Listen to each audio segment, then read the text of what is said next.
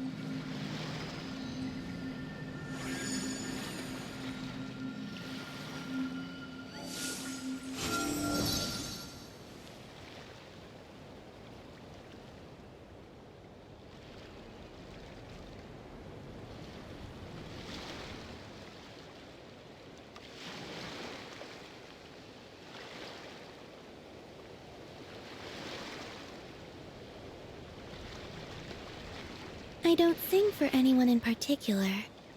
Still, if someone stops to listen, I hope it provides a moment of peace all the same.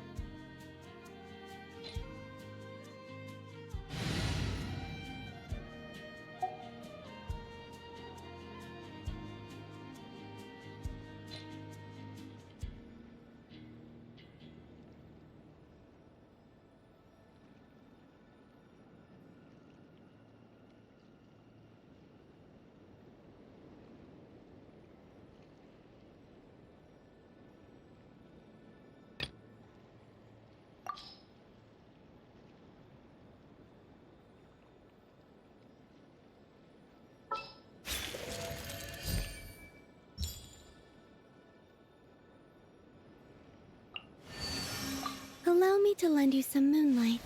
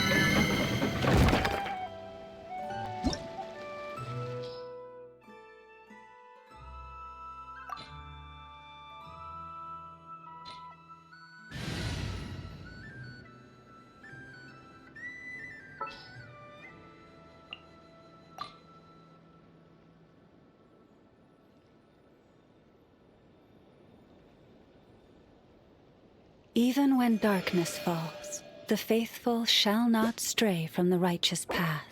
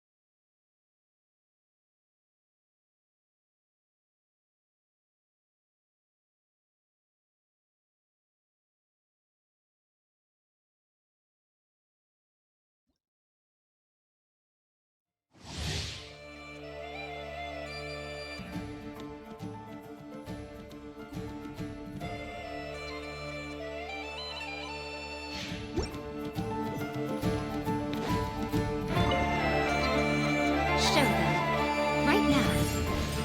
Right here. Forest, protect us. Flow. Three moons converge. By the frost moon of old.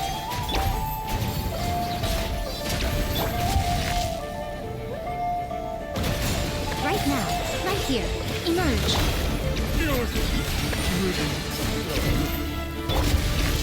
Right now.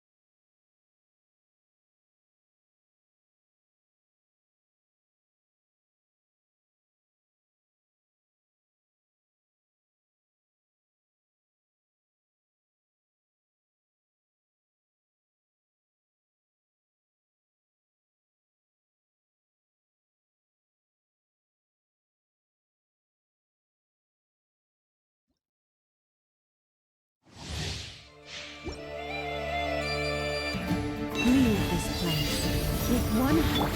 Emerge. Right now. Right here. Wait. Hold the line. Right now. Nothing lasts forever. Emerge. The colorless land.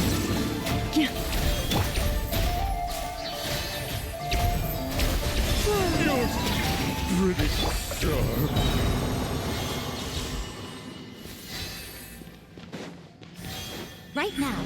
Right here.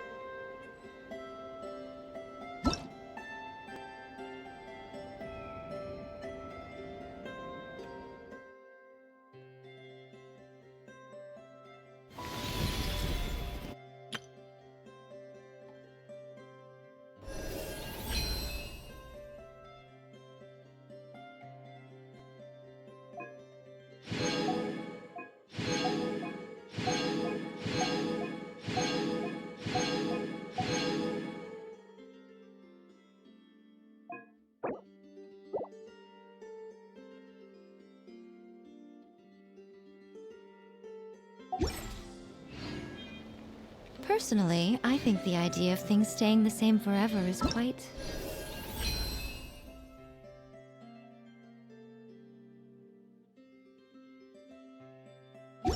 beautiful. But alas, that is simply not the way the world works.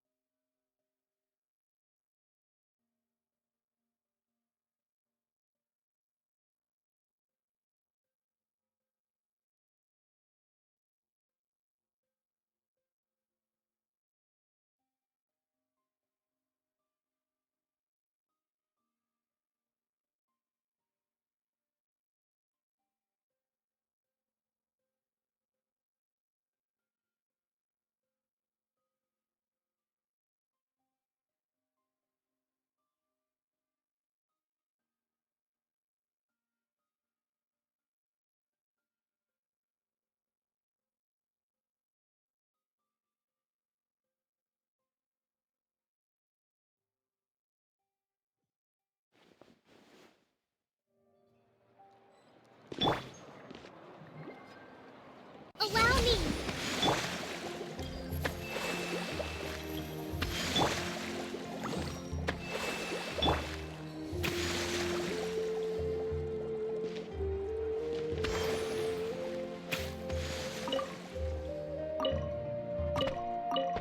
Right here. Emerge. The biggest one in history.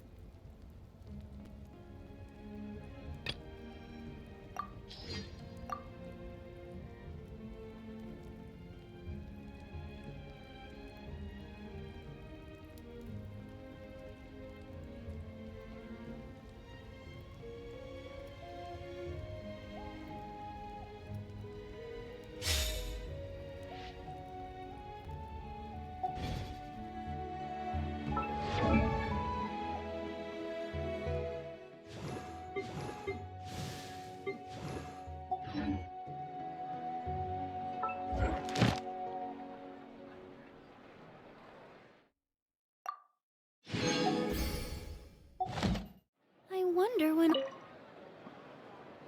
Ad Astra... Thank you for Ad Astra...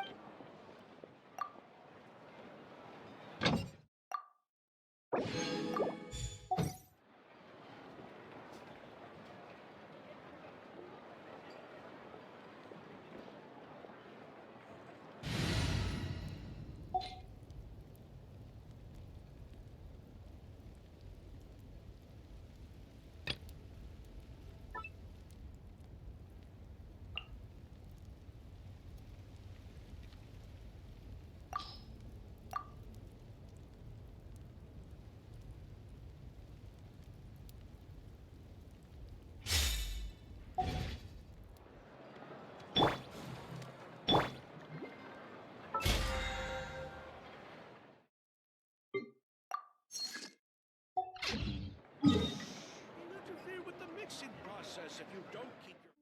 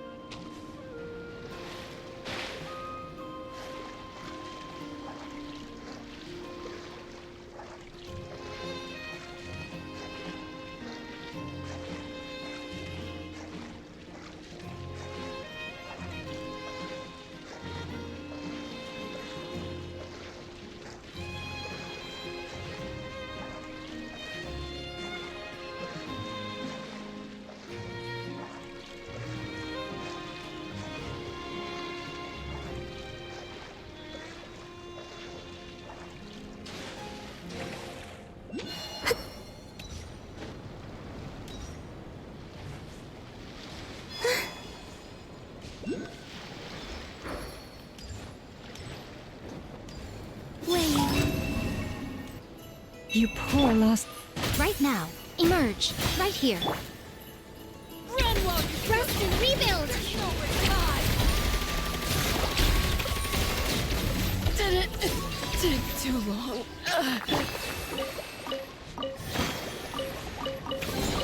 They call this a pleasant surprise, right?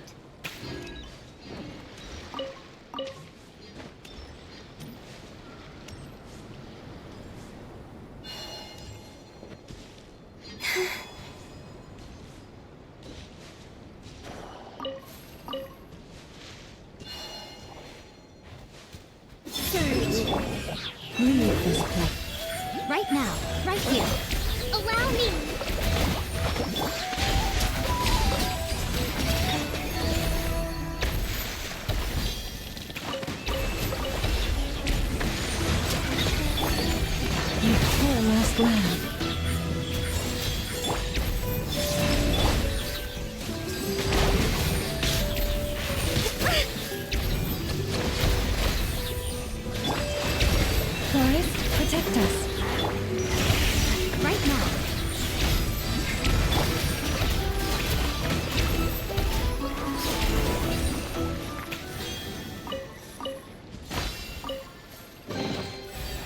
keep them.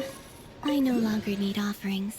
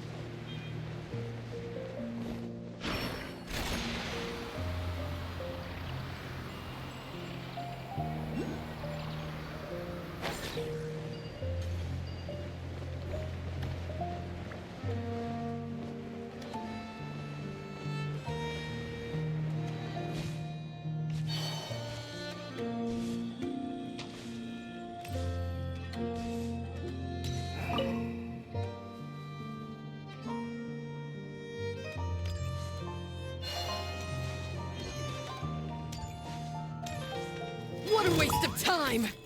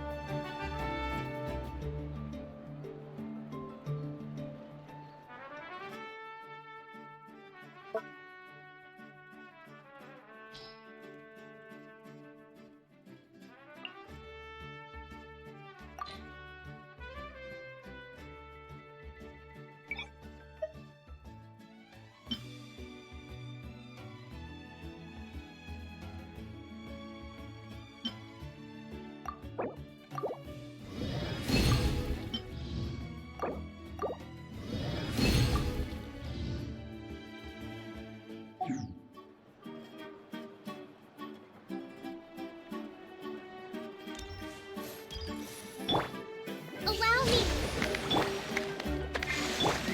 Is the ability to not get lost some sort of talent? Process if you don't keep it close.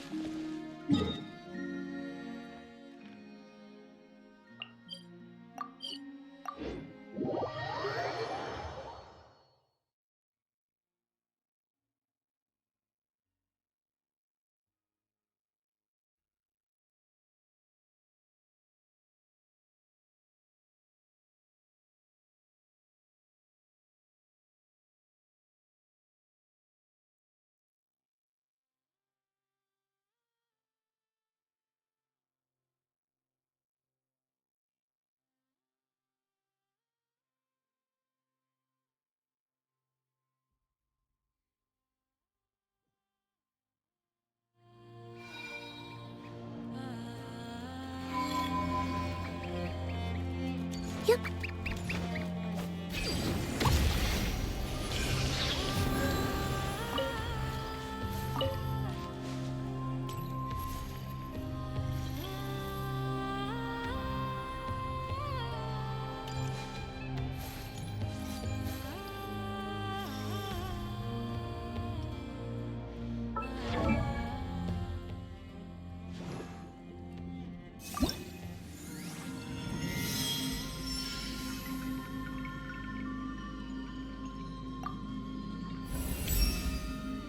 I now hold the threads of fate in my hands.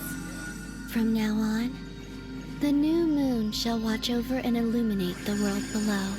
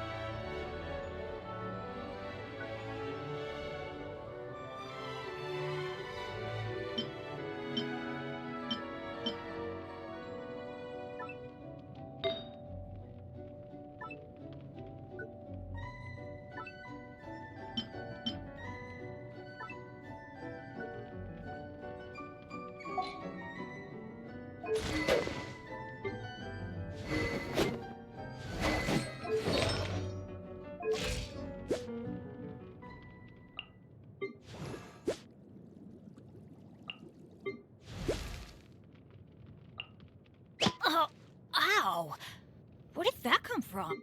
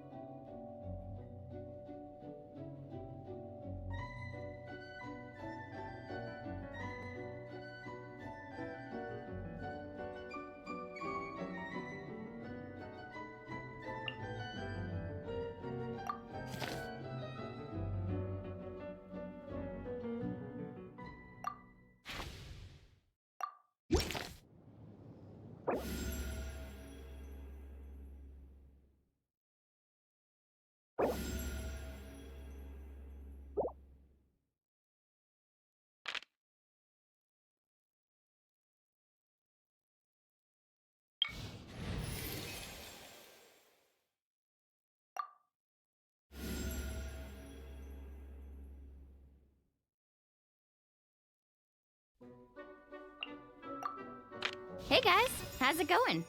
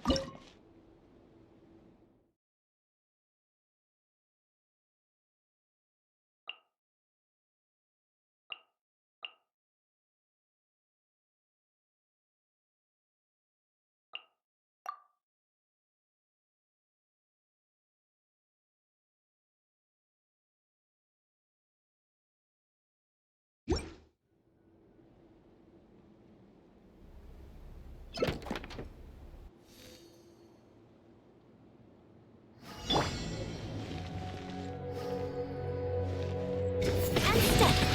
Your grand finale! Yeah! Delicate as silk!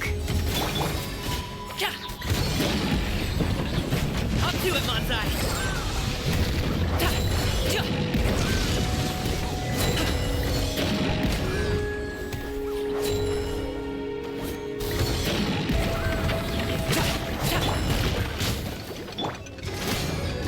Break a leg!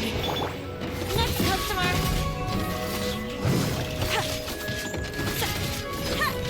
Scraps of color! Scatter! Let's dance! La, la, la, la. Many happy returns!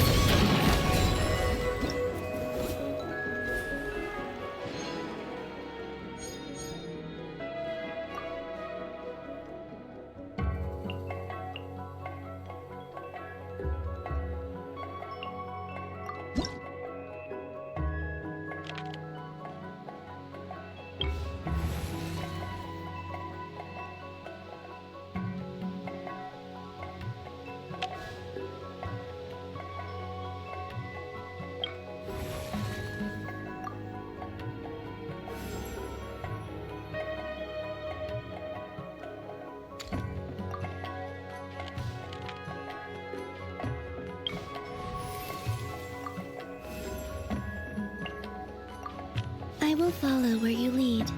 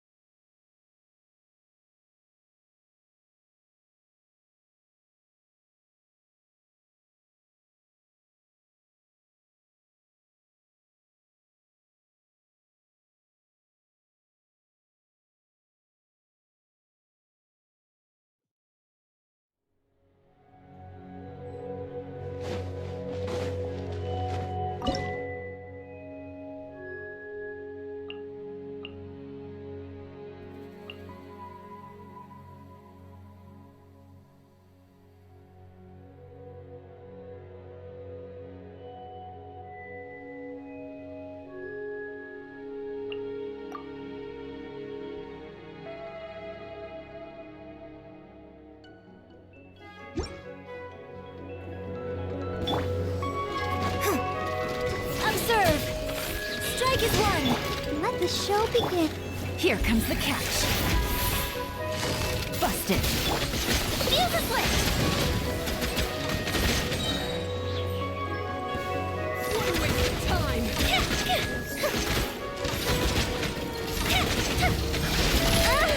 Here comes the fireworks! Gotcha. And step! While you still can! There's nowhere to hide! Quietly now. Busted. And step! Your grand finale!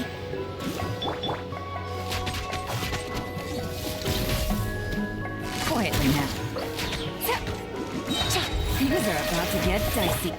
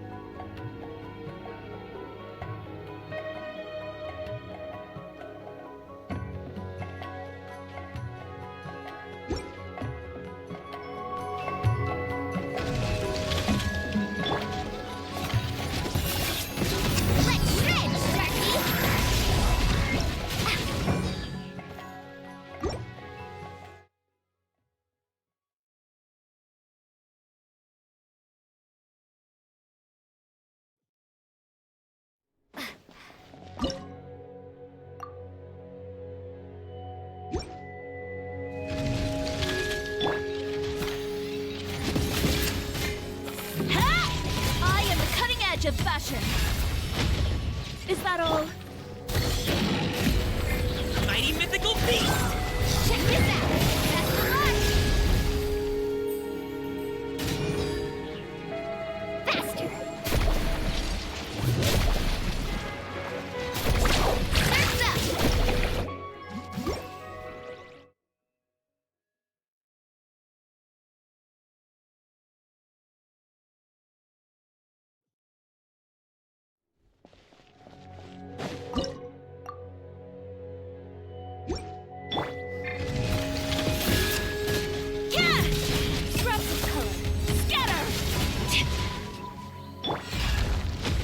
Alley-oop!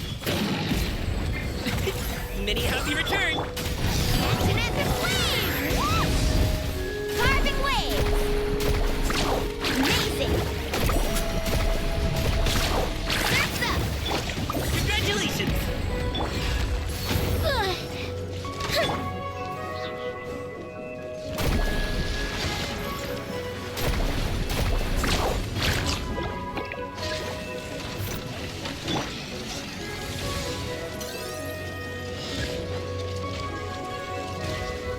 Fire hazard!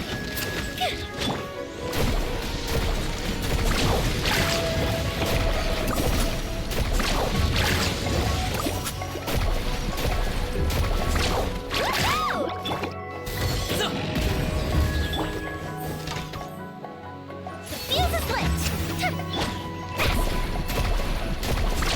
Surf's up!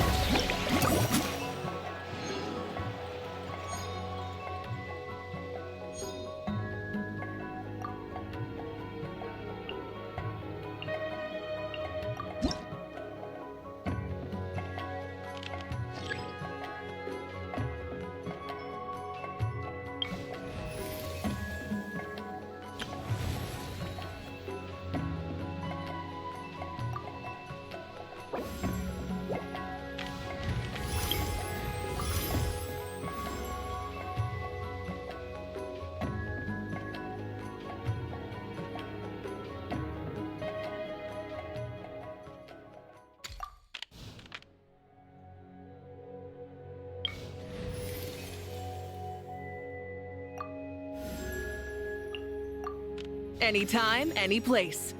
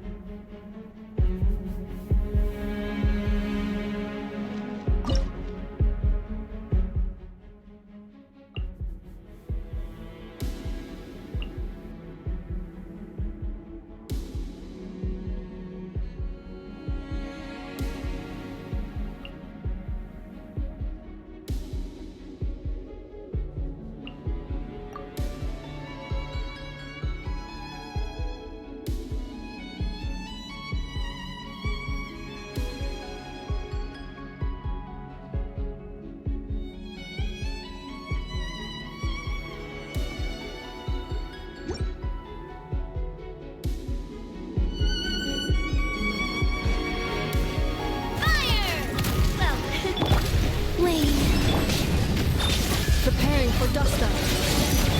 A new moon rises. Overruled.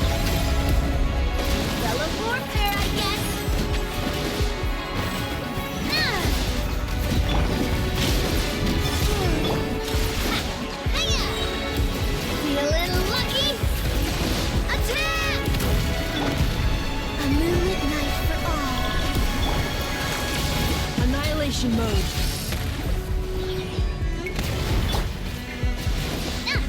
Spell of warfare, I guess.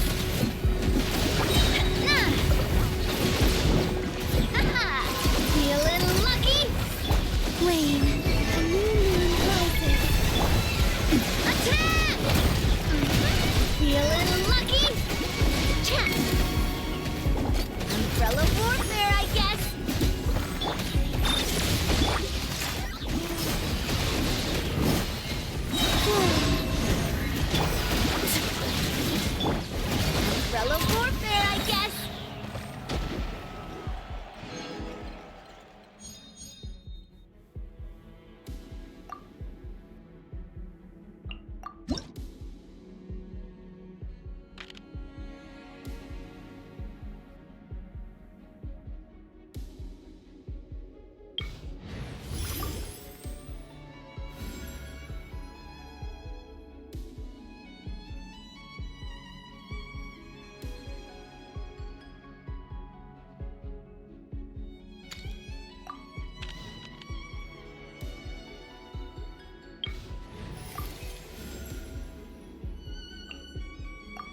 Do not be afraid, for I am with you.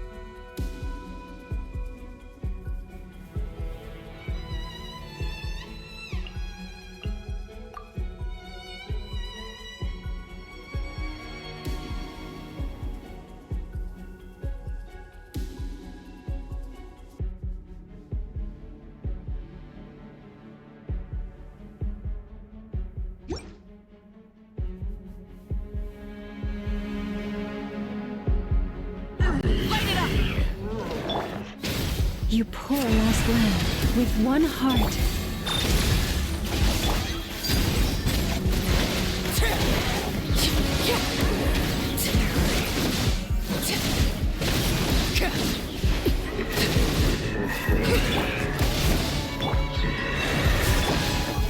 Defensive mode engaged. Preparing for dust-up.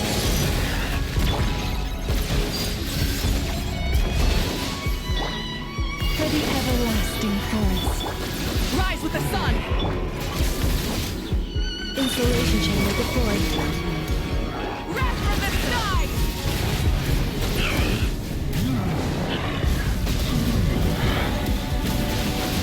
Incinerate!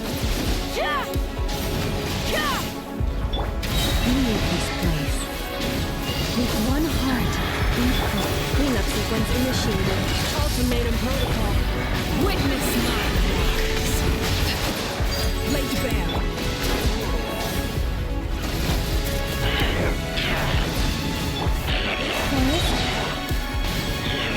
Insulation chamber deployed. For the everlasting forest.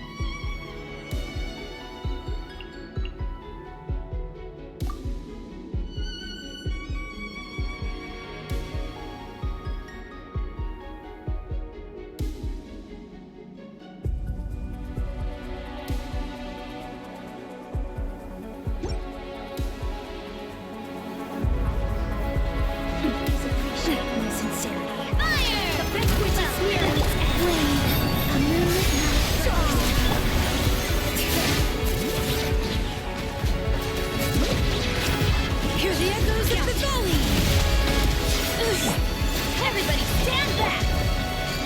Coming at ya! Ha-ha! Cha! Let my This magic one's got begin. your name on it, sir! Huh? Bring it! Transform the line. Let the mountain's veins boil!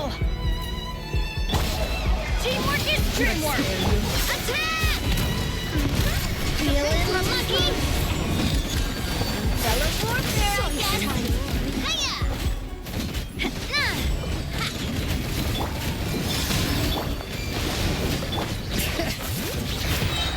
A moonlit Savor night the for show all. in peace.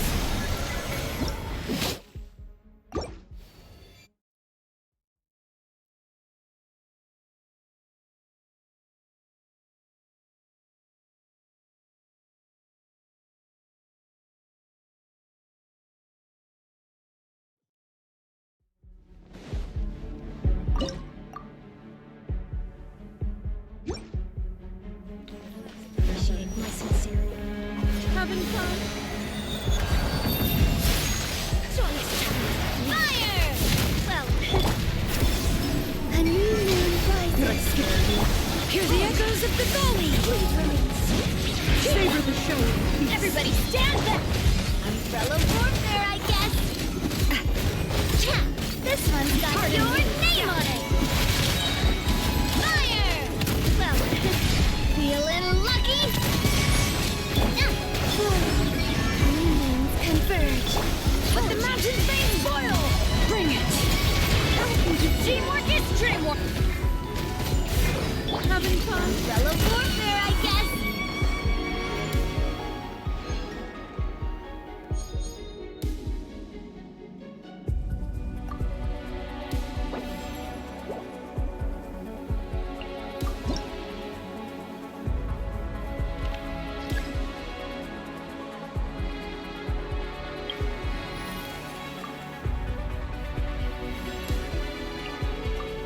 Witness my magnificence!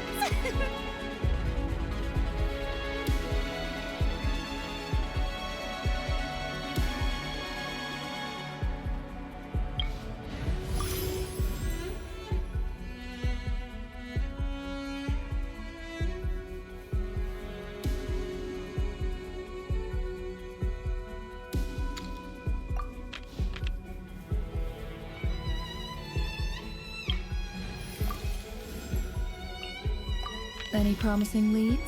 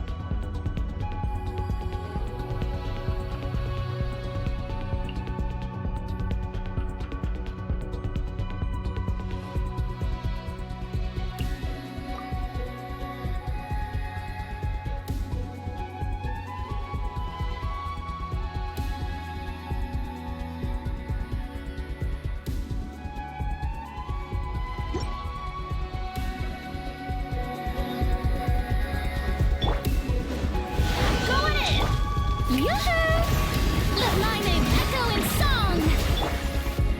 Leave this place with one heart.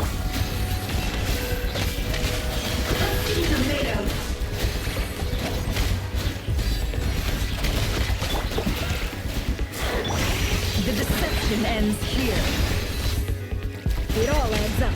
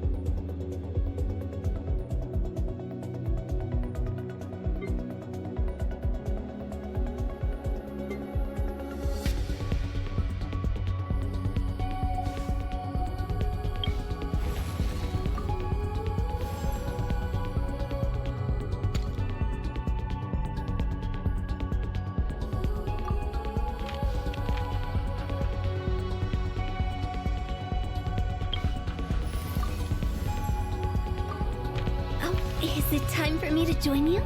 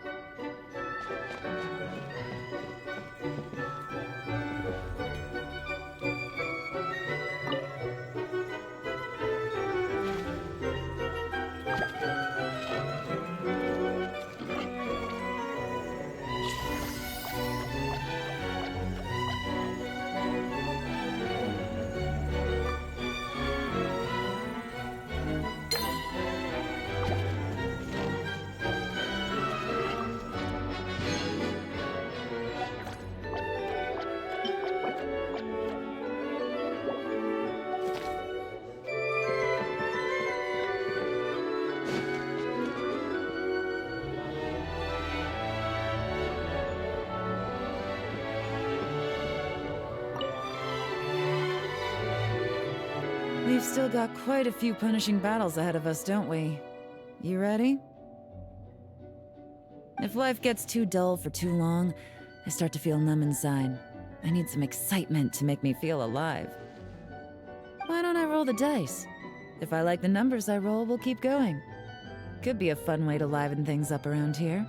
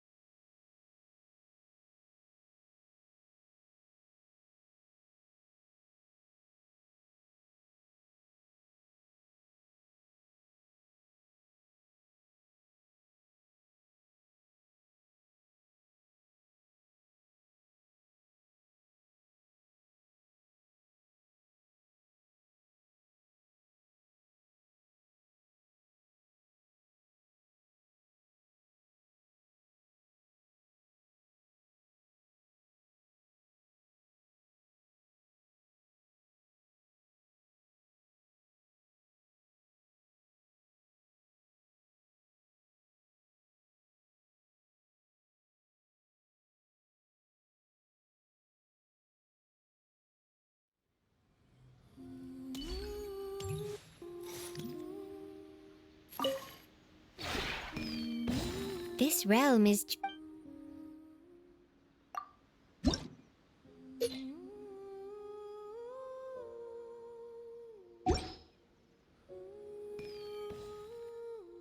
If you ever have it...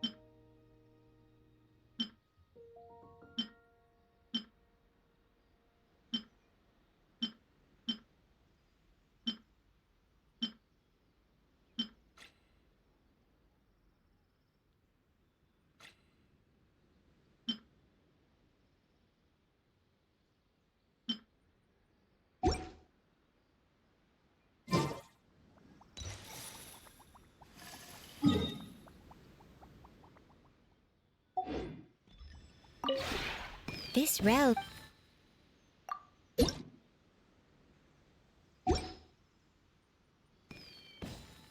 If you ever have...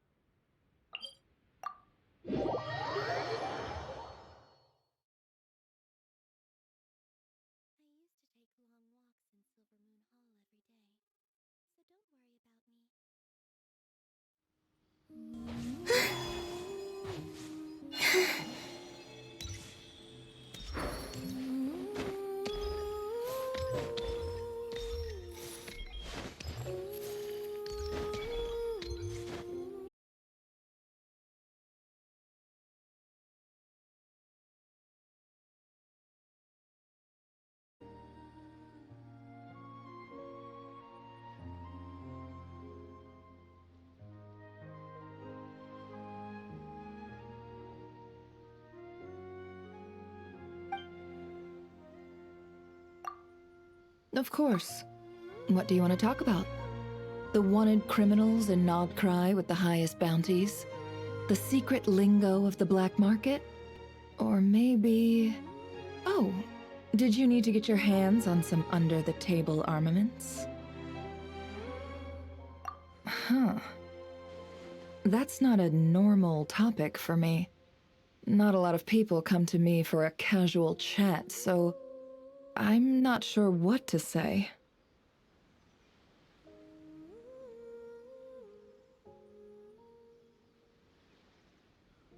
The commissions she messes up, how to salvage the commissions she messes up, what sort of commissions she'll mess up in the future, and other things, of course, like her paycheck, who needs to watch the storefront, who's going to feed Ashru. But I'm tabling that last one for now. Yehoda's too generous with the food, and Ashru's been getting chubby. I'm thinking about ordering a cat-sized hamster wheel from Aino to help Ashru slim back down. Friends? I've got plenty of those. Why? Interested in meeting some of these friends of mine? I can introduce you to them sometime. I am talking about real friends.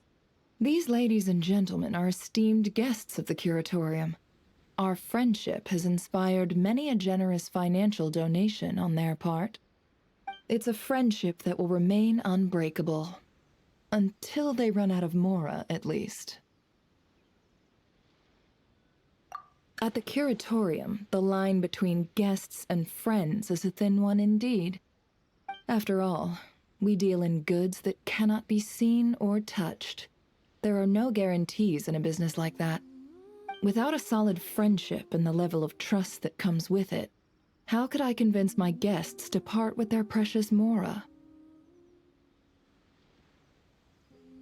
How indeed. I'll skip over the tricks of the trade. The most important thing is to find common ground. Shared hobbies or habits. A common friend. Or a common enemy. Similarities, you see, are the source from which friendship flows. And with a few nudges in the right direction, it can be nurtured into a rushing river. Of course, if you alone control the source, you alone control the entire river of friendship. And that means, whether the river remains clear or turns muddy, flows freely or dries up, is all in your hands. Yes, I can see that. I'm sure that's part of what people find so endearing about you. Still, it's best to be careful. I've seen people bare their soul, only for it to be sold to the highest bidder. If you ever meet someone you can't read, feel free to ask me. I'll help you separate the loyal ones from the snakes waiting to strike while your back is turned. But don't worry. No matter how well hidden they think they are, they'll never escape my gaze.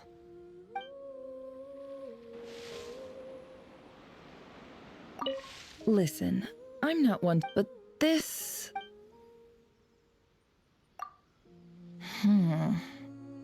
This place is cut off from the outside world, right? Strangers can't just slip in and out? Perfect. I'm going to borrow a room to write a few letters.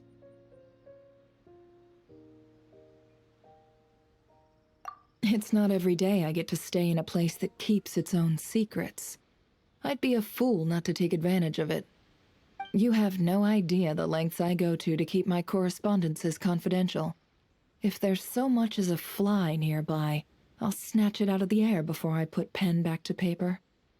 After all, my friends are watching my every move, fangs bared, just waiting for a chance to step on me to get to the top.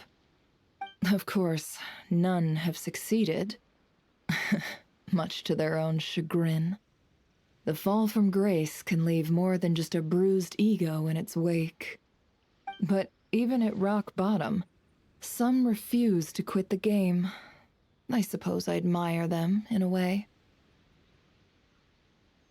Not the sharpest tools in the shed, or the strongest, but they've got tenacity, I'll give them that.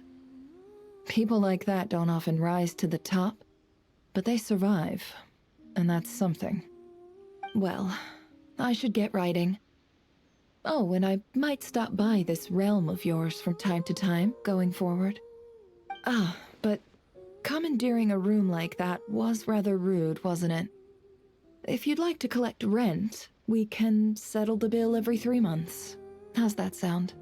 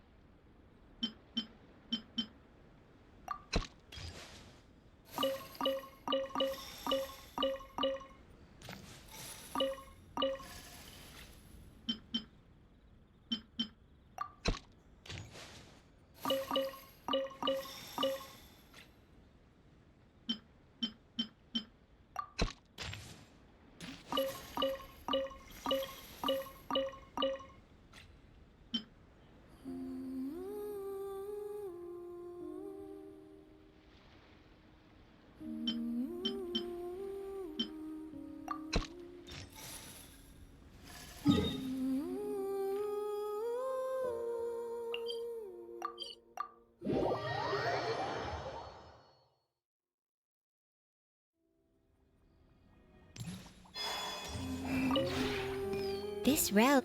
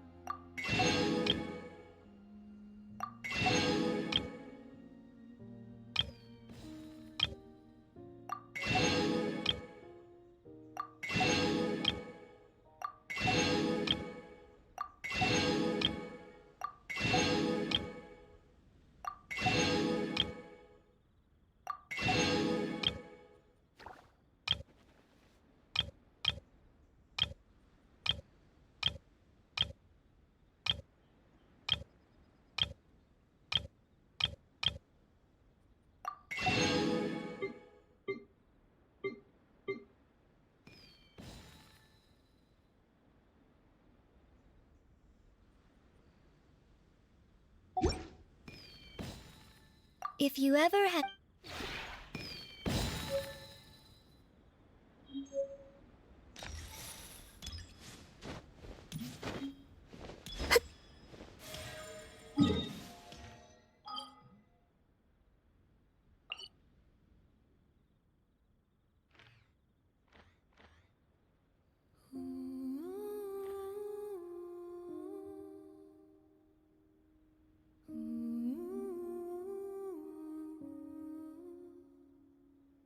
Would you like to go moon gazing?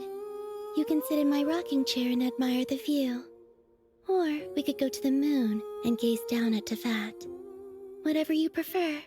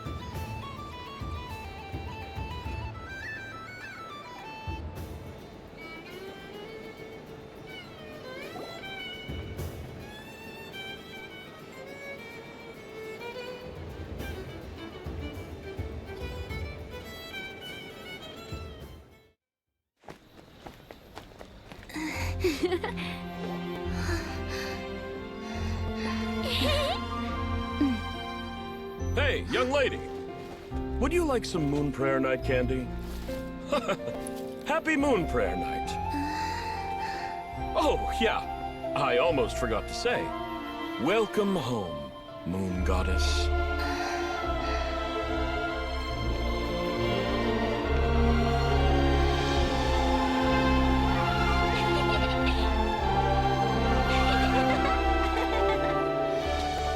Welcome home, Moon Goddess.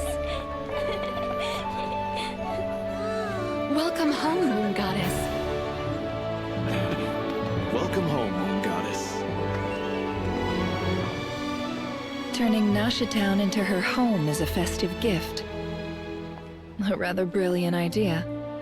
Perhaps this is what Nodcry, Columbina's home, should have been like all along.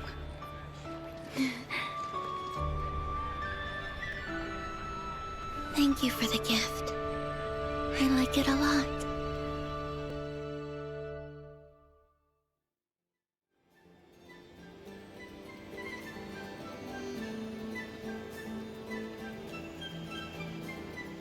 This feels like the surprise of my life. I do. I never imagined I'd ever get to enjoy Moon Prayer Night with everyone so freely. If you're happy, we're happy. Quite a strategy you came up with. Hide the tree in the forest. It's not your usual style, Lauma. Is there something about Moon Prayer Night that enhances what's in your head as well as the antlers on top? Apparently so. It even inspired a perennial penny pincher to use their resources for a greater cause. It truly is a magical festival.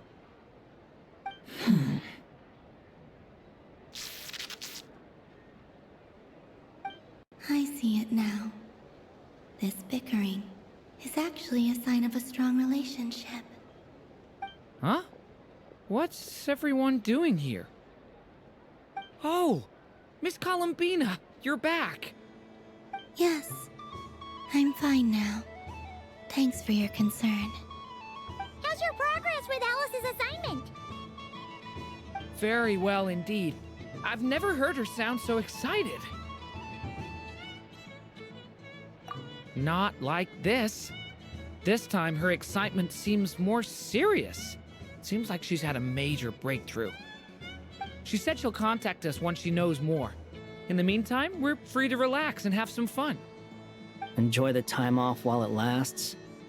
I have a feeling that our next task won't be so simple.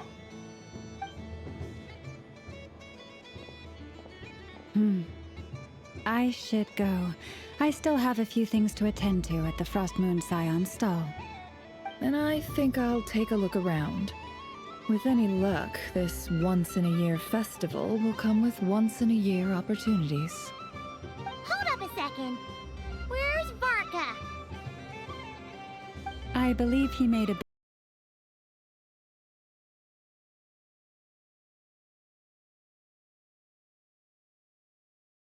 Take this map with you. It's a guide to the festival.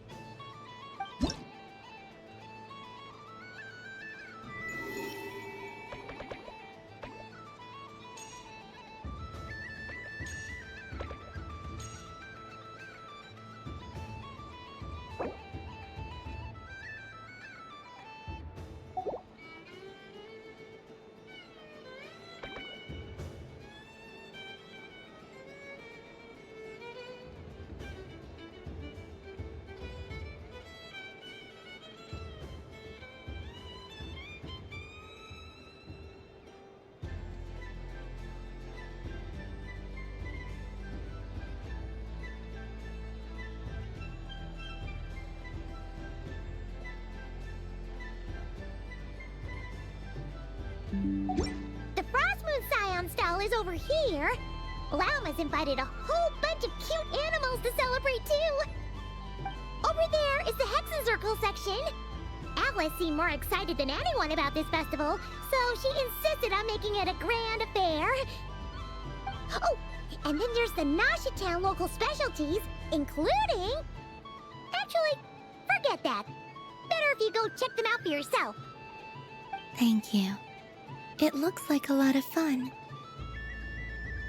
You're not coming with me? We'll be around.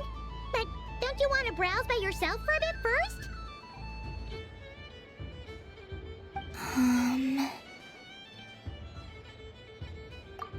Yep. If you find something you like and want to try it out together, just give us a shout. We'll be right with you. Otherwise, just relax and enjoy yourself. There's so much on offer, so try to experience as much as you can. And don't forget to stuff yourself with all the delicious festival food.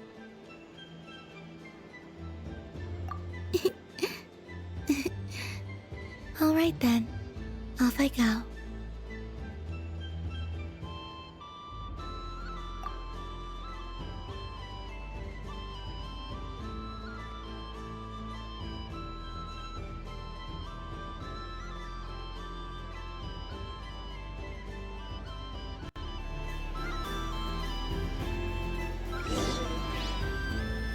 Where should I go first?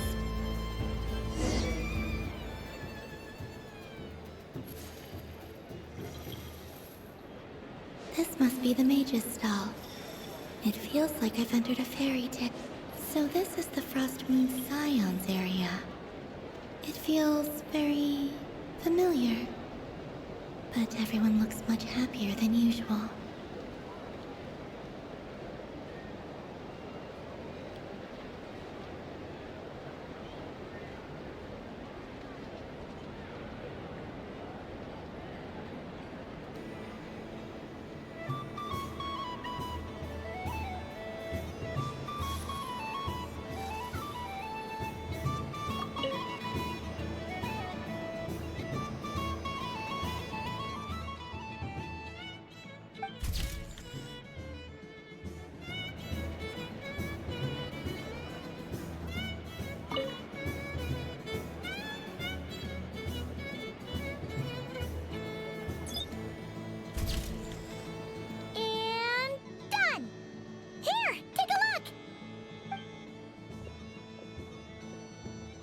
I think it looks quite funny. Well, Paimon thinks it's super cute. It looks like a silly chic badger and a rhyme-horned deer that's about to fall asleep. Maybe I'll stand on the chic badger's side instead. It looks like we've attracted the attention of quite a few animals. Let's make room for them.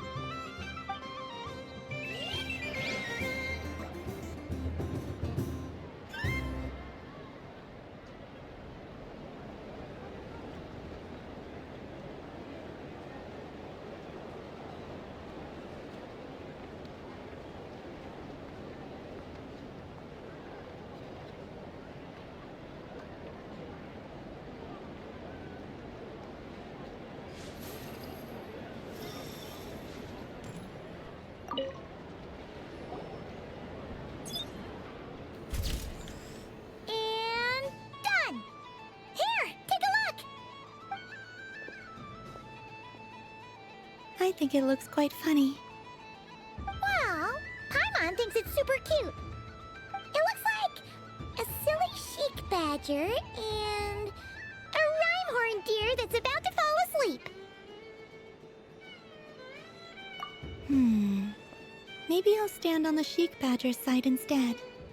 It looks like we've attracted the attention of quite a few animals. Let's make room for them.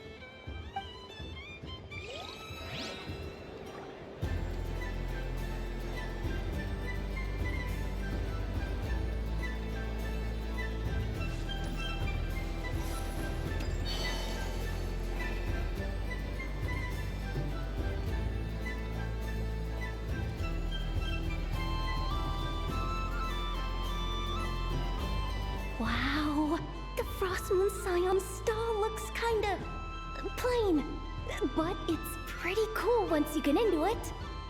I don't go to Hisi Island much, but it's got that, like, old world cultural feel. And if culture means we get more festivals, I'm all for it! Hello, Yehoda. Columbine... hello, Moon Goddess? That was too close. I almost gave the game away in front of the staff. Oh, wait, what's the deal with her shoes? They don't make a sound when she walks. I could do with a pair of those. Do you like balloons too? Balloons? Oh, you mean those? What's so fun about balloons? I'm not a kid anymore. They're probably more up Aino's alley. Yes. The animals seem very curious about these strange flying objects. I was drawn here by their voices. I recently learned a fun new game you can play with balloons, so I decided to come and give it a try. A new game?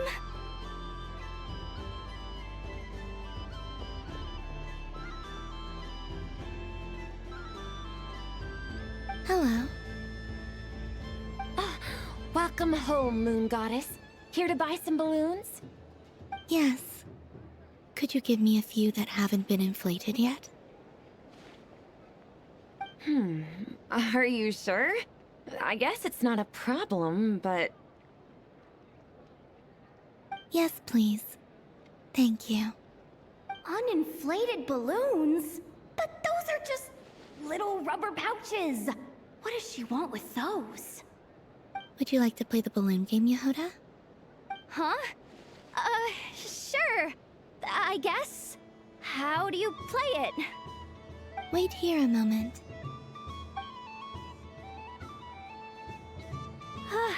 Oh. This is so weird.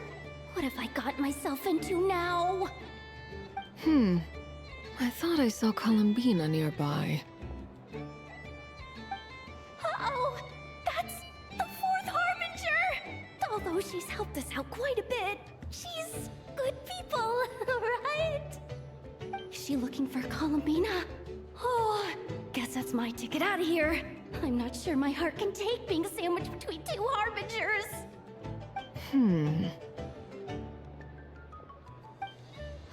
Which stall is she checking out?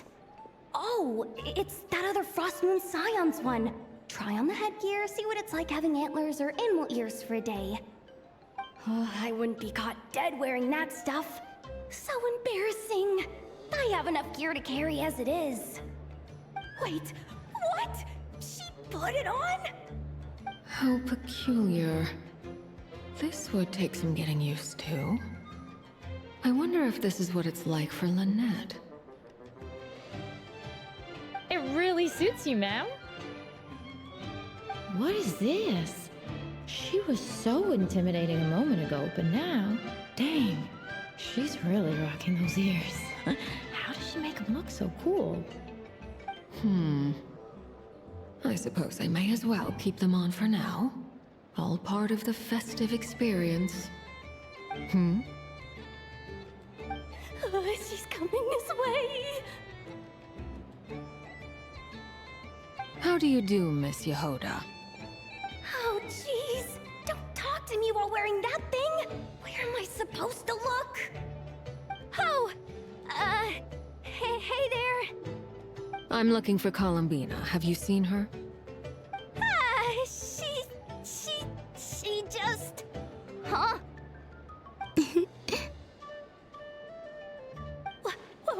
Wait, is that what she meant by balloon game? Yeah.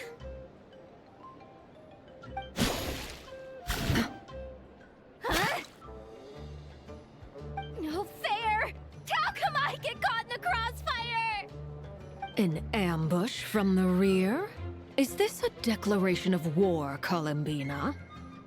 Would you like to play too, Arlecchino? Seriously? Are they gonna start some beef right here, right now? Gladly. That said, I believe there is another who would like to join. Boss Nev!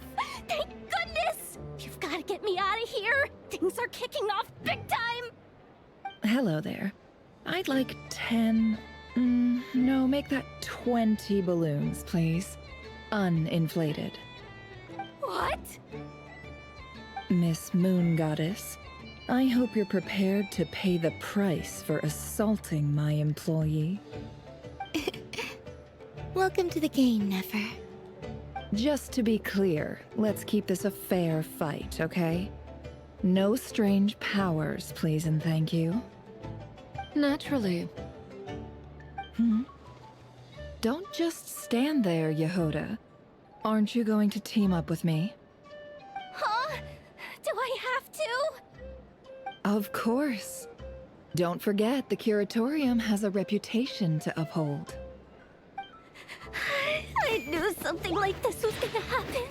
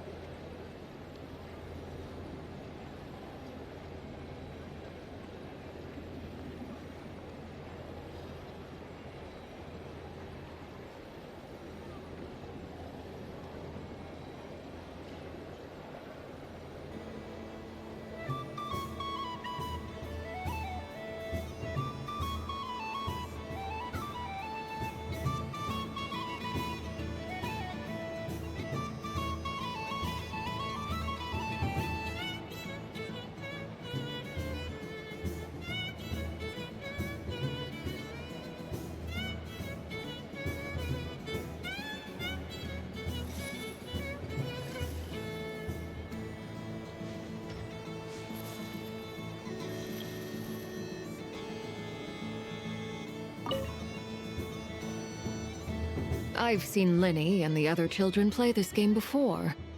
It would seem that it's not a bad way to relax, once in a while.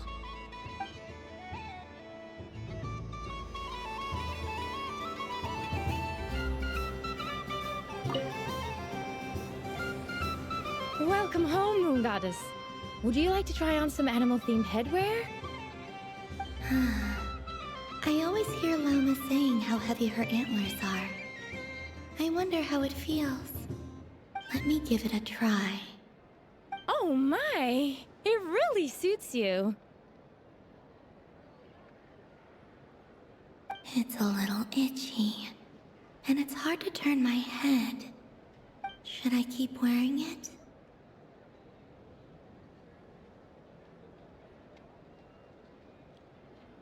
How does this look? How does this look? How does this look?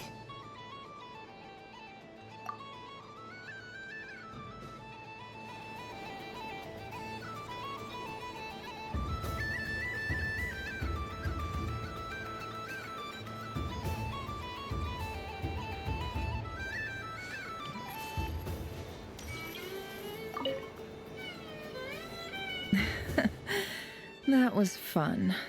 It's a shame Ashru doesn't like playing with water, or I'd have roped him in as well.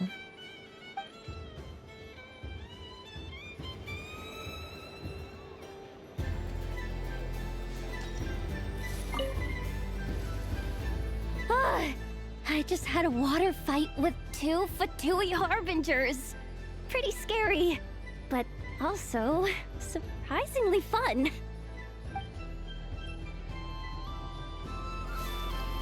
What's this? Should I give it a try?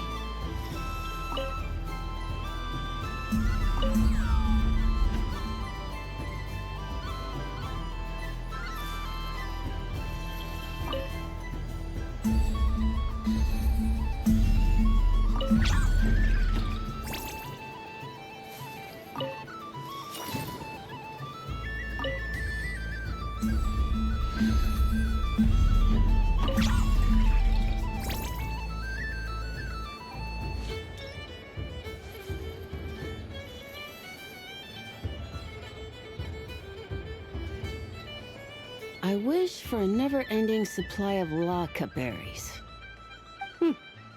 What a humble wish. Probably written by a child.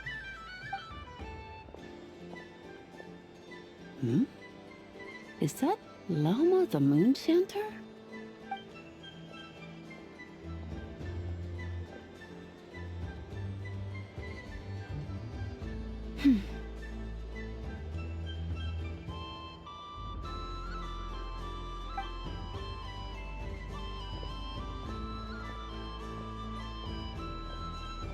I wish that the long plume ibises would stop biting me. Oh dear, poor Lauma. All right, I'll write that one down for you.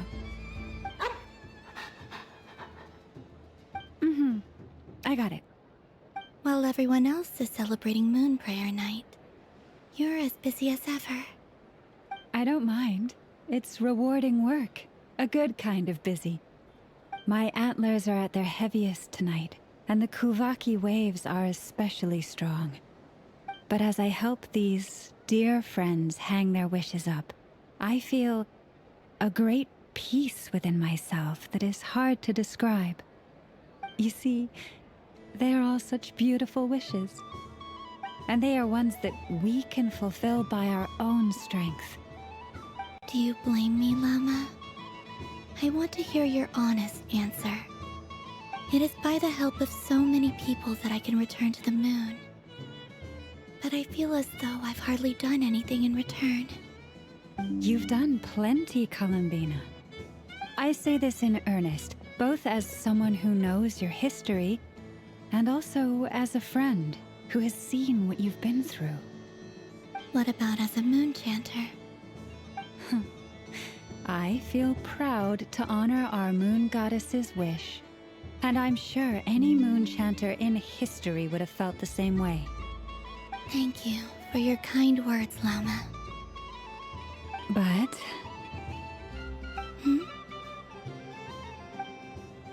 Since you asked for my honesty, I won't lie to you.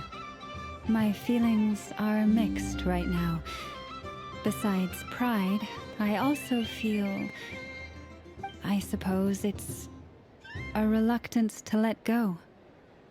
Once you return to the moon, we will be far apart and separated by a false sky.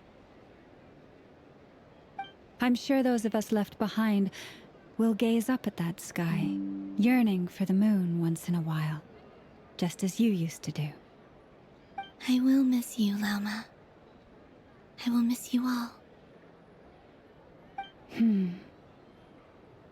I hope to stay in touch. I will try and find some way to send messages down from the moon. Perhaps you could use Kuvaki.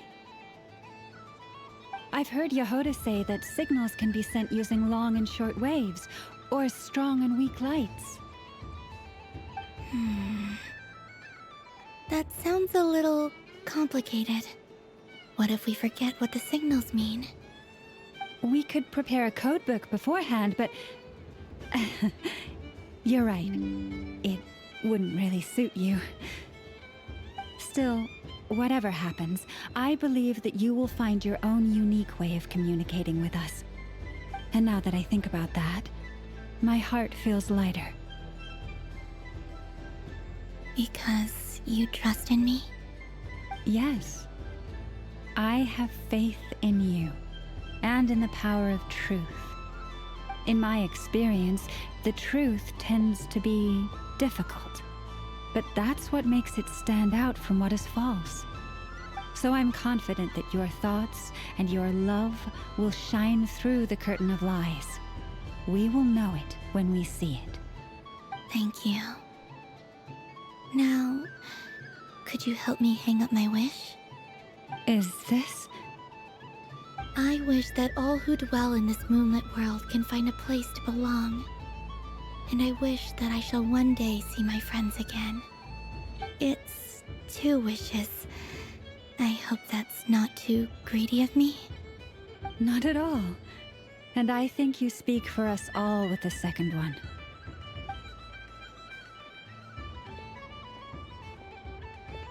I shall continue to pray until the day that all of these wishes come true.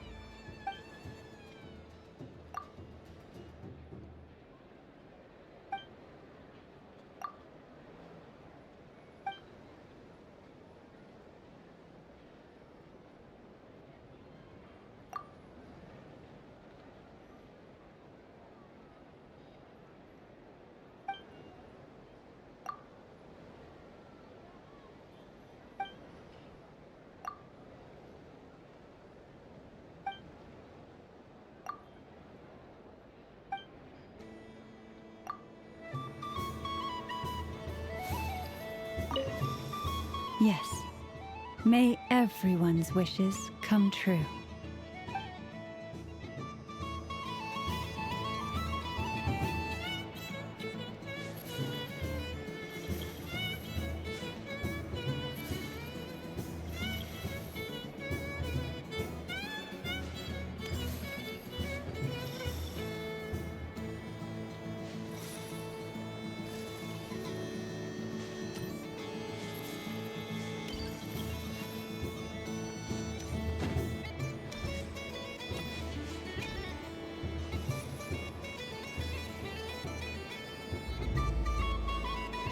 Sunny days! I prefer sunny days. Ah, well, you are as warm as the sun itself, Moon Goddess. Very well. I believe your spirit animal has to be this most adorable chic badger. Wow! Thank you, Mr. Talking Magic Lamp. Have a very happy festival, Moon Goddess. Lance? That's you, isn't it? Shh.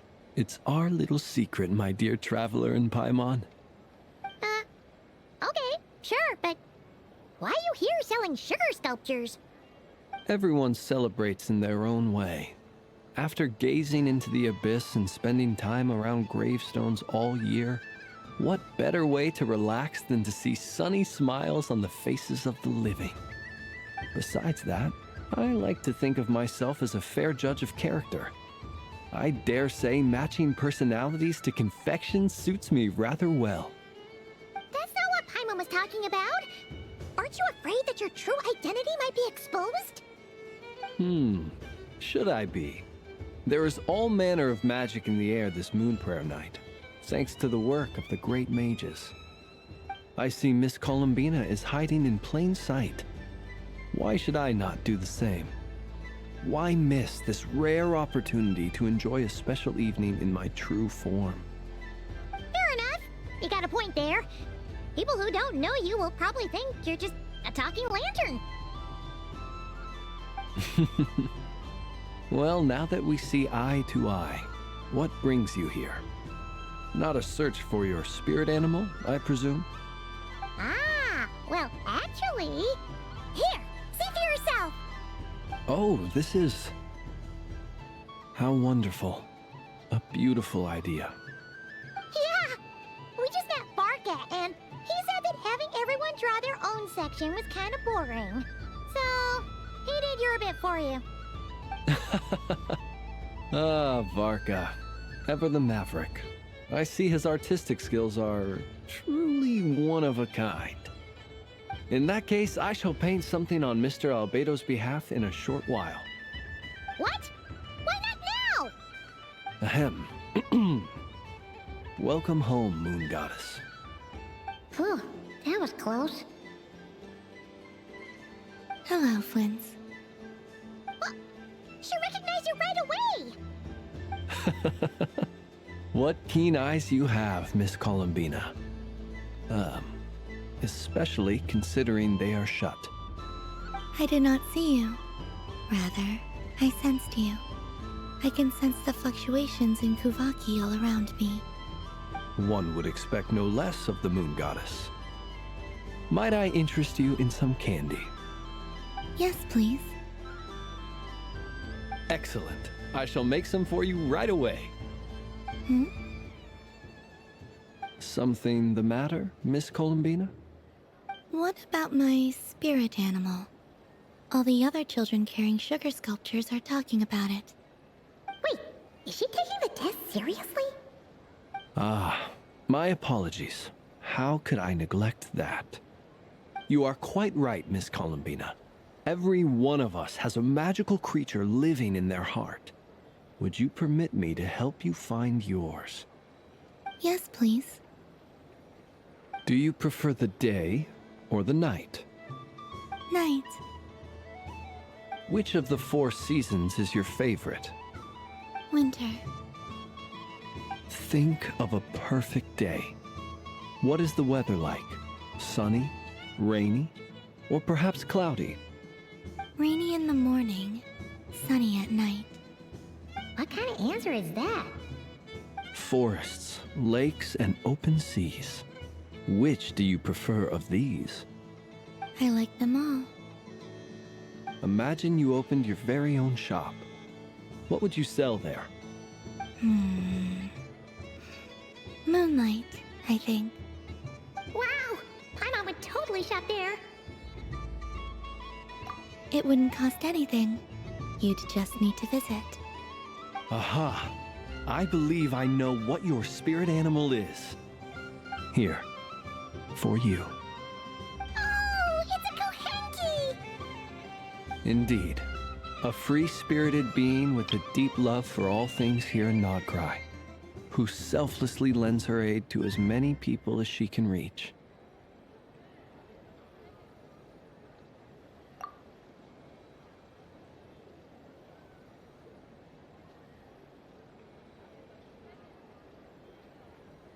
It is the perfect fit for you, Miss Columbina. Thank you.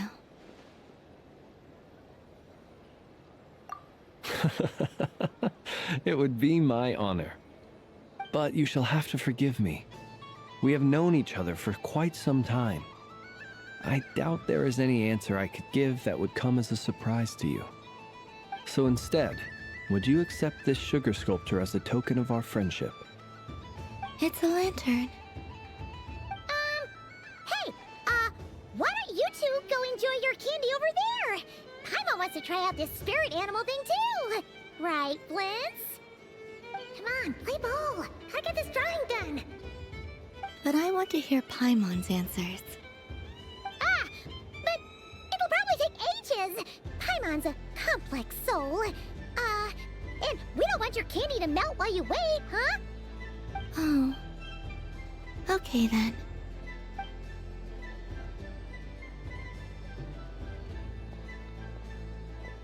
Phew. Nice excuse, Lady Paimon. That was some quick thinking. Yeah, no thanks to you. Although, help next time.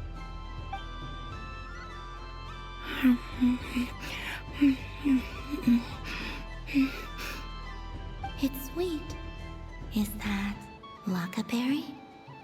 I wonder what flavor the traveler got. This way, this way! It's the candy-selling lantern! I'm coming! Of course. Traveler, maybe we can share? Yes. I found out recently that people share their food sometimes, so I'd like to try it. Or... is that a no? Thank you.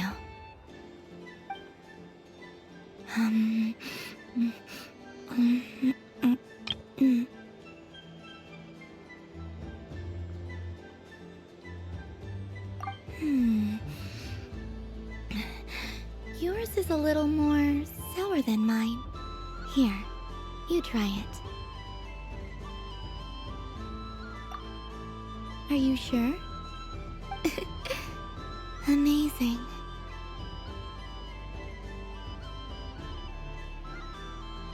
My sugar sculpture has shrunk, yet my heart is filled with feelings of sweetness. I will remember this feeling.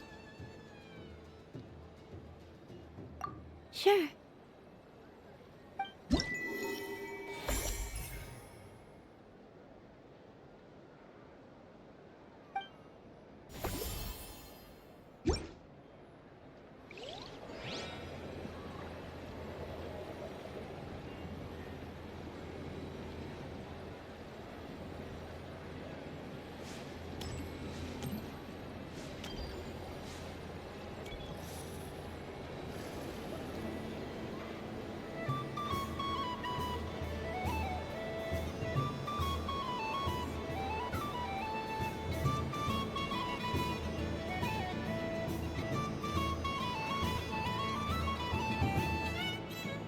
Dodoco's Whirligig! Come check out Dodoco's Whirligig! Ah, welcome home, Moon Goddess. Might I ask what this is? Ah, it's a very special amusement sponsored by the great mage herself. Ride on a soft and furry Dodoco and embark on an unforgettable adventure. I say that, but I'm just following a script here. Who is this mage, anyway? And what the heck is a Dodoco? I'd like to ride. No problem. But, are you by yourself? Is that not okay? Oh, no, it's fine. It's just that each Dodoco can accommodate 2 passengers. Would you like to bring a friend along? My friends... That should do it. Now, we just need to get everyone else to draw something on it, too. But we gotta keep it a secret from Columbina. Traveler?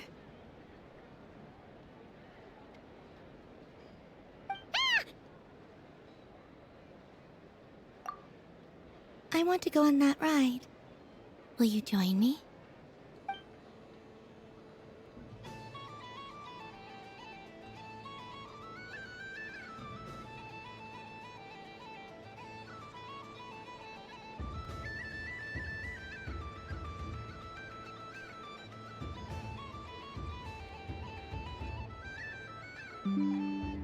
Let's go then.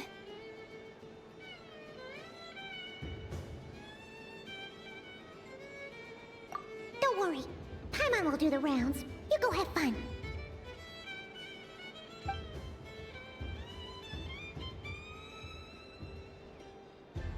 Hmm?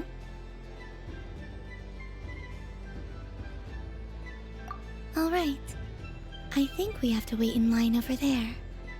Please take your seats. For safety reasons, you mustn't try to leave the ride before it comes to a complete stop. All right, you're all set. I wish you both a wonderful journey.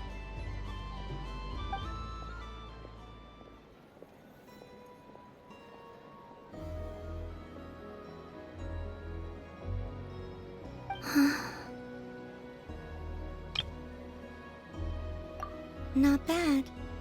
It reminds me of riding a moon lane. Sometimes, the Kuhenki circle around me like this, playing their beautiful melodies.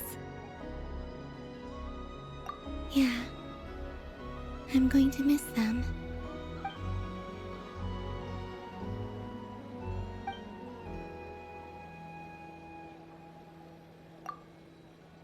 It does. I've felt scared in the past, too. But this is a little different. You know something? I got to see a lot of fascinating things during my disappearance. I saw how the Frost Moon Scions act around their families. So different than how they used to act in my presence. And I also saw how they interact with their friends. It made me curious at first. Why do people act so sincere when they're worshipping gods, but save their truest, warmest feelings for each other? Slowly, I came to realize that it's because they trust one another. They know, deep down, that they'll be accepted for who they are. All of it. The good and the bad. I know. I knew it the moment you started calling out my name.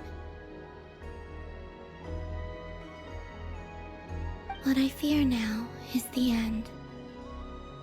I fear losing all this the very night I have gained it.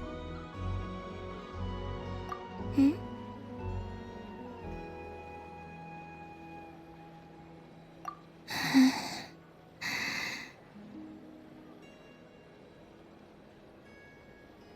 Thank you for this conversation. Thank you for listening to me.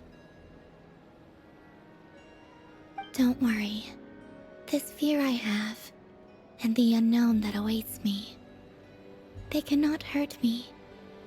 Not when I possess a treasure far greater. I just want you to remember this version of me, the real me, on this final night together. Dear passengers, Dodoco's awesome adventure has come to a close.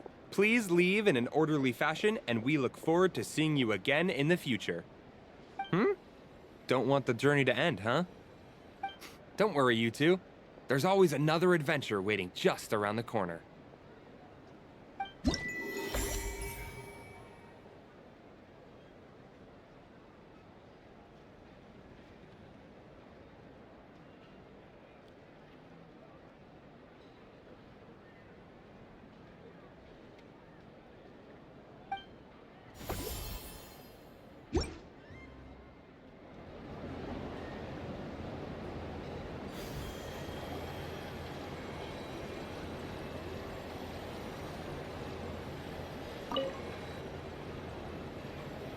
Dodoco's Whirligig. Come ride on a soft and furry Dodoco and embark on an unforgettable adventure.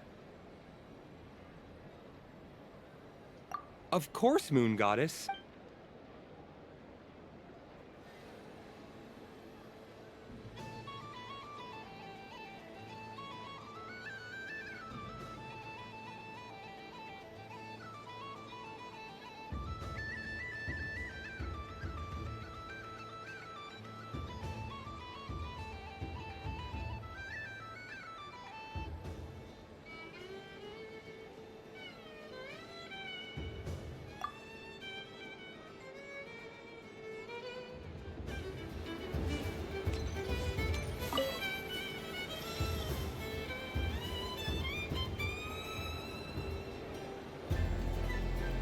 Fun ride, huh?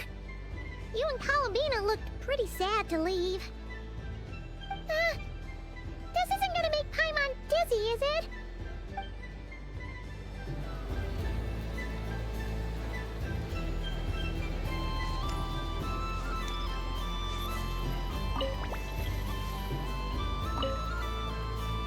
Something about festive lighting always has a way of putting the warmest smiles on people's faces.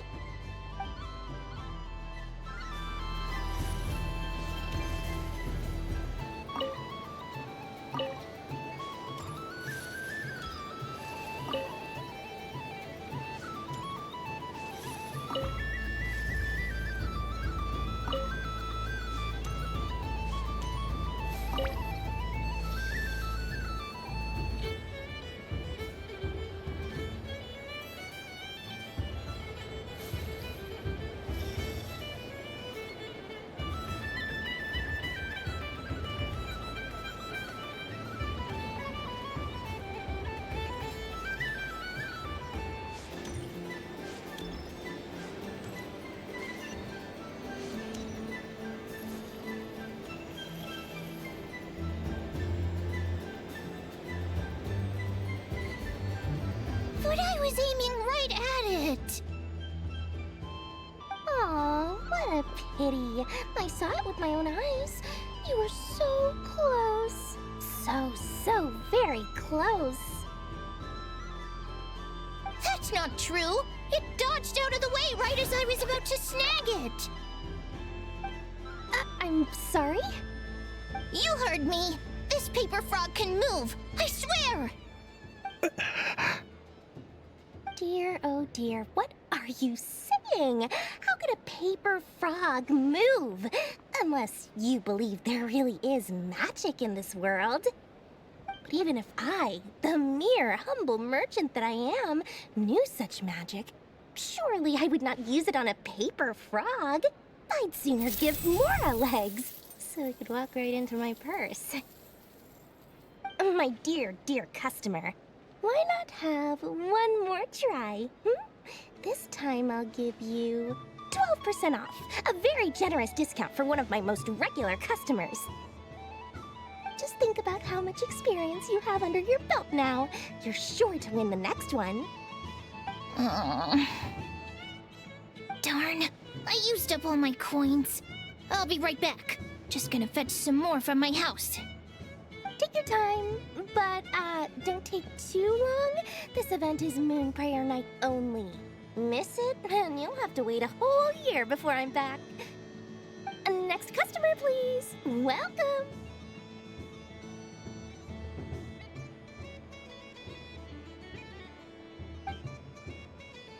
Hello. Whoa, whoa! What's this big one doing over here? How do I tell my employees not to go running around this time? Shooting them a glance won't work. I haven't known them long enough. Dory? Why, hello there, Miss Columbina. Would you like to play my ring toss game? The rules are very simple, and it's easy to get the hang of. How much for a round? Oh, first time's free. Not a single Mora. After that, well, we can cross that bridge if and when we come to it. But with your sharp sharp skills, I'm sure you'll win all the prizes in one fell swoop. That was an obvious enough hint for them, right? Right?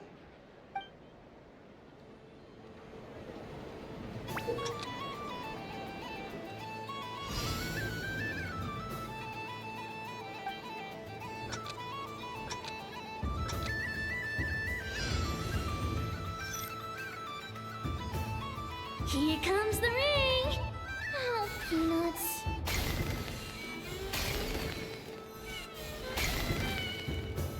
Change tracks! Roselle, should we move or not? Just a tiny bit. All right, then I'll... Oh, sugar plums, not the clock hands. How do I move the legs again?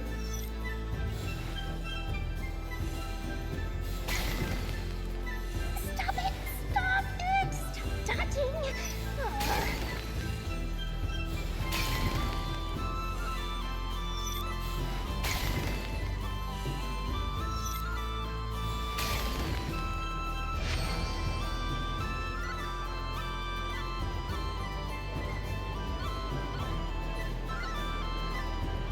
Let's see now. Let's see. Wow, very good. That's the highest score we've had all night. And here's your prize. Now, how about another round? As for the cost... Happy Moon Prayer Night, Miss Columbina. Happy Moon Prayer Night, Durin and Hat Guy. Are you here to play the game? Yes.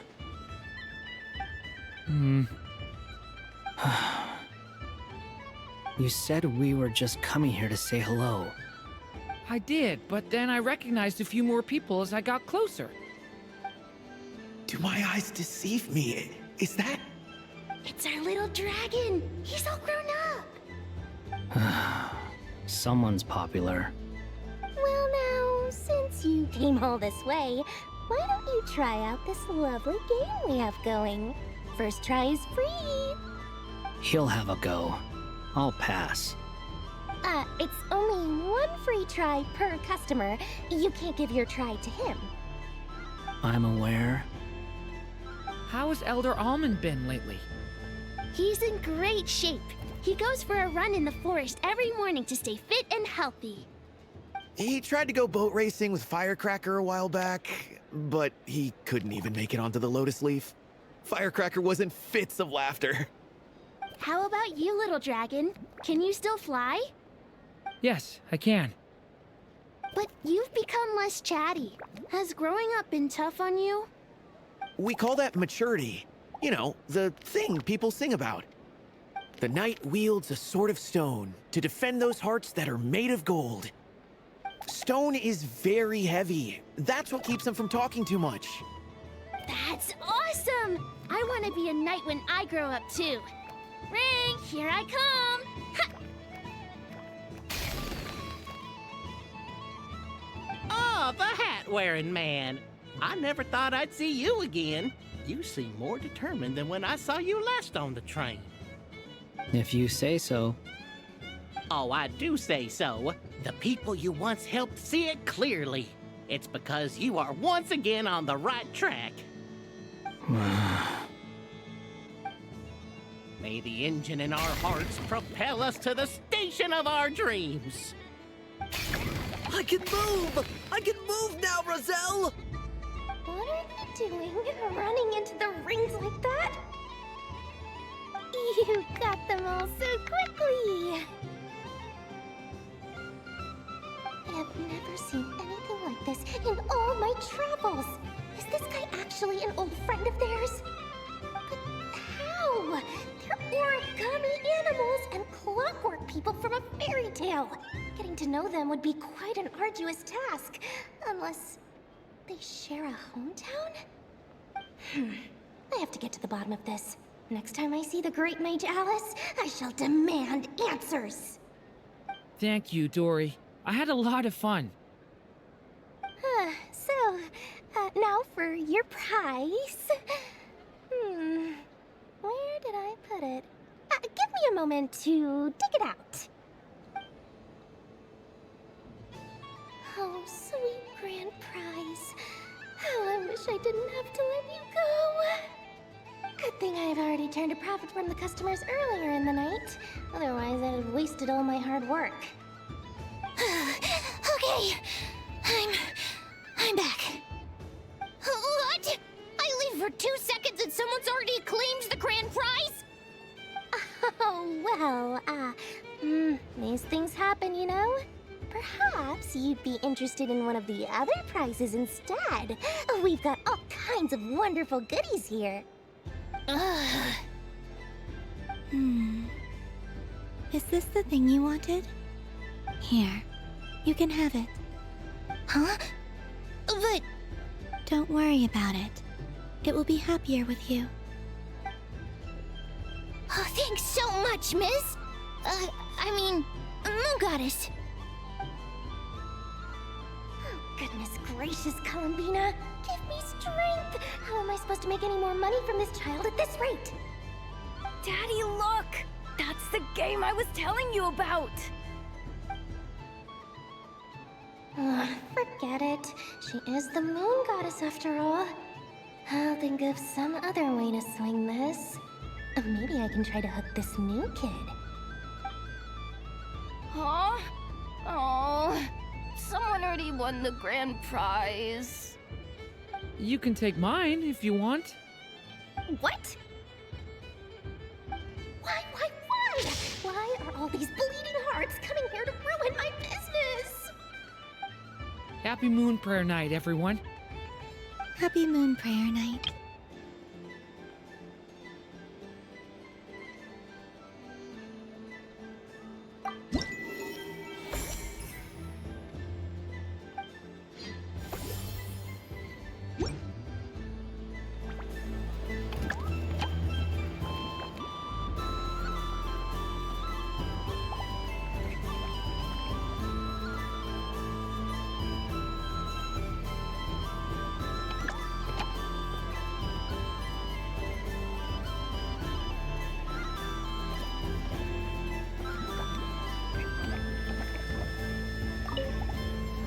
If all the prizes are gone, I might as well close up shop for the day. But you haven't had your fill of fun yet, right? So the next time a customer shows up, you're going to have to run faster, all right? And remember, run out of the the rings, not into them.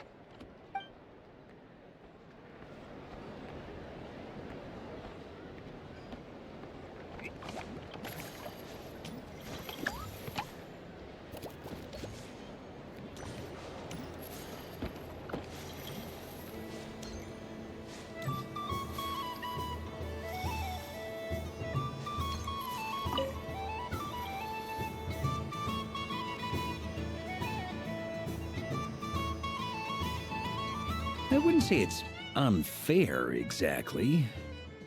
I mean, your voice goes right into people's heads. How would you explain that to the kids? You can't just explain it away as magic. Is something the matter?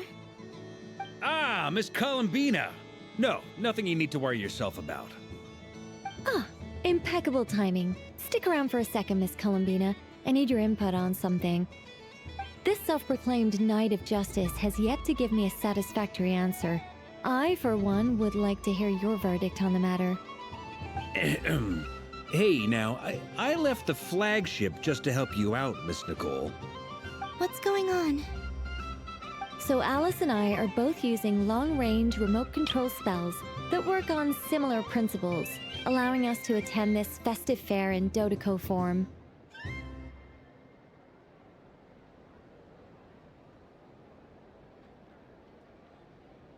Sorry, let me backtrack a little. While similar, there are some key differences. Alice, being a great mage, wanted her Dodoco to reflect something of her own charm and mystique. So she adjusted the way its tail moves when it spins around. An entirely gratuitous move, in my opinion. I hardly see how anyone is going to notice that. If anything, I'd say that anyone who stares intently enough at a Dodoco's tail to notice such a small detail is someone we ought to be highly concerned about. I only say this to emphasize that my question has nothing to do with tails.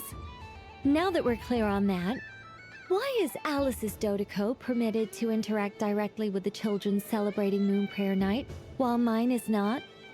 Your voice speaks directly into people's minds. See? Exactly what I said.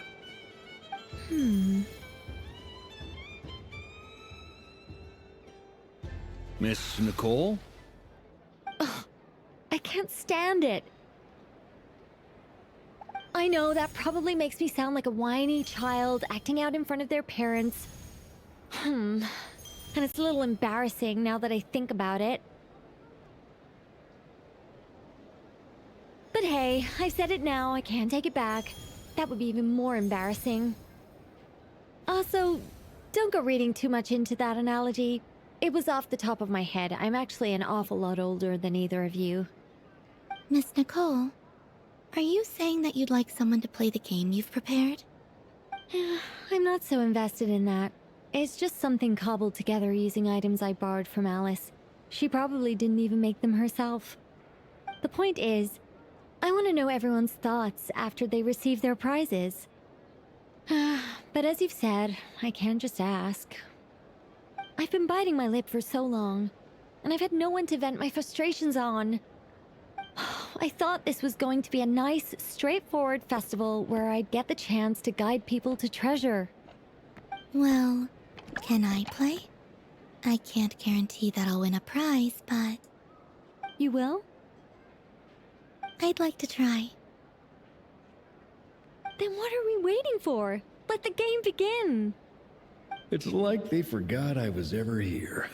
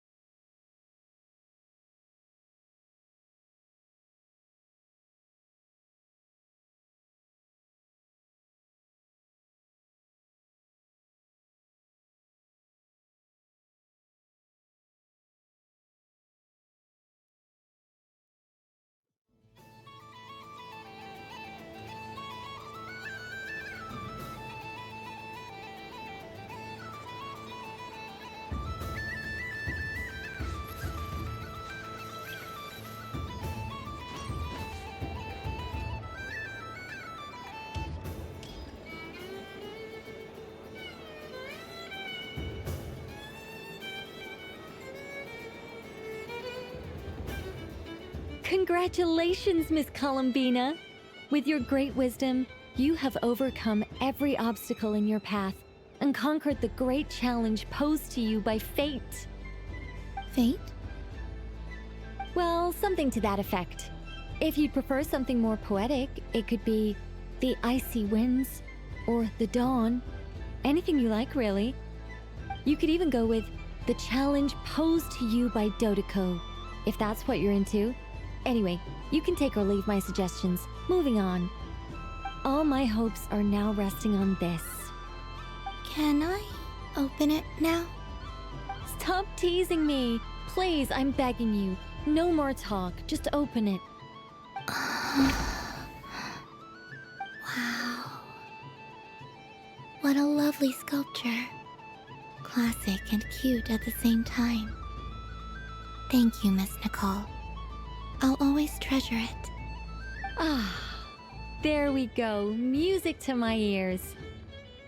You have my sincerest gratitude, Miss Columbina. Thank you for sharing your precious time with me and fulfilling my wish. Don't mention it. You've all done much to help me. And still, I'm the one receiving all these gifts.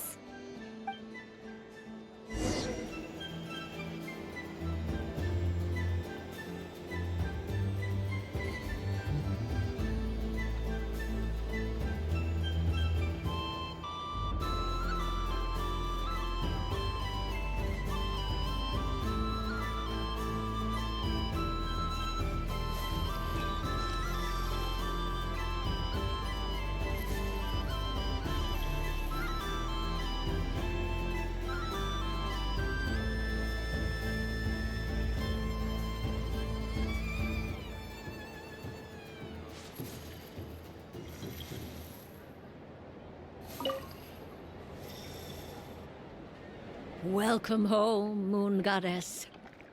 Oh, you're the genuine article. Alice was right. This Moon Prayer Night was worth watching after all. Another one that talks. Greetings. Pleased to make your acquaintance. I am the Hexenzirkel member they call B. Barbeloth Trismegistus. Columbina Hyposelenia. Pleased to meet you too. Hyposelenia. A fine name indeed. Now then, Miss Columbina, do you wish to hear a mage's divination? Divination? The Frost Moon Scions used to ask me what would happen in the future. Is this like that? From the perspective of the one seeking answers, perhaps. As you look to your journey ahead, if you seek to understand the unknown, resolve your doubts, and soothe the confusion in your heart, divination could be for you. The unknowns on my journey. Of course, if one wishes to peer into fate, then hydromancy is the more precise option. But that is a complex affair, and to relegate that majestic art to the status of a festive amusement would seem somewhat uncouth. Besides, it is sometimes better to not know fate with great certainty. Hence, I shall use the suitably festive Luna Arcana to tell your fortune instead. It is more popular with the youth in any case. Lunar Arcana. Indeed. Unlike hydromancy, this will only display possibilities and trends. People like to think of themselves as creatures of agency and free will. Peering too far and too clearly into the future is detrimental to both body and soul. I'd like to give it a try. Of course you may. Come then, take a seat, Miss Columbina. Before we begin, are there any specific questions you would like to ask? Let's stick to general possibilities and trends, like you suggested. Ah, very well. Then I shall use the basic Lunar Arcana deck. Now, try to relax. Cast your mind upon the things you have experienced and the things you are soon to experience. I will shuffle the deck. Would you like to cut the cards yourself? You do it. No problem. Now then, to make things easier for the seeker, that is to say, you, I shall decipher the cards from your perspective.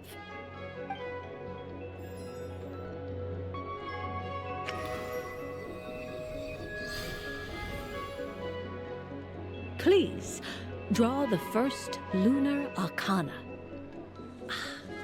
This represents destiny and is the foundation for the divination as a whole.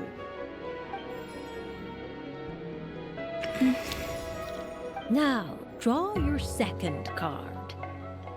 This will stand for the past, the sum of all your experiences that have come before.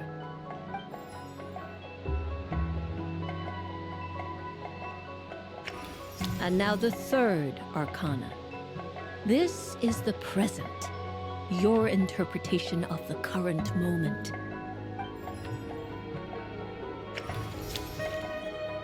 Finally, the last card. This shall speak of the future, which... Oh. Kuvaki Pulse? Fascinating. I've never encountered this before in my role as a diviner. Something has exerted an influence upon this card, causing it to leave its designated position. What do you make of this, Miss Columbina? Perhaps this is the guiding hand of fate in action. Of course, if you wish, you can choose to deny the validity of this card and draw the future for yourself. No, it's fine. Let's go with this one. A bold decision. I must say I'm looking forward to the results. Well then, let us flip the Lunar Arcana in sequence and see what emerges. Sure.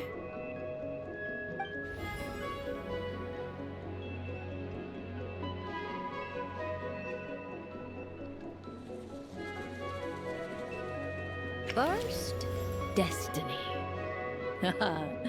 No surprises here. The card that represents yours is the moon. The moon. Indeed. The moon can represent the truth at some times, but deception at others. False peace, destructive calamity, and the world-changing power that lies within. When the moon is placed on the destiny tile, it indicates that your destiny is not what it may appear on the surface.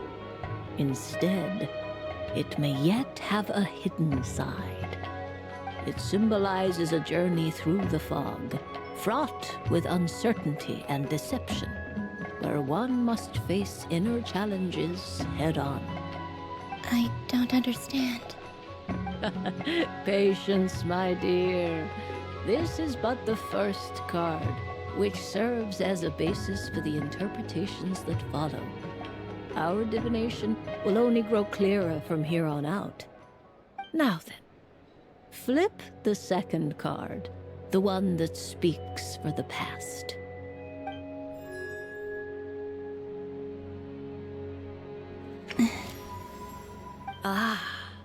The Hermit, but inverted.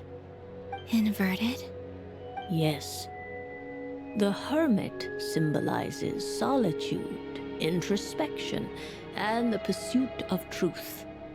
When inverted, it represents isolation, truth out of reach, and a path that leads one astray. Combined with the moon as one's destiny, the Hermit inverted represents a choice you made to stand alone in the past. It was a choice made not out of fear or arrogance, but for reasons that others could not perceive. You fumbled through the darkness without a guide, but you did not find your way. Rather, you went astray. More than once, it would seem. Is this about how I became Kutar despite not wishing to become a god? And how I joined the Fatui because I yearned for a place to belong? I suspect only you know the answer to this question. All is not lost. The past is in the past, and so it shall remain. Shall we look into the present now? Oh my. The Lovers. One of the most interesting Lunar Arcana. What does this one mean? This means that you have had an unprecedented emotional experience. The joy of finding your soul becoming intertwined with that of another. A precious and wonderful thing indeed. It's true. I've made a lot of friends recently, and they are very good to me. I like them a lot. That sounds lovely. I am most delighted for you. The Lovers can also represent important decisions, perhaps related to a parting of ways. Now, if I were to guess... Yes. I return to the moon. I understand. Parting with friends is never easy, Columbina.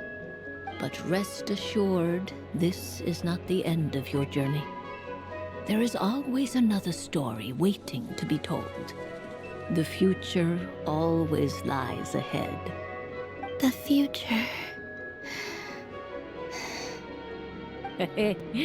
Well now, it's finally time to flip this most mysterious of cards.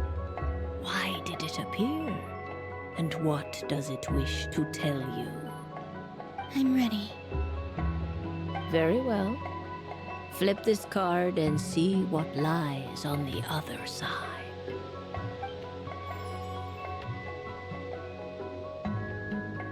Oh. Miss Barbeloth? What is it? This card is death.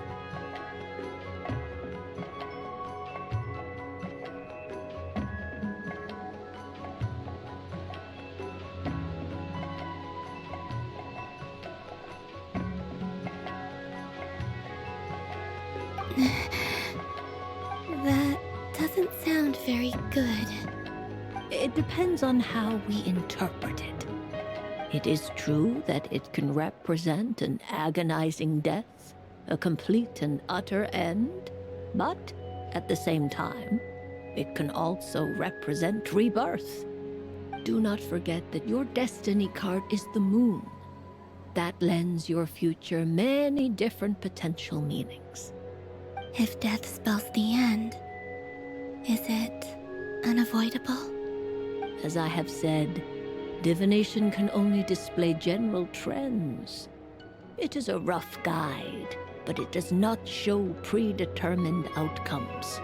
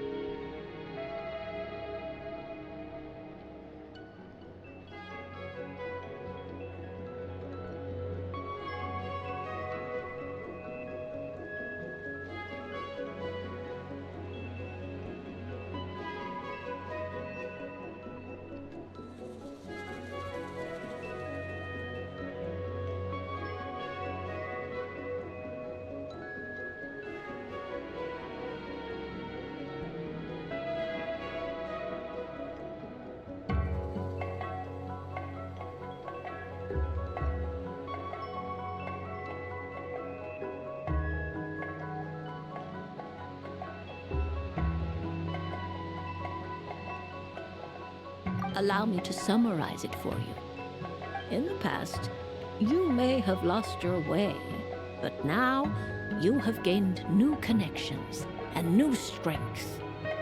You now face an important decision, one that may bring about a great change in what is yet to be. This change might, in turn, be the end of all things, or their beginning. But remember, everything is subject to change because of the moon present in your destiny. You must see the truth clearly and face your innermost thoughts. The truth. My innermost thoughts. Thank you, Miss Barbeloth.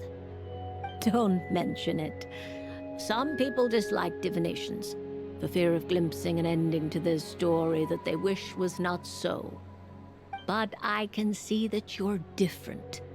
The result of this divination will not sway your decision. This is a rare quality, and one that diviners always hope to see in the seeker.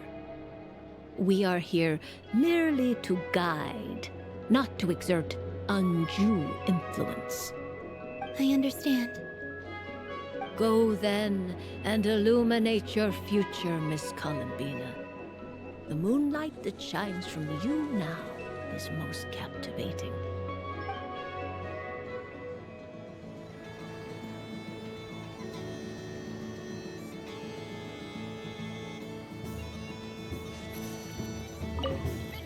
The death card made a most enigmatic appearance. The moon for which Miss Columbina is bound, I fear. Fretting is of no avail. I will have a chat with Alice about it sometime.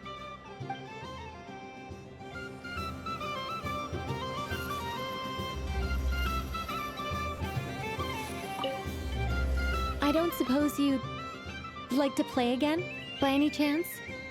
Don't get me wrong, once is plenty. You're under no obligation to indulge me any further. And besides, I don't have any other prizes for you. All right then.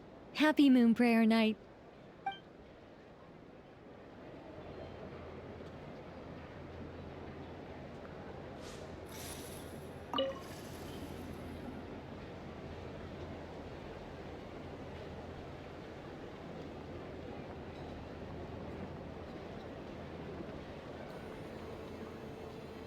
A soft and furry creature that bounces and jumps. Welcome home, Moon Goddess. This one talks too. Allow me to introduce myself. I am a Dodoco from a distant archipelago, the most mischievous of all my Dodo brothers and Dodo sisters. When the going got tough, I powered through, and when I met obstacles, I boomed them away. That sounds like a lot of fun. Doesn't it just? Oh, but then the trouble started. Recently, I found a lovely beach, the same beautiful jelly color as my hometown, and so I dove in to have a look. Only to find it overgrown with seagrass and nasty little spiky fish everywhere, looking to turn me into a Dodoco kebab. I made it back to shore by the skin of my teeth, but my tail was sorely hurt. Couldn't you just boom them away? Oh, I wanted to, believe me. But I've heard that you, Moon Goddess, can understand animal speech. The last thing I wanted was to cause a gigantic fuss and get taken to court by a school of spiky fish. I'd be driven out of these waters for good, and my winter holiday would be ruined. And so, dear Moon Goddess, I was wondering if you might lend me your allegiance. Are you roping me into a crime? Oh, let's call it a once-in-a-lifetime carefree adventure. Does that sound better? All the festival goers tonight are dressed up as the Moon Goddess, but there's nothing to say that the Moon Goddess can't disguise herself as a Dodoco, is there? Besides, this is your home. You should be free to be whoever you wish. I'm afraid I'm not well acquainted with Dodocos, Madam Mage. Oh, that's quite all right. We Dodocos are innocent, happy creatures with a free-spirited nature. Many, like myself, are mischievous troublemakers. Others are lazy souls who like nothing better than to lie down on a nice rock and take a nap. In our eyes, every creature who yearns for happiness and freedom is a Dodoco.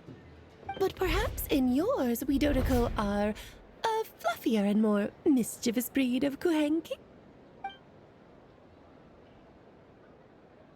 Yes, that is a much easier image to follow. Oh, wonderful! Then let's play! Grab onto my tail and follow me into the sea. Time to settle some scores with the bad guys!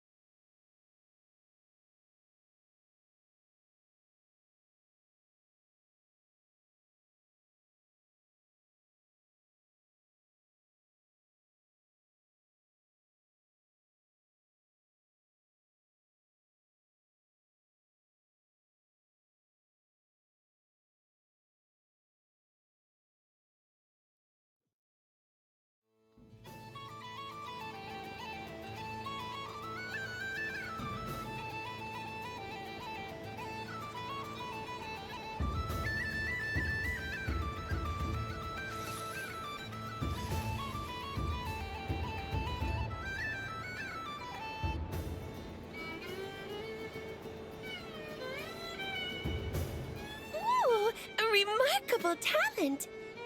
So, what do you make of it? The use of Jumpy Dumpties doesn't come as naturally to me as Kuvaki, but their unpredictability makes it fun. I think they call this novelty. Indeed! And how did it feel blowing those pesky nuisances away? Not bad. Any guilt? Hmm? What do you mean? Oh, wonderful! Lovely answers to all 3 questions. You've passed the safety test. Now I can give this special bomb to you as a souvenir. Remember, if you find any meanies living on the moon, you can use this to boom them into oblivion. I will.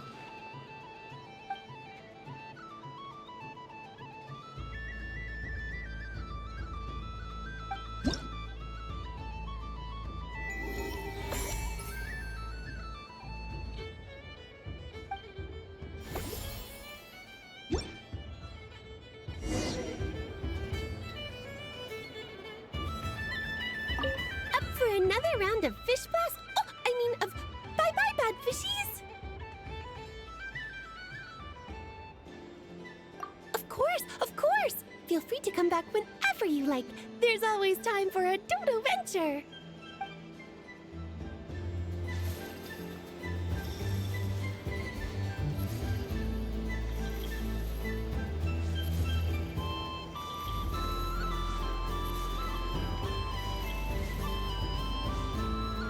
What's this? Should I give it a try?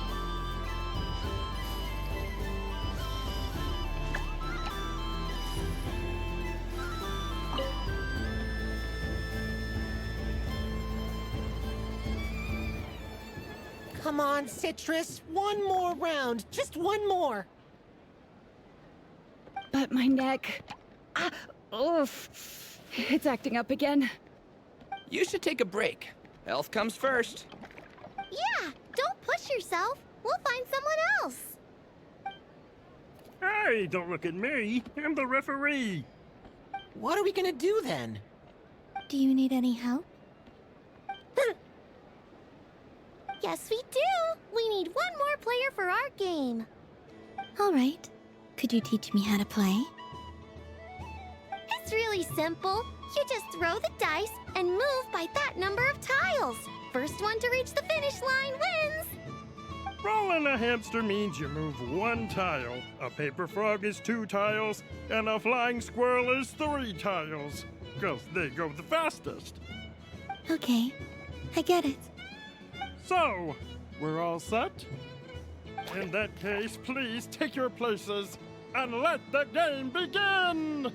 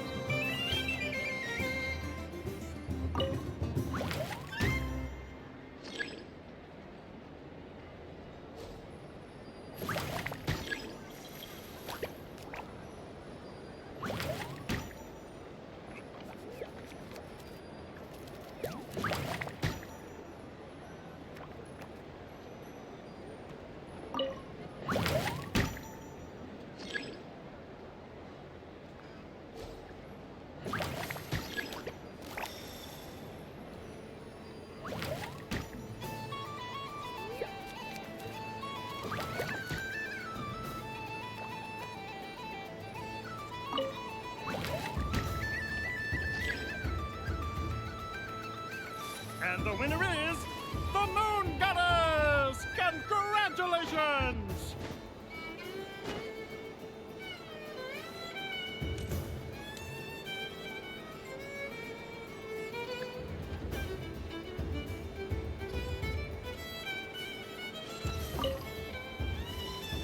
It's a pity that my good friend Faro Bear is busy working on a training program for Princess Timest. If he could have been here, the victory might have been his.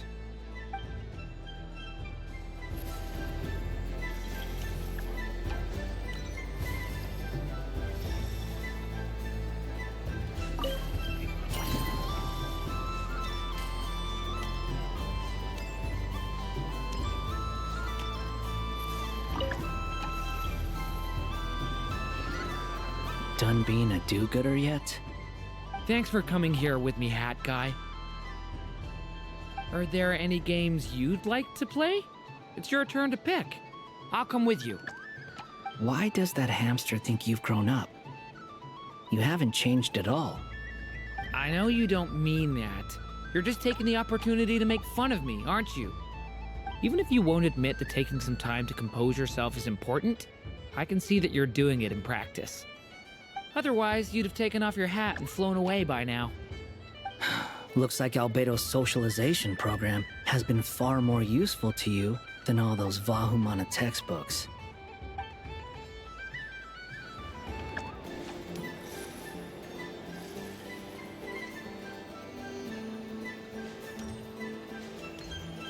There are so many attractions here. Since I rarely get out, I might as well make the most of it.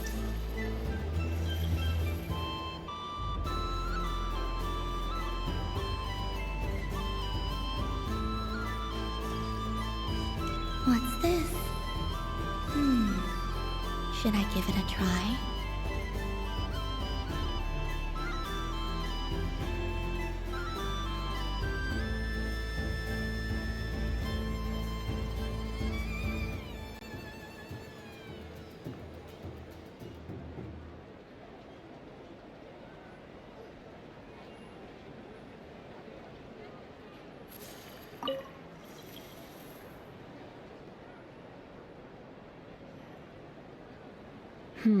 I don't have enough data.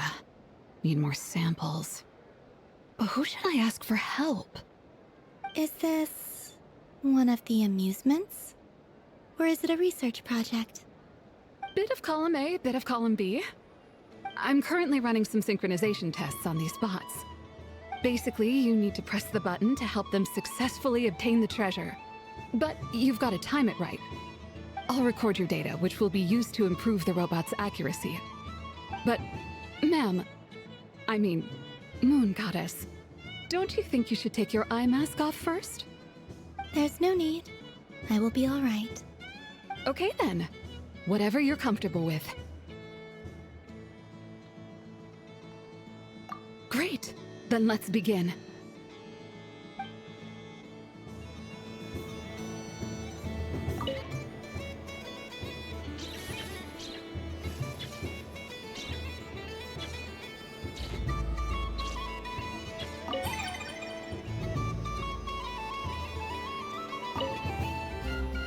Would you like to try?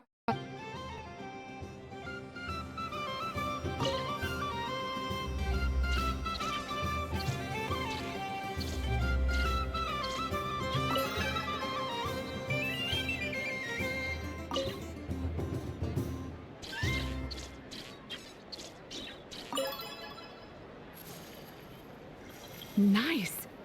Data collection complete. Cool. Thank you so... Cool. So much useful data. I'm progressing much faster than I expected. Thank you so much, Moon Goddess.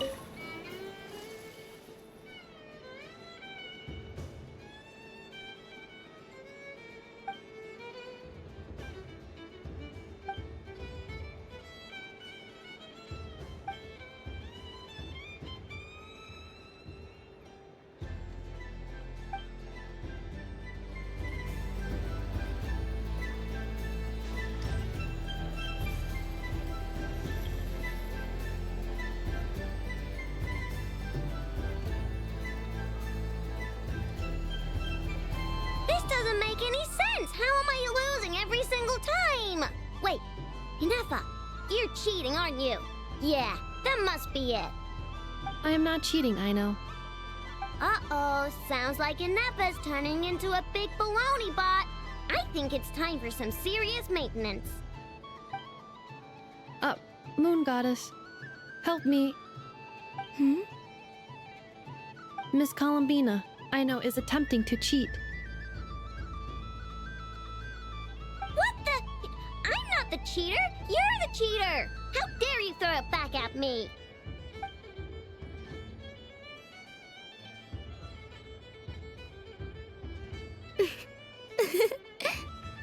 All right, fine. Let's all laugh at Aino. Just you wait till I get home, because I'm gonna make a game bot that can win 100% of the time. Let's see you laugh when I come back and beat your butts. You'll all have your heads covered in stickers when I'm through with you. We came to check everything was okay after all that yelling, but,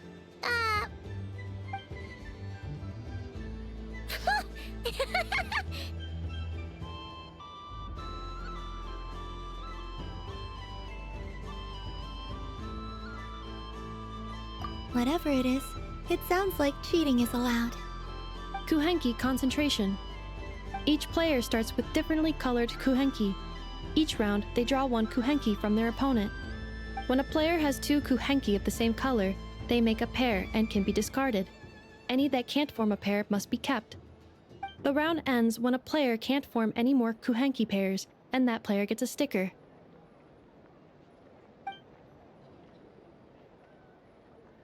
ooh, can 4 people play as well? That is fine, so long as the turn order is fixed beforehand. Alrighty then. In that case, the 2 of us will join as one team. Okay, but if you lose, you're both getting stickered.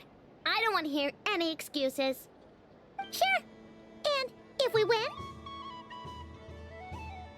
If you win, only one of you gets to sticker someone else. I have taken to calling this. I know logic. Hey, lay off me, all right? Okay, so we're starting the game from scratch again, which means all my stickers so far don't count. Looks like Luanatar is the Kuhenki of honor for this game. Anyway, let's go clockwise, starting from Inefa.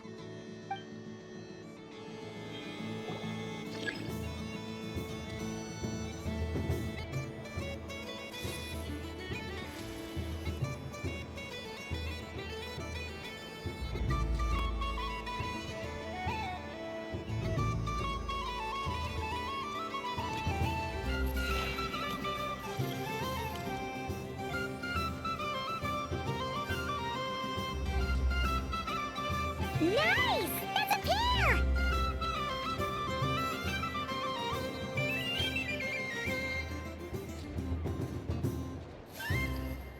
Go, go, fly!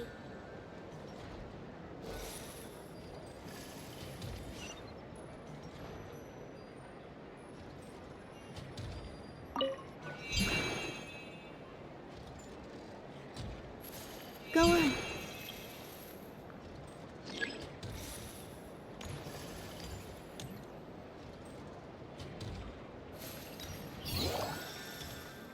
I have a pair.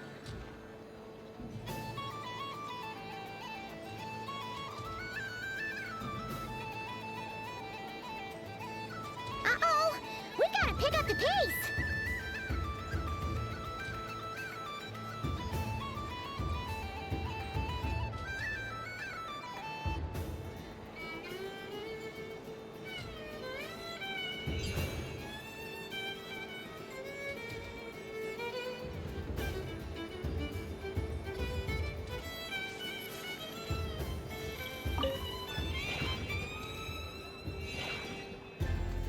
I win.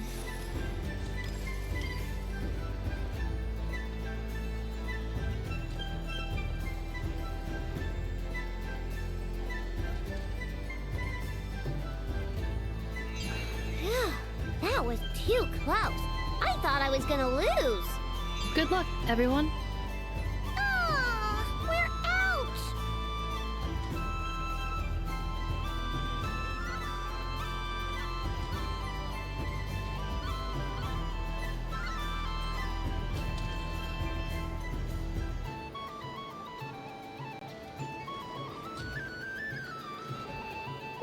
pick a good one. What's it gonna be? You're looking very pleased with yourself there. What happened to being a huge Grumposaurus? I won. Duh.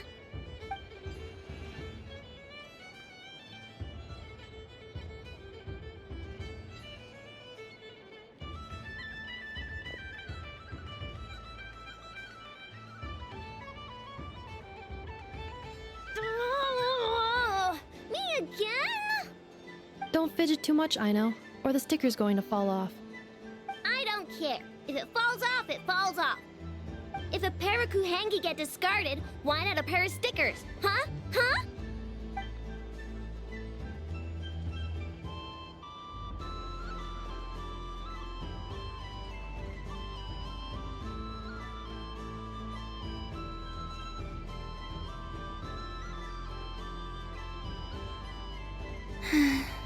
I've lost. Sticker, sticker, sticker!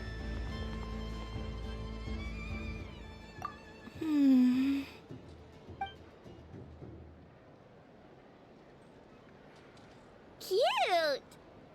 You think so? Shame. I can't see it for myself.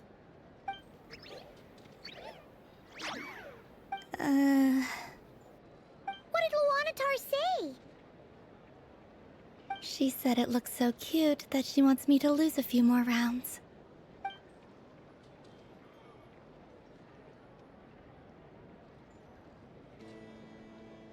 Who put these stickers on Paimon's eyebrows?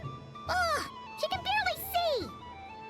Alright, now, I think we got enough evidence to prove that there's a serious problem here.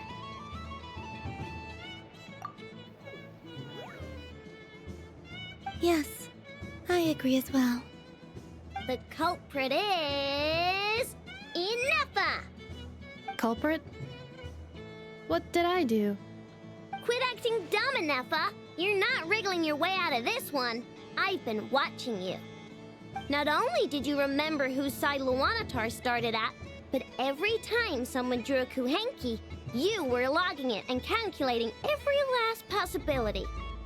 Which Kuhenki pairs were gone, who had what color Kuhenki in their hand, even our facial expressions. You were keeping track of it the entire time. Exactly! What Aino said!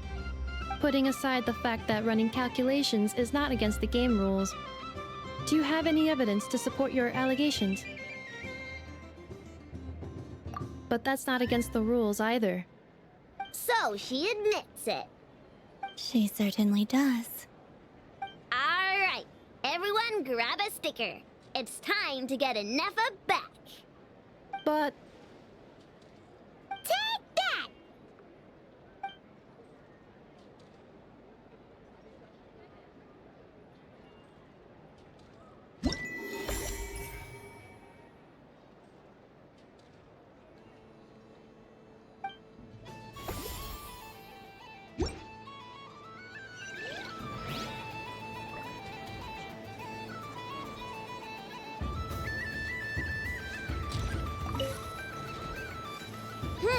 I'm never playing games with you ever again, Ineffa!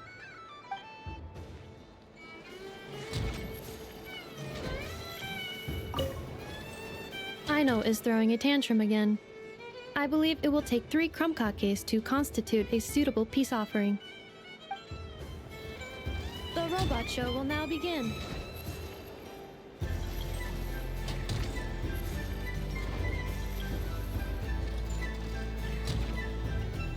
Please welcome to the stage, Cool Your Jets Ducky.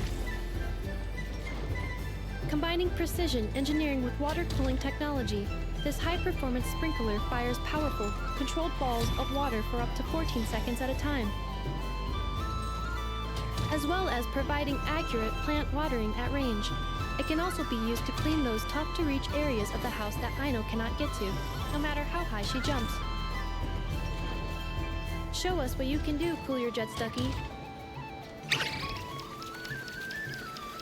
Now that's what I call true power. What a demonstration.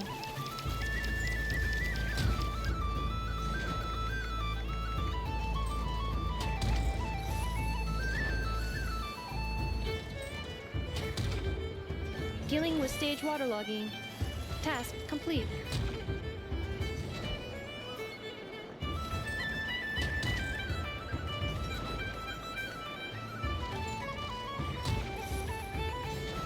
Ding dong.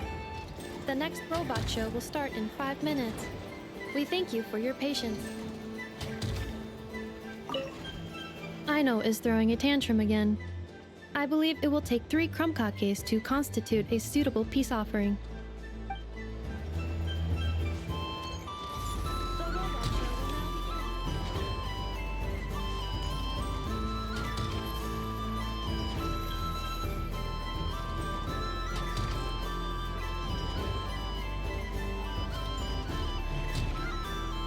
Next up, we have Knuckle-Duckle. This armed domestic robot utilizes multi-sensor fusion technology to provide 24-hour security and environmental parameter monitoring. Duster mode redefines the meaning of dusting, providing our companions with a holistic, thorough, and effective cleaning service for the long term. Take it away, Knuckle-Duckle.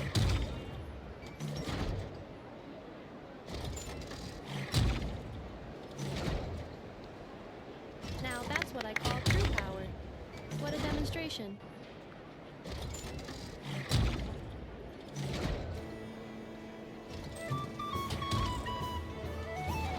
Clearing stage of Kubaki stamping die. Task complete.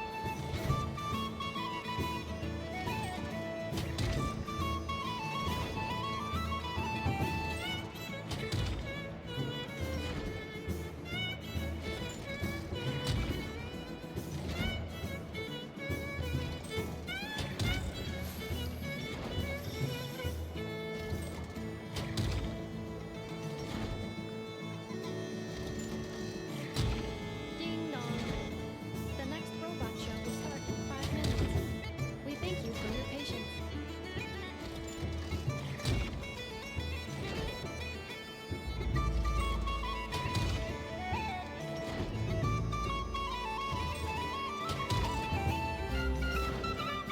The robot show will now begin.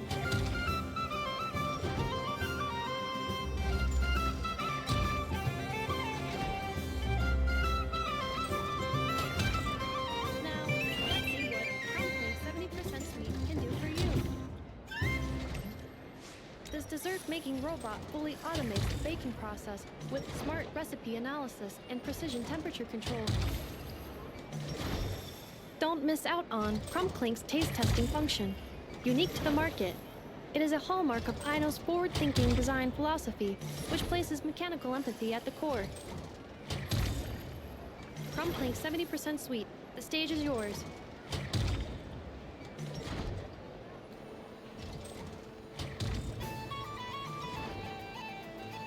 Now that's what I call true power. What a demonstration. Converting excess desserts into energy. Conversion complete. Ding dong. The next robot show will start in 5 minutes.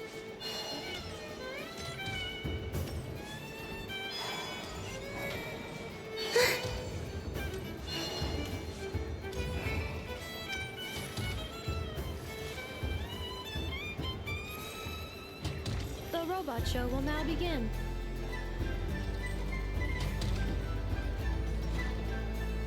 Now showcasing Zip-Zap Spybot number 1.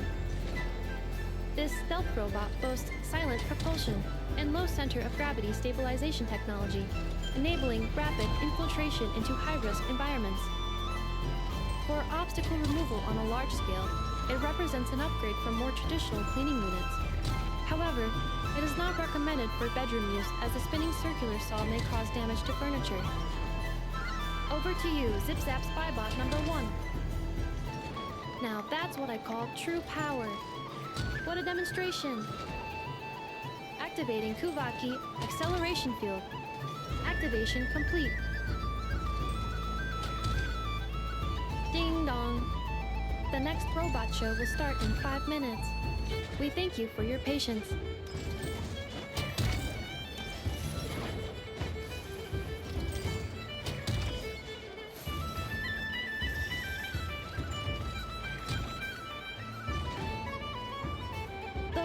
show will now begin.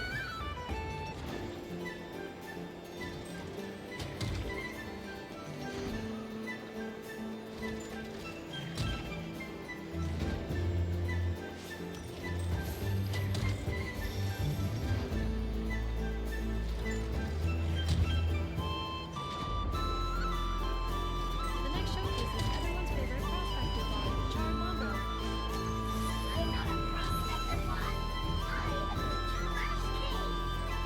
This is a special sorting bot that can sift through useless trash and pick out valuable treasure.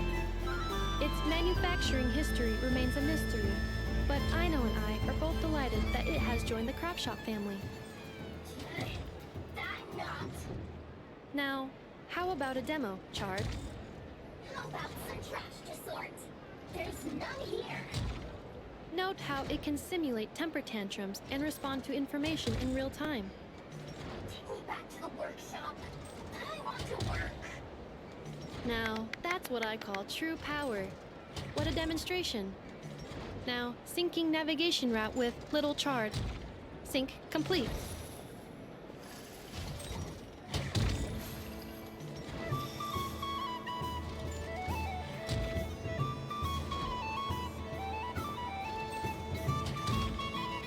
Ding dong. The next Aino is throwing a tantrum. Ding dong. The next robot show will start in 5 minutes. We thank you for your patience.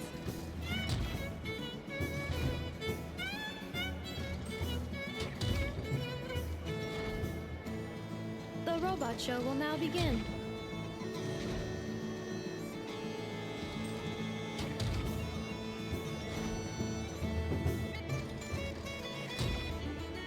This time, we are proud to present Inefa.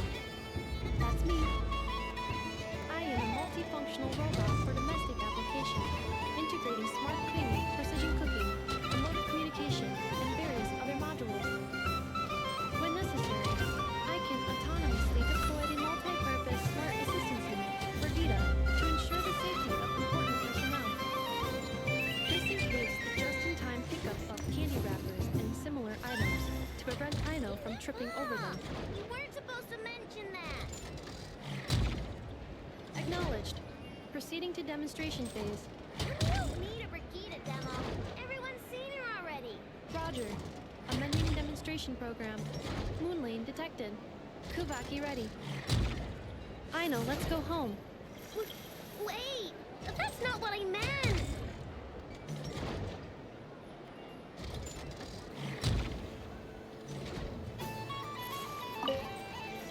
Aww, I really thought you were gonna send me home. When did you learn to scare people, huh? Bad enough. Do you see this, Aino? It's a crunkake! You made it yourself, didn't you? Wait, how did you know I was hungry? Correction. You are not hungry. You merely desire food. However, consuming extraneous snacks is acceptable during a festival. Come, celebrate Moon Prayer Night, Aino. Yay! You're the best, Inefa. Festivals are awesome.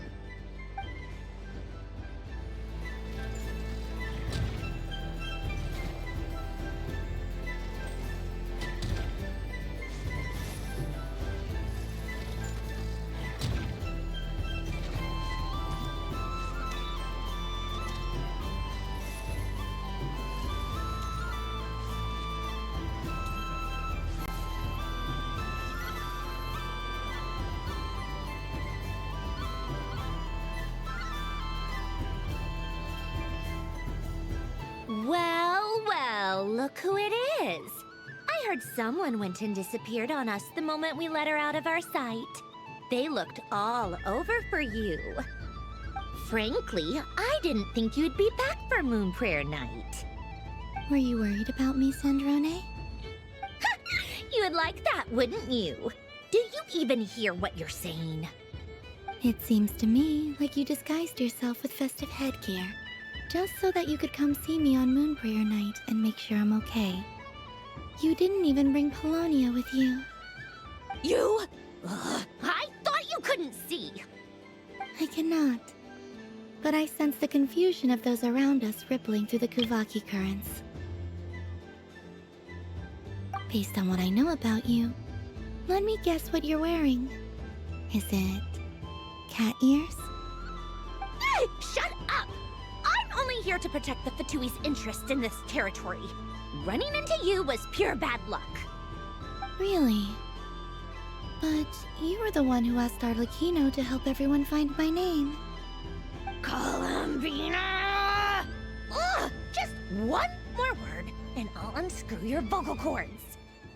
It's Columbina hyposelenia now. Tell someone who cares. I've missed you, Sandrone. The whole time I was gone, I was thinking.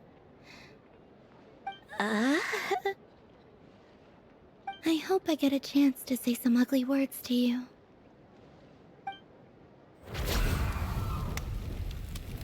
Is that supposed to be a joke? Anyway, let's go play that game. What? You mean that frostfin whale? Yes. It's some kind of game where you get bitten if you step on the wrong tooth. Seems like fun. Who in their right mind would wanna... Because you're not a scaredy cat.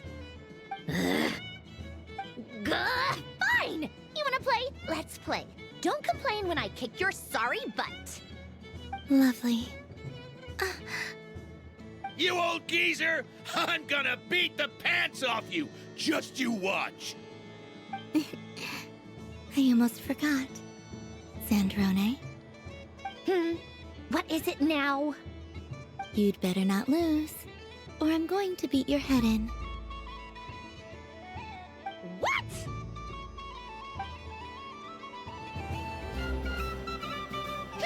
Allow me to demonstrate since I'm feeling so nice. You just step on the teeth, like this.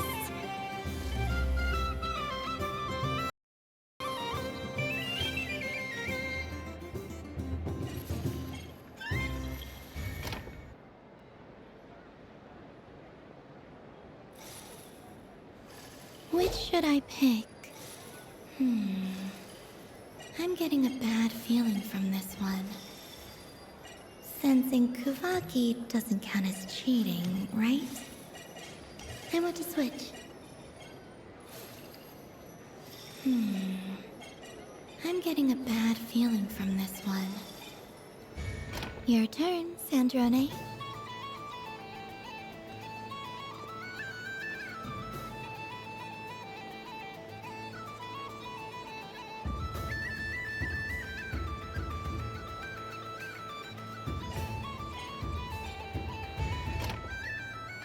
Don't come crying to me if you get bitten.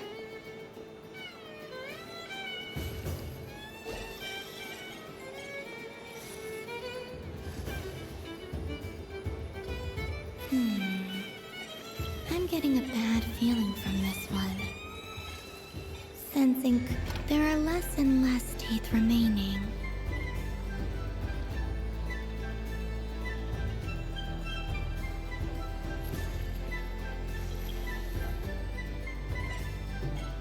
Huh? What's that noise?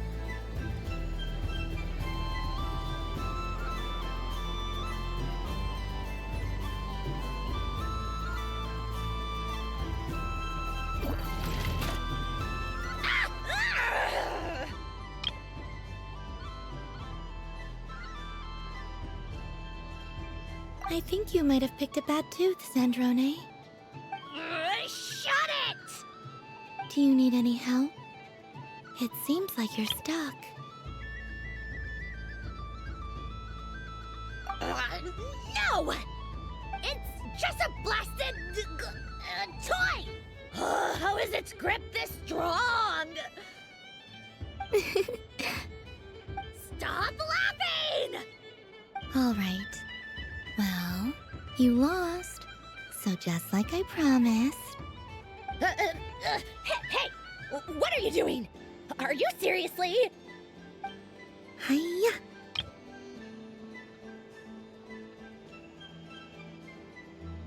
Why, you... Oh, just you wait! Are you alright, Sandrone? That was quite a strong bite. Are your clockwork parts? Quit your fussing! I don't need it! Alright. I'll go first this time.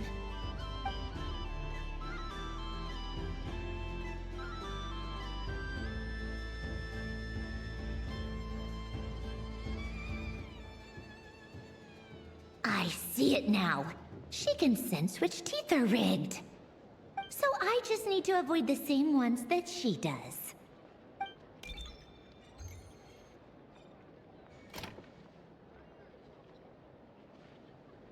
This one...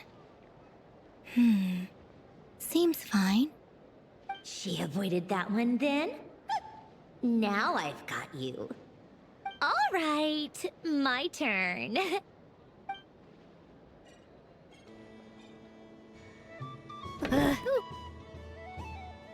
What? Looks like you lost again, Sandrone.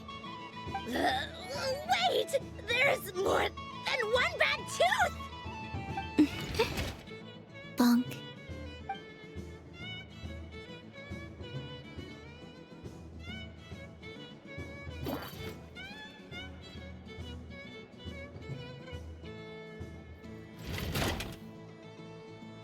Stupid game! What idiot came up with this? Are you alright, Sandrone? You said some nasty things just now. Oh, I'm peachy. Should I let you bonk me on the head as well? Ah, forget it! Come on, bonk away. It can be your consolation prize for losing so badly.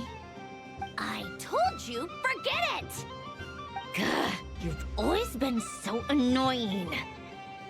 Singing right outside my door, inviting yourself to my tea parties, going AWOL. And now you're off to the moon or something. Of all my days with the Fatui, the times I spent with you, Arlecchino, and Rosaline, they were my favorite. I will not forget them, just as I shall not forget this moment. We'll always be friends, no matter where we are, right? Who'd want to be your...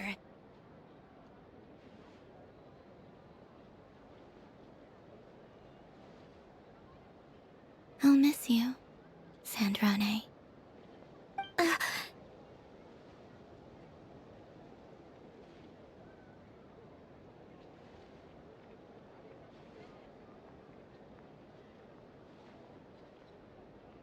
Goodbye, Sandrone.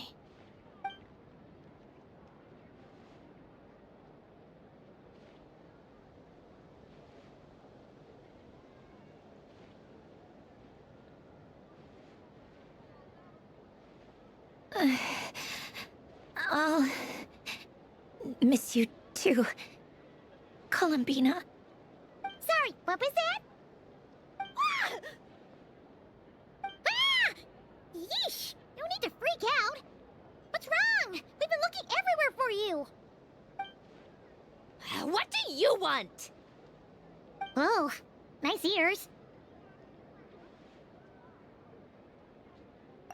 What do you want?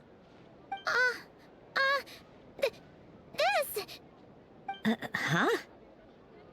It's your turn to draw something. You're one of her friends too, aren't you?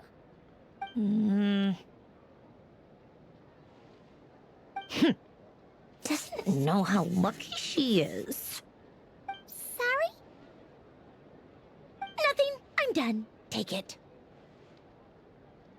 Oh, that was fast. Oh, and one more thing.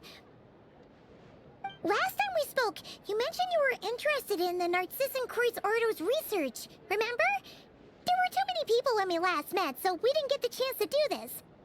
What are you talking about?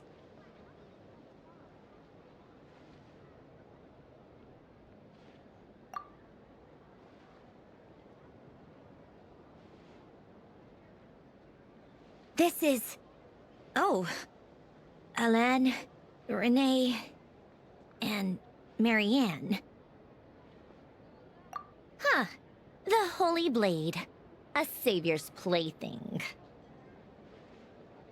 It's not about whether I approve or not. These people, they would sacrifice themselves for the sake of the world. Especially Alain Guillotin and Renee. That is something I would never choose to do. Still, I didn't know they had any pictures left from that time. If I'd have thought to bring a camera, I'd have... What? Yeah, of you being bitten by the frostfin whale and Columbina bonking you on the head. Tear it up! Now!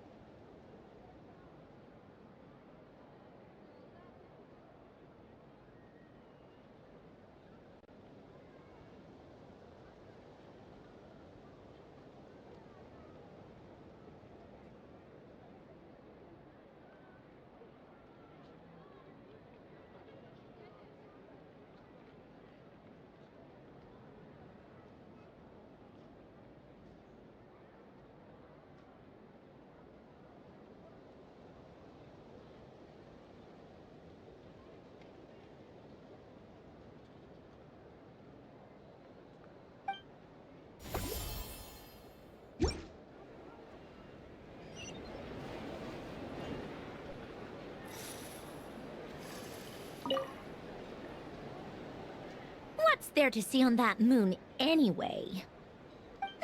Let her go up there and cry alone. See if I care.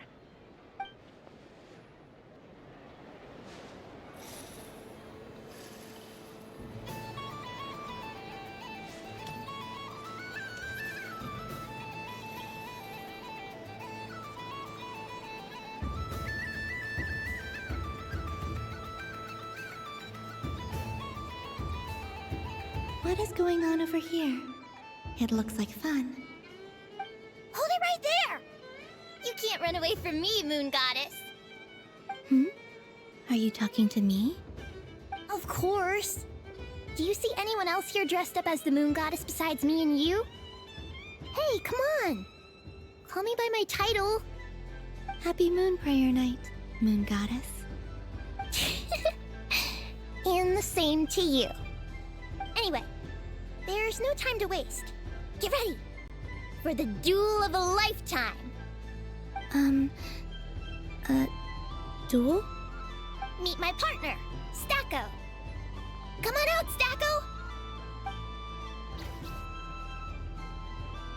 Well, don't just stand there. Let's see your partner. Partner?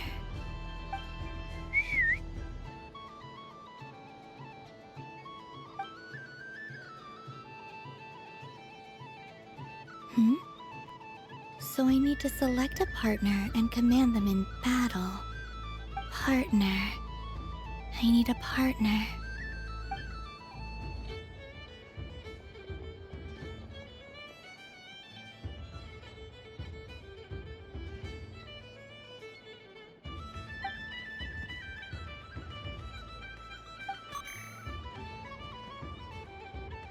Whoa! Am I seeing things?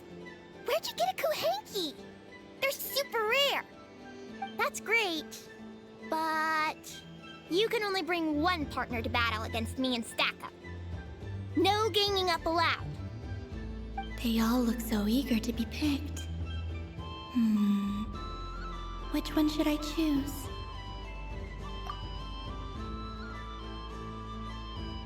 This deer came to celebrate the festival with the Frost Moon Scions. It wants to help me with its antlers. They are its pride and joy.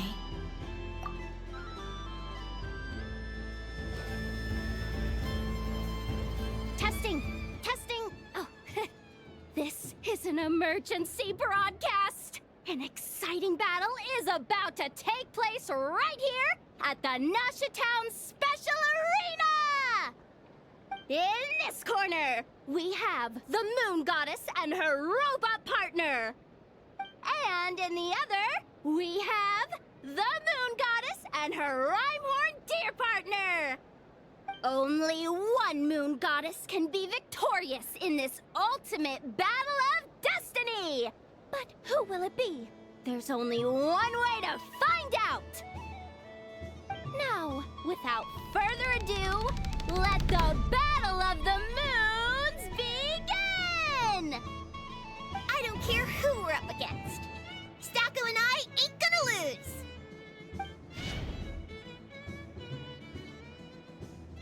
Let's strike first. Stacko, formation shift. Ho ho ho! The robot has kicked things off with a change of formation. But how will this affect the battle? Nobody knows. The other party chooses to attack. Let's see how their partner performs.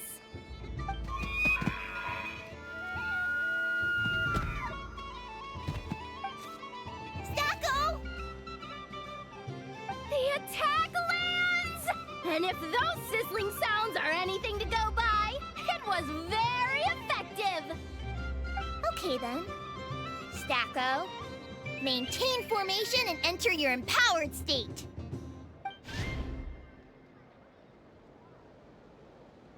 Empowered state! There we go! Now we're talking! Absorbing the immense Kuvaki present on Moon Prayer Night, this lean, mean machine has greatly increased its offensive power! Oh, they chose defense! But Stacko's about to attack with full force! Is it too little too late? The battle is heating up fast! I'm about to start sweating machine oil over here! Go for it, Stacko!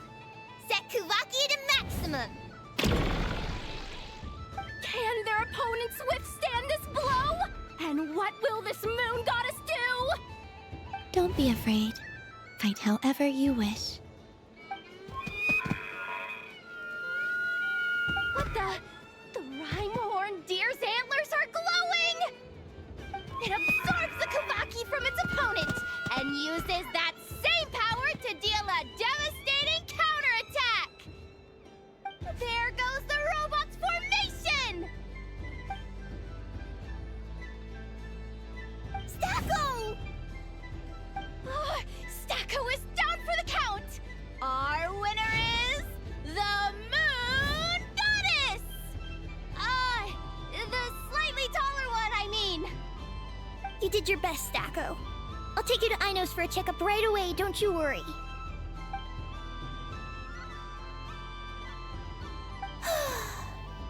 Well, you beat me fair and square, I guess. Honestly, I underestimated you. Won't make that mistake again. I think my partner deserves most of the credit. Just you wait. When I'm a little bit older, I'm gonna come back a whole lot stronger. Be ready for a rematch.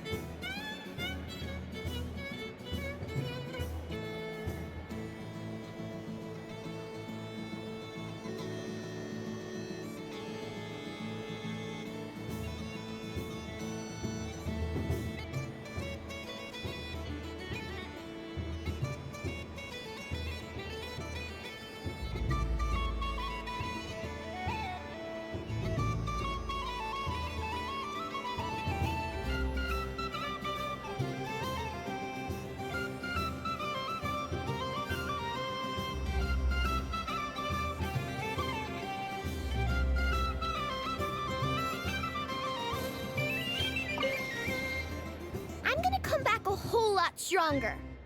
Be ready for a rematch.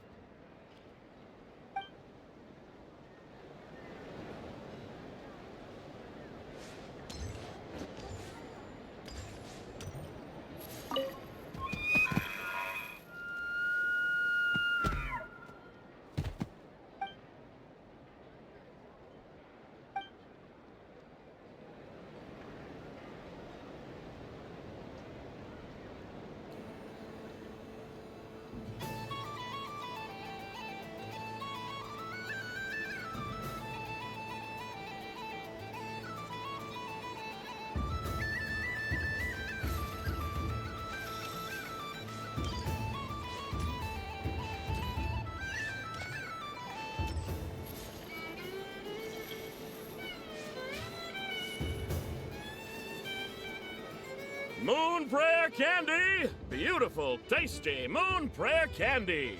Buy a whole box, share it with your friends and family! Candy? To share? I wonder what flavors everyone would like. Welcome home, Moon Goddess. Fancy a box of Moon Prayer Candy? Sure. I knew you would. Now, what flavor would you like? I'm not sure. What flavors do you have?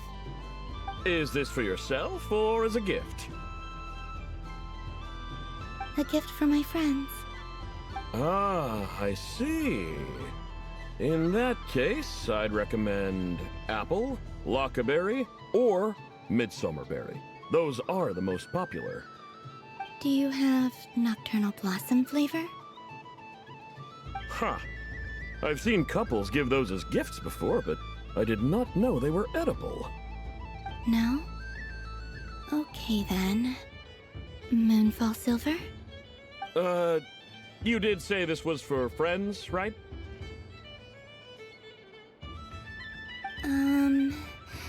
Maybe smetana then. Hey, now that's a creative idea! I've never tried it before, but if you're happy to wait, I can see about whipping up a batch on the spot. While we're at it, you got any other ideas?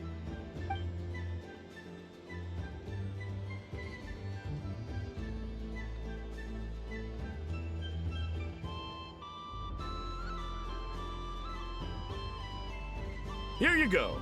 Every flavor you asked for is in there.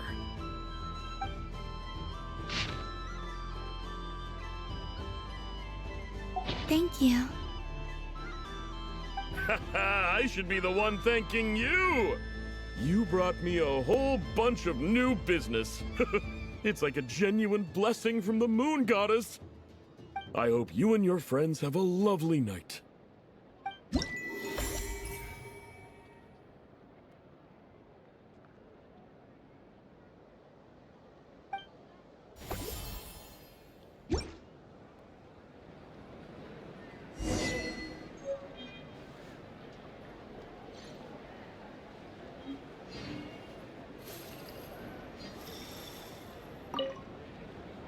Assorted Moon Prayer Candy! All your favorite flavors in a box!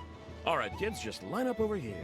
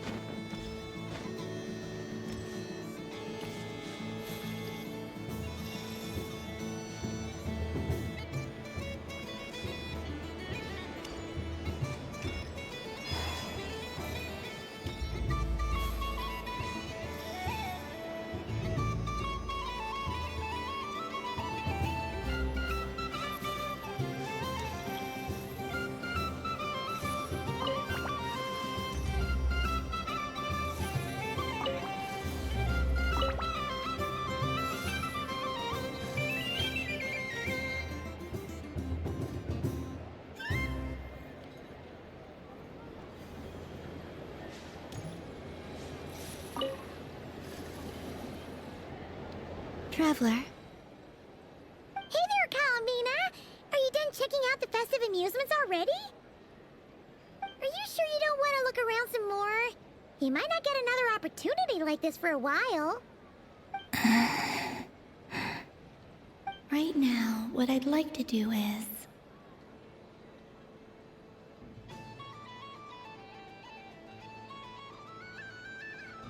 Thank you.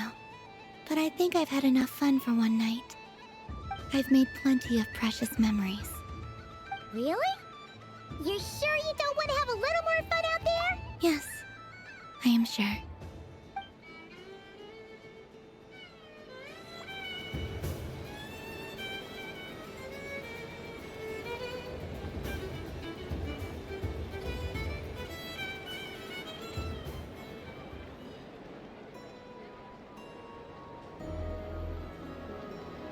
This was the most fun I've ever had on a moon prayer night. Everywhere I went, people were saying, "Welcome home," and there were friends at every turn. I only wish it could last longer than one night. Oh. Yes, you're right. The moon prayer blossoms. Ooh, look! Look! Moon prayer night is here!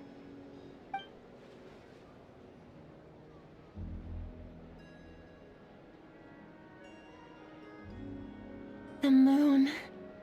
It's so beautiful. Happy Moon Prayer Night, dear. Happy Moon Prayer Night!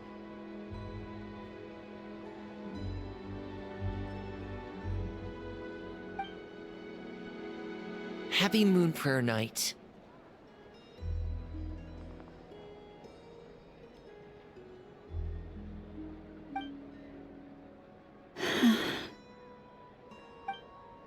Aww.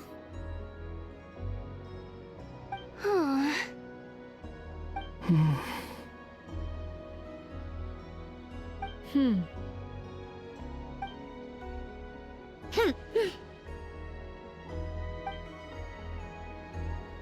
Time flies when you're having fun.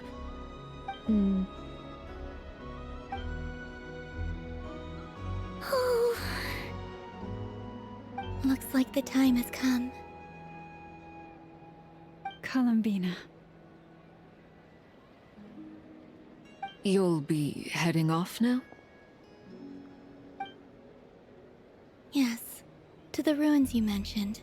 And from there, back home to the moon. Wait! I know? At least... Take one of our craft shop's crumb cookies up to the moon with you. You know, for a snack. Sure, why not? The Curatorium of Secrets believes in proper farewells. No story should be left without a satisfactory endnote. Never. Farewells are an important affair for the Ratniki, too. We never know when we might meet again. Haha! And here I thought grand farewells wouldn't suit tonight's mood. But I suppose friendly passion is not to be stopped, eh?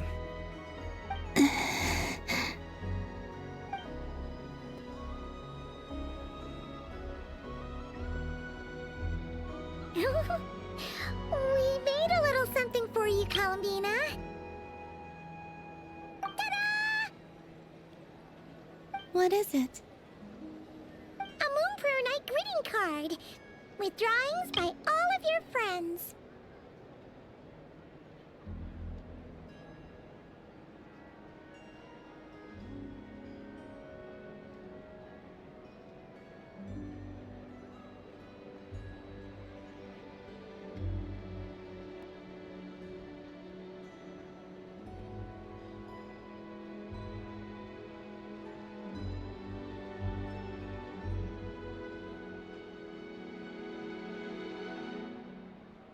You did mention that you'd like a portrait done, so I took the liberty of creating one for you.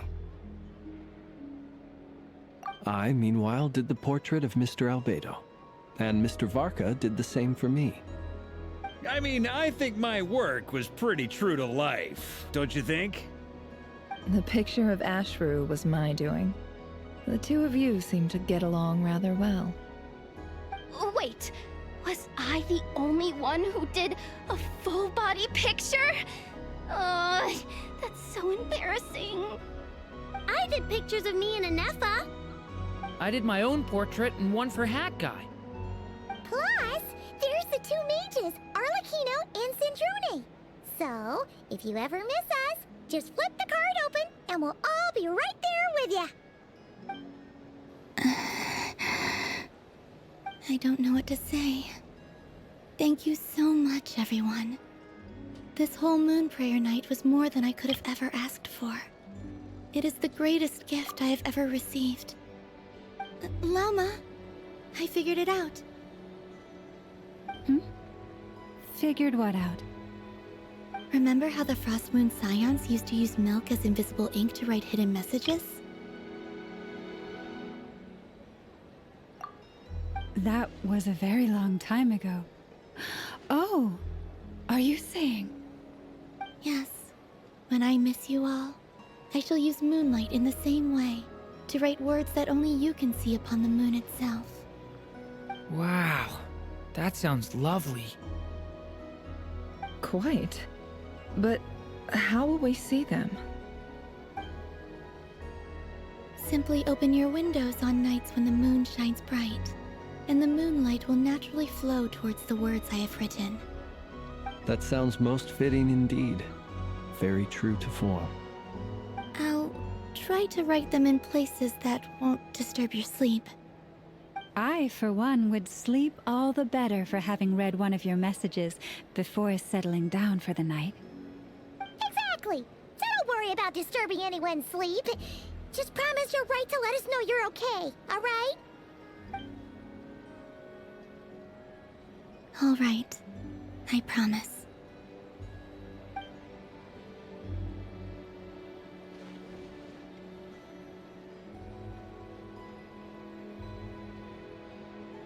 In that case, Columbina, are you ready? I'm ready.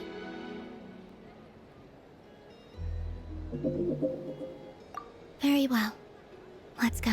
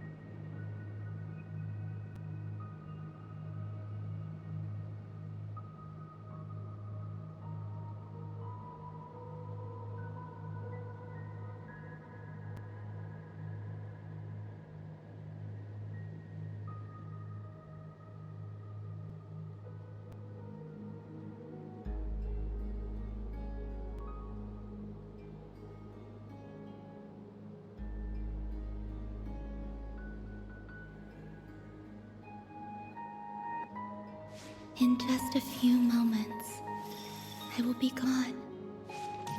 I still don't know what to expect on the moon. Will I really be able to send messages to my friends? The Kuhenki, the animals of Not Cry. I'll never get to see them again. I wonder where I'll be when the next moon prayer night comes.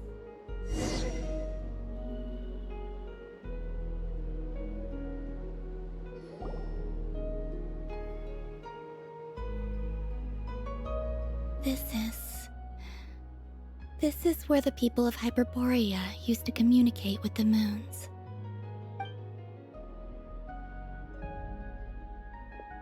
Eternal moon, frost moon, iridescent moon. When the power of all three converge, the gate to the moons shall open. The moon marrows are in position. Only the final step remains. I'm sure Nasha Town is livelier than ever at this moment. Yeah, it's a shame you couldn't be there for it, but it's now or never, right? It's fine. I'm more than happy with this. My last piece of luggage. My only piece of luggage.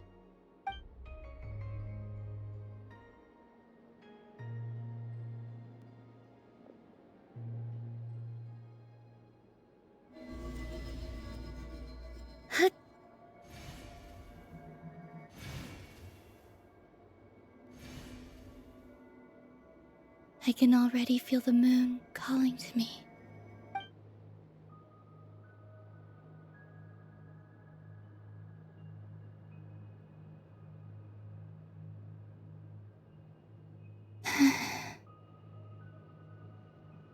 This ray of light will lead you home, Columbina.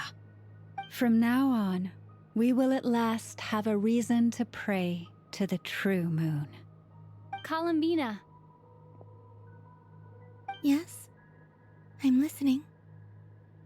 Be sure to come back and see us when you get the chance.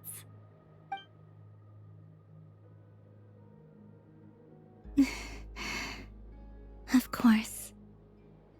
But if that chance doesn't come, then remember that you have friends on this planet. People who will miss Columbina. Yes, I will. Thank you for everything you've done for me. And remember, come night or day, the moonlight shall always connect us. Well then, farewell, my friends.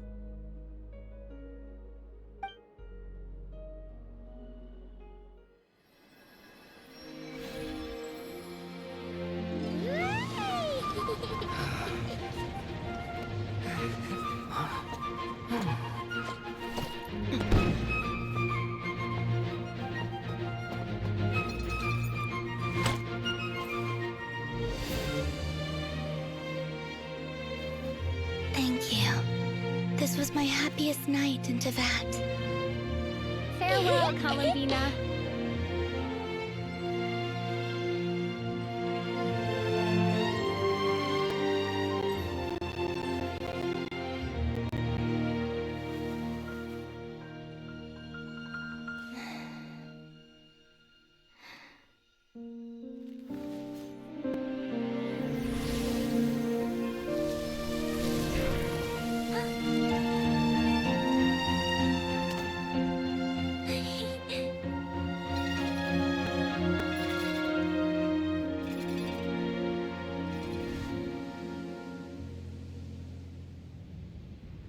The moon really is closer than ever tonight.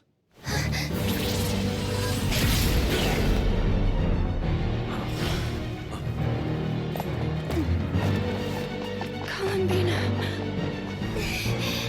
All three moons in one place. Time for one final experiment. Reason, life, death, time and space. They all believed I would fail.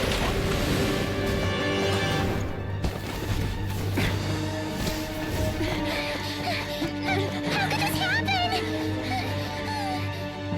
But Tevat's primordial power never did belong to the throne of heaven. And now, they are mine.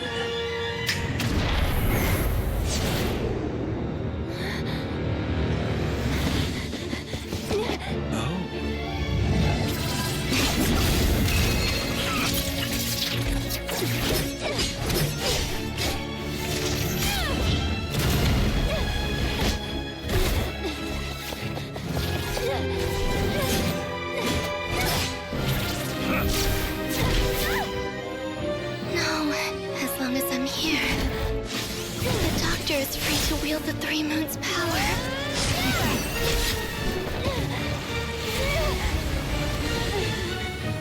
It's the only way.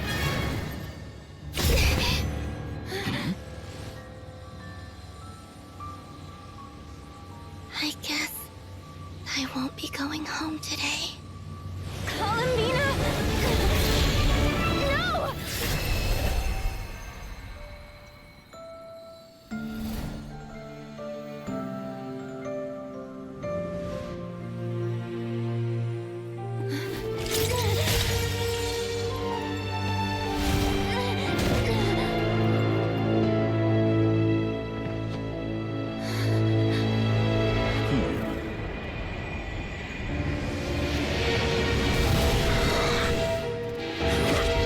Stubborn world, do not try to control me!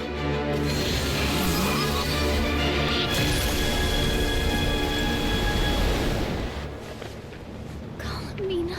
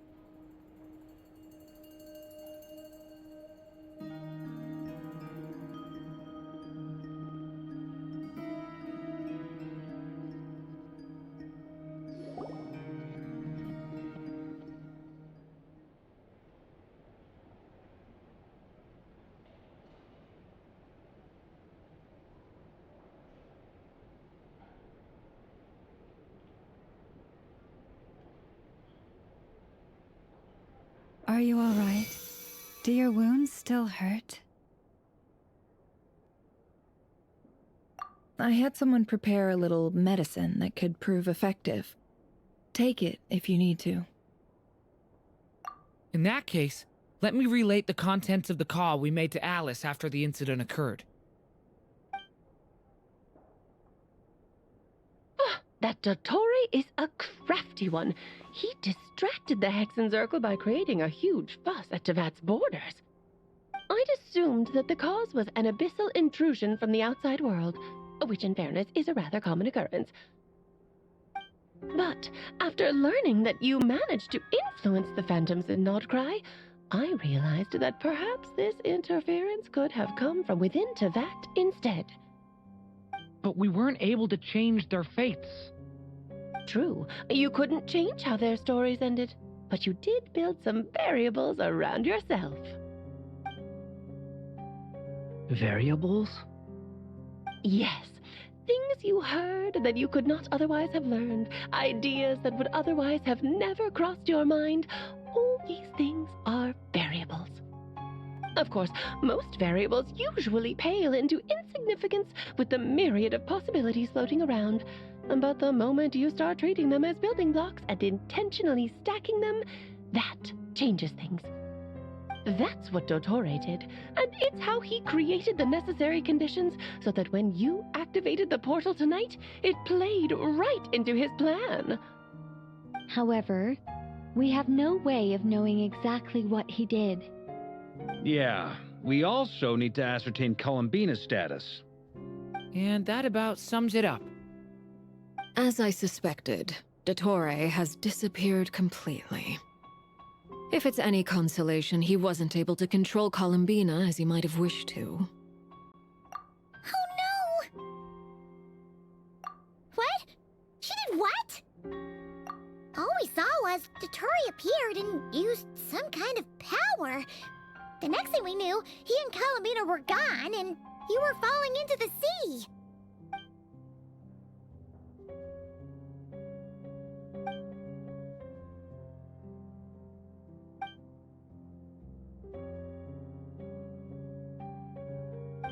So, Columbina intentionally opened the Moon Gate and escaped into the same mysterious world as Rerir and Thalindis.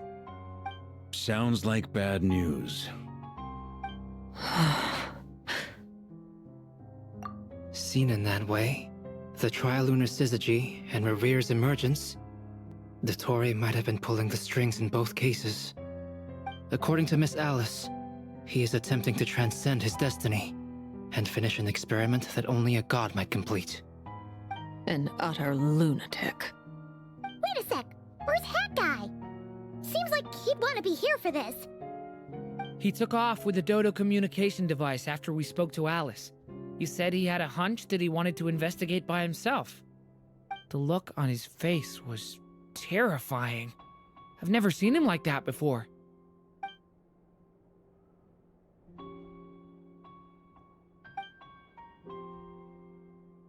I'm back. Hat Guy! I went to look for the Hyperborean phantoms again. I think I've gotten to the bottom of it. I got them to talk to Nicole on the other end of the communications line. Turns out, the history they describe is different from how Nicole remembers it. Really? But how? Surely Nicole can't have been wrong. Because the phantoms are the ones who are deceived. They speak of a savior who appeared in their history. One who never should have existed. This savior promised to create a new moon within the false sky, and even bring back their moon goddesses. Foolishly, they believed in him, and told him everything he wanted to know about the moons. It's obvious that this was Dottore's doing. Now you mention it, the first time we entered the Hyperborean ruins, we heard the phantoms discussing their history, and I remember Nicole commenting that something sounded a little strange. But Dottore shouldn't have been able to get in there in the first place. He didn't. Nicole said that this was an anomalous state triggered by disruptions in the causal connections between phantoms from the same era. The variables that Dottore put in place were substantial enough that they even affected phantoms that he never met. So it's not that their memories were unclear. They'd been tampered with. That's exactly the possibility Dottore was trying to manufacture. He turned these variables into knowledge and engineered the situation so all that knowledge would fall into his hands. Then, he harnessed that knowledge on Moon Prayer Night to truly create a false moon. How is that even possible? To be precise, he exploited a weakness in the way the spell works. The spell senses Kuvaki to detect the moon's location. So, as long as the false moon more strongly resembled a moon than the frost moon beyond the skies, the gate would teleport Columbina to the false moon's location. In other words, to Dottore's side. Once he had her under control, the teleportation spell remained active, and he manipulated her power to seize both moon marrows. At that moment, the moon marrows disappeared right before our eyes. It was already too late, even as we were leaving the ruins. By then, Dottore had already amassed the power of all 3 moons.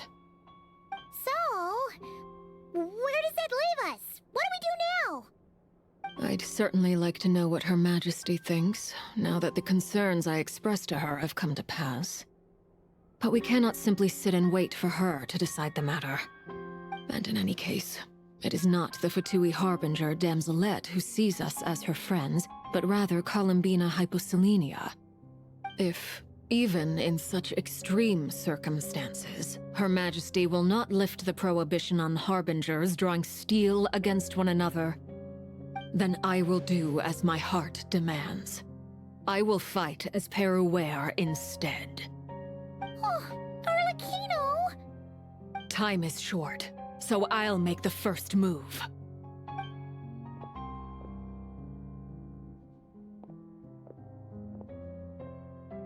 Whew. Even Arlecchino seems to be losing her cool now.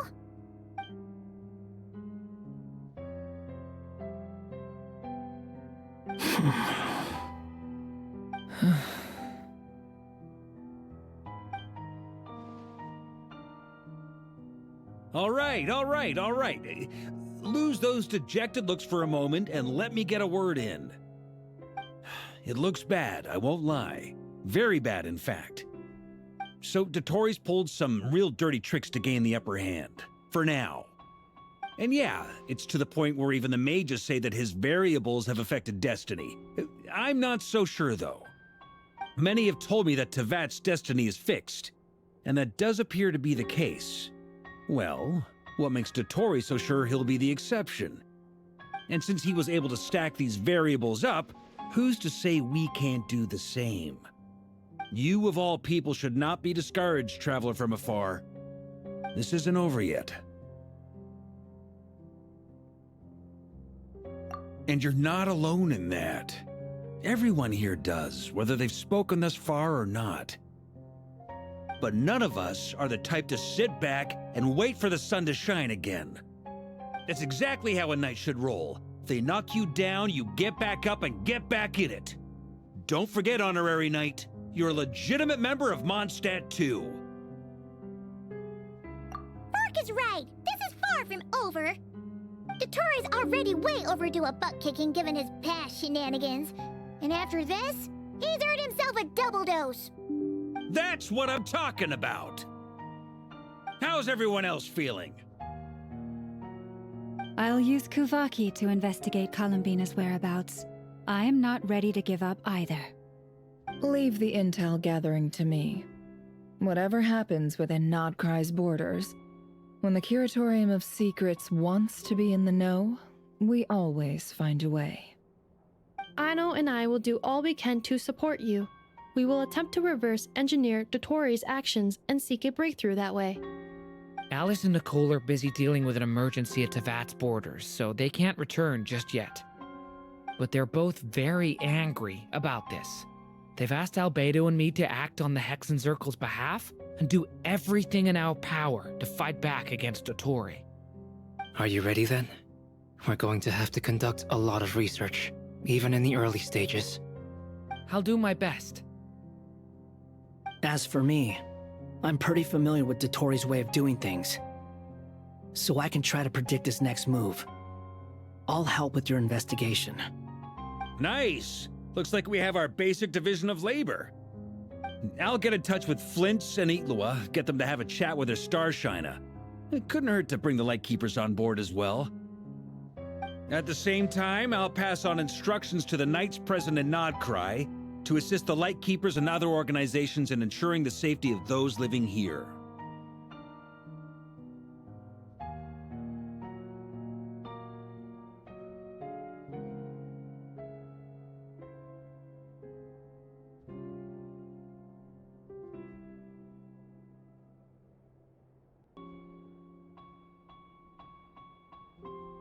Yeah! We'll show him!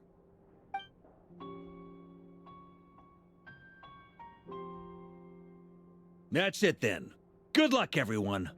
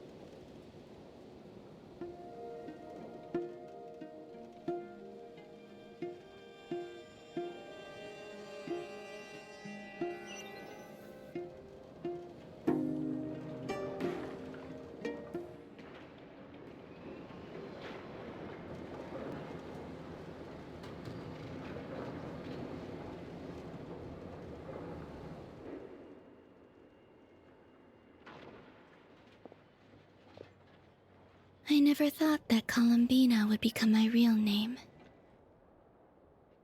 It went from being a Fatui code name to something my friends call me. And remember, come night or day, the moonlight shall always connect us.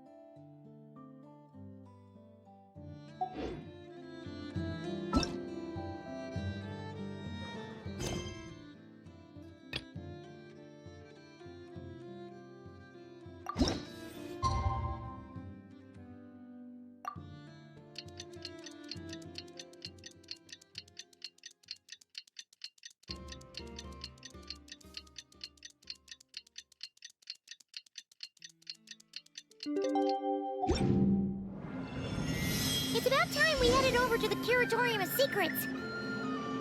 We have something super important to discuss. You remember, right?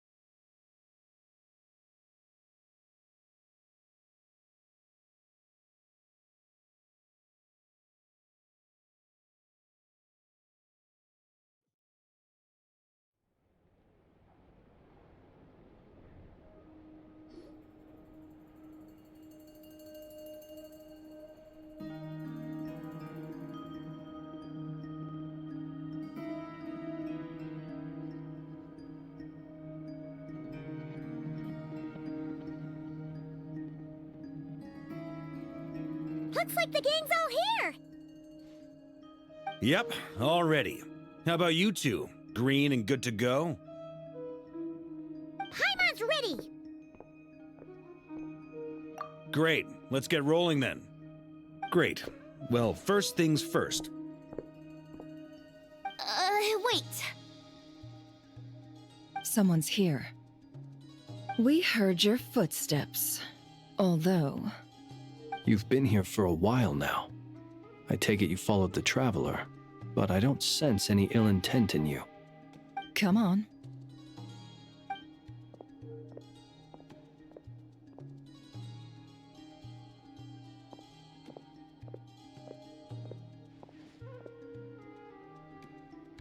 I figured it wouldn't take you long to notice me. I come bearing news from my lady, the Knave. Dottore went through the motions of returning to Snezhnaya, but it was obviously a facade. However, he has not returned to the Kuvaki Experimental Design Bureau, nor has he made an appearance in Nasha Town. Well, in that case, he'll be in his lab way up north. I always wondered why he applied for his own private pad. He was planning this all along. Tell them that Sandrone and I will go on ahead. If they still intend to pursue this matter, they should meet us at the research center in the northern tip of Nodcry. Nice of Columbina's two best friends to think of us. We appreciate the heads up. Our sincere thanks to the Fatui for your aid. Lady Damselette may have left our organization, but at least some of her colleagues remain genuinely concerned for her well-being. Not to mention that the Doctor's increasingly cryptic conduct gives us great cause for alarm. We have crossed swords many times before, but it's not personal. We're just on different sides. We don't lack humanity. And so, as fellow friends of Lady Damselette, it's only right that you should be in the know about this. Arlecchino's situational awareness has saved us a lot of trouble. I'll leave the map here with you. If you do decide to head to the research center, please proceed with caution. And remember, at least while you're in Nodcry, Lady Arlecchino's subordinates are your comrades if you want them to be. This is very accommodating of you. We can't thank you enough. Just doing my duty. I shall take my leave now. If you need us, you'll find us at the Experimental Design Bureau.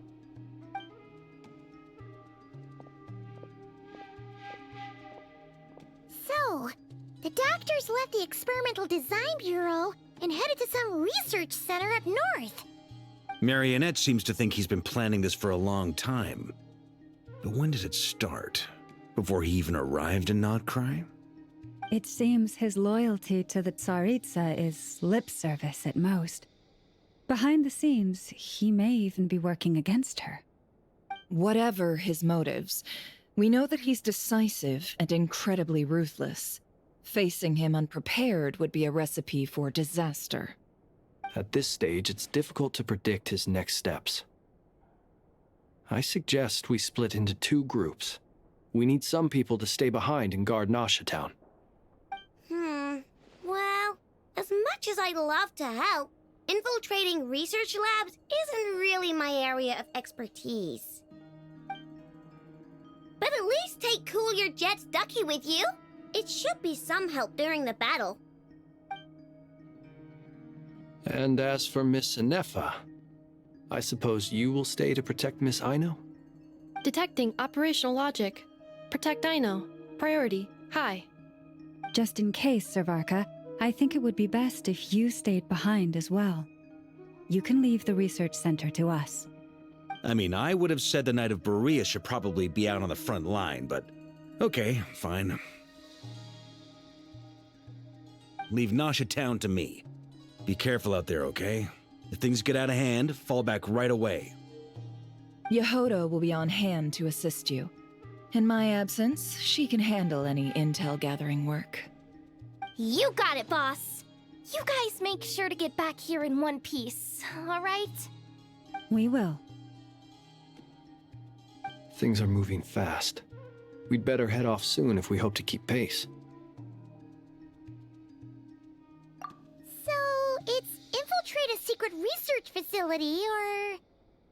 Yeah, alright. Paimon will help out here instead. Sounds like it's gonna be a pretty intense fight. We all have to bring our A game here. So, anything you need to wrap up before we leave?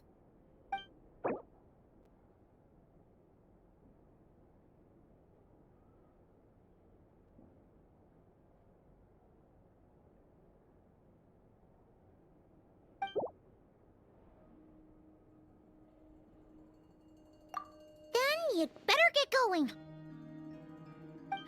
Very well.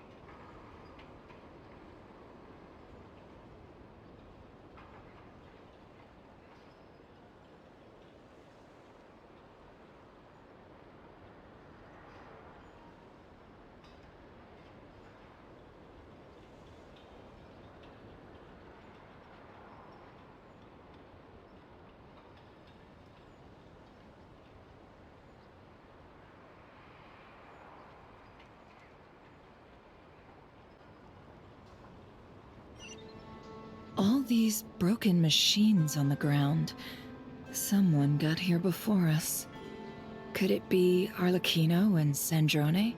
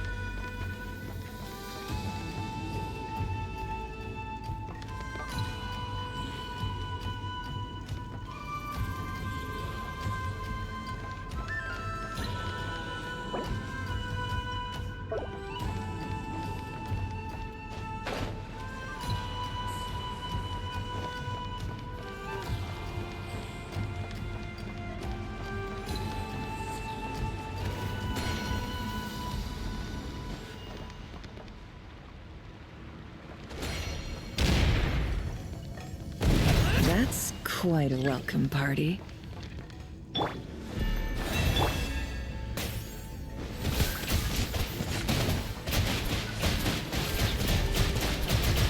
Water jet! Can't hide the truth.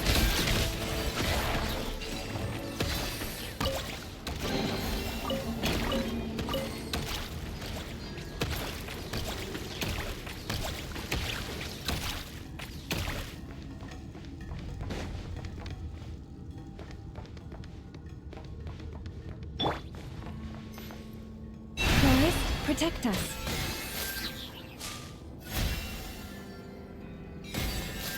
Yeah.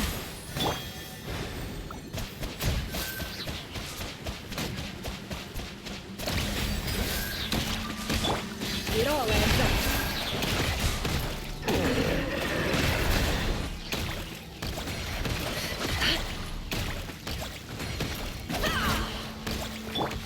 Observe. Be silent.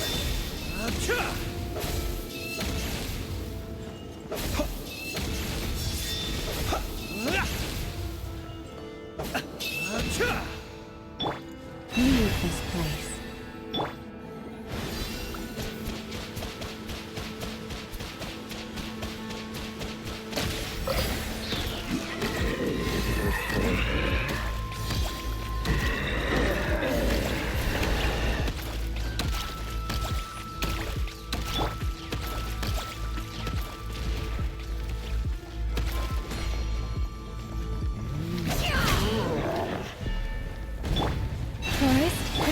Close your eyes. Be silent.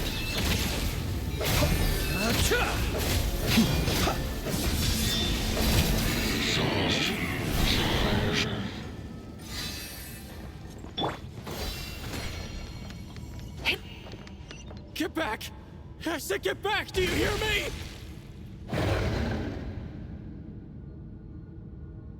Why isn't it working? No! Don't come any closer! Don't!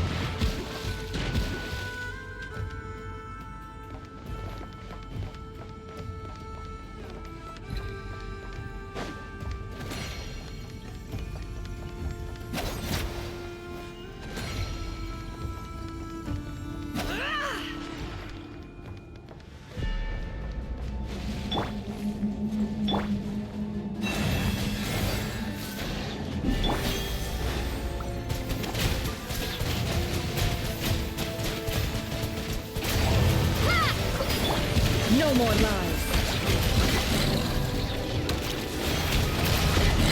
You poor souls. May your spirits find peace.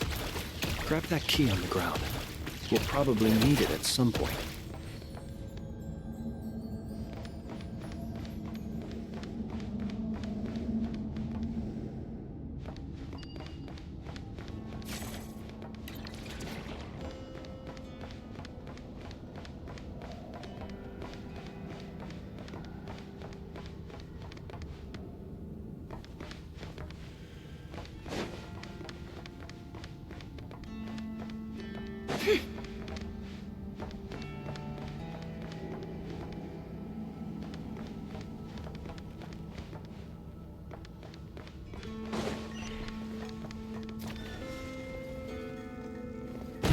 Watch out! Ugh, there's no way through. Let's go around.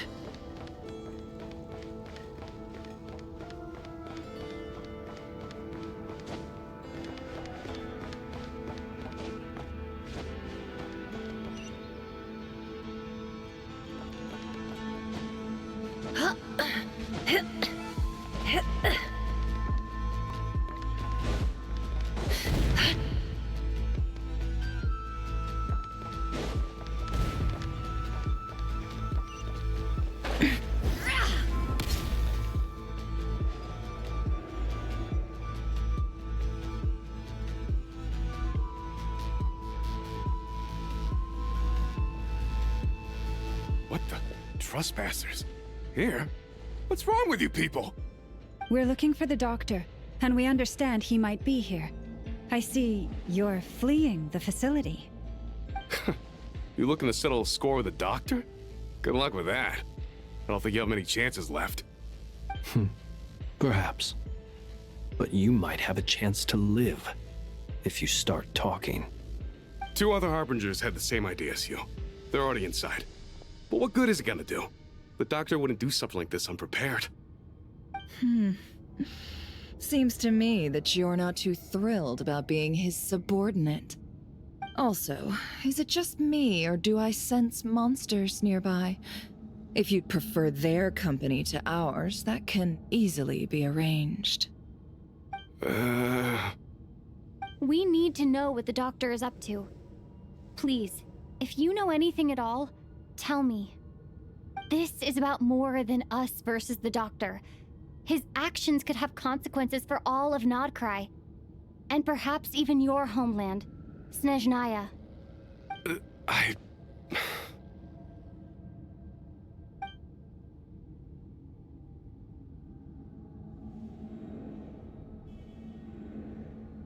He's building something. Ambitious doesn't even begin to describe it. Feels like this could be the big one. God knows how long he's been planning it.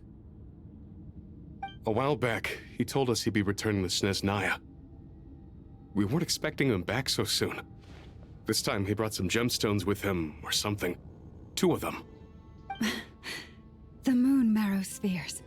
He stole them from their rightful owner, Columbina. Oh, Lady Damselette? Last I heard, she left the Fatui. Before she went, she told us she'd finished what Her Majesty asked of her, and wished to focus on some personal matters. I remember thinking that leaving us might not be the best choice. I mean, I always looked up to the captain the most, and... Back when this all started, the higher-ups dispatched 3 units to Nodcry to execute their plan. They were led by the Doctor, Marionette, and the Damselette, respectively. I was a part of the Damselette's unit to begin with. She never really interacted with us much. In fact, she seemed sort of detached from everything. Not because she was distracted, just felt like she was indifferent to the world around her. Like she had no stake in anything that happened. She always seemed like she was staring off into the distance. Almost as if she didn't see anything worth living for in the present, so she had to look further afield. That's right. She always used to stare up at the sky. The Doctor used to stand nearby and watch her. Apparently they got along well at first, but somewhere along the way, she grew wary of him, started avoiding him as much as possible. After she left, everyone in our unit merged with the Doctor's.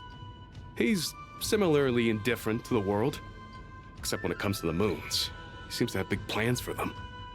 Right now, obtaining the 3 moons is his #1 priority. He even said, if he can only get his hands on 2 of them, he'll create a 3rd one himself. How would he create an artificial moon marrow?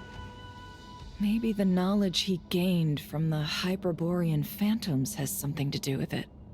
Thank you for cooperating. We appreciate the level of detail. I get the sense that you'd serve under Columbina again if you had the chance. Would that be fair? No, she's no longer a Harbinger. As a member of the Fatui, my loyalty will always belong to the Tsaritsa. I'm only telling you all this because I don't completely trust the Doctor. His actions do not align with the goals that first brought us to Nodcry. I understand. We'll do everything within our power to stop him. The Knaves unit is based at the Kuvaki Experimental Design Bureau. Maybe you can seek refuge with them. Well, now we know what's going on here. Artificial moon marrow. He's likely well on the way to completing it. Dottore's technological capabilities are far more advanced than I thought. I fear this could get ugly. Everyone, prepare yourselves.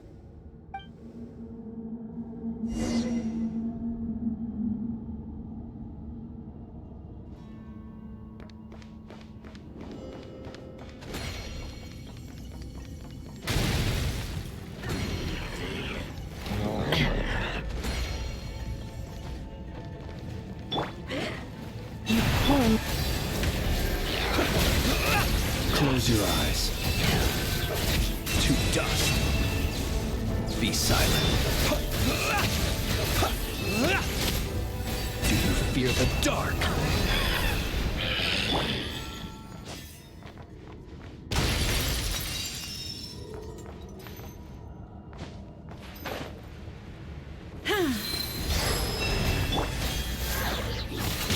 It all falls into place.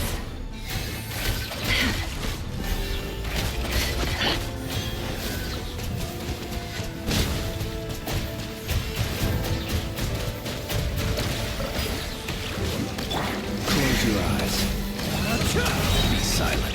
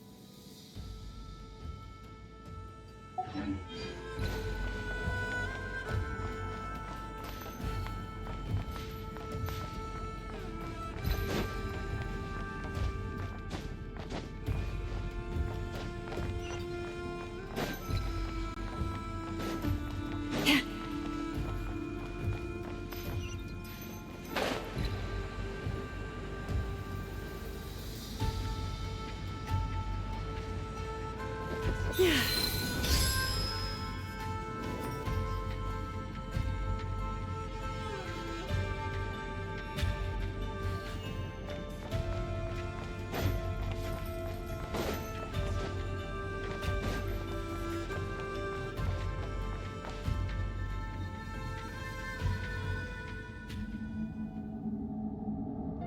Welcome, one and all.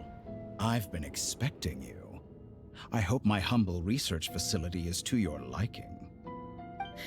Yeah, we really appreciated fighting our way in through a horde of monsters. The gall! You expect us to believe you've just been patiently waiting for us? Of course I have. Should I be worried about something? Everything seems to be going quite smoothly so far, and you've shown up right on schedule. First Sandrone and Arlecchino, now you. Ah, quite a surfeit of guests I've had today.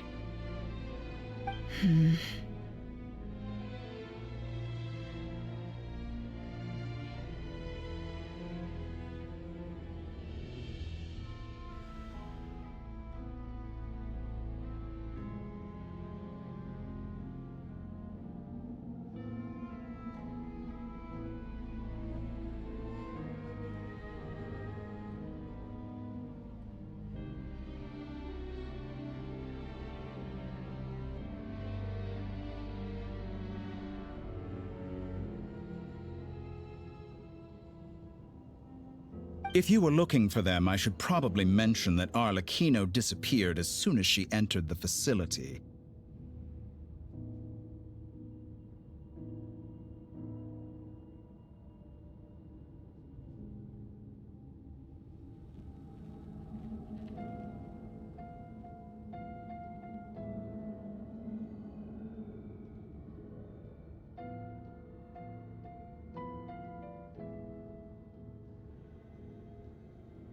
As for Sandrone, why, she stood right here only moments ago demanding answers from me at the top of her voice. Hardly out of character. She never was one for basic courtesy. But I have to admit, I was a little surprised to see her showing concern for someone besides herself. Does everyone you associate with undergo such a change in temperament? Speaking as a researcher, I have to say, it is not a change for the better. It threatens one's ability to remain objective. Well, since you ask... So you've got your hands on the moon marrow, and now you're claiming godhood. Don't you think that's a bit of a stretch, Dottore? I must protest what you are insinuating with that phrase, claiming godhood. I am not claiming anything. I am stating a fact.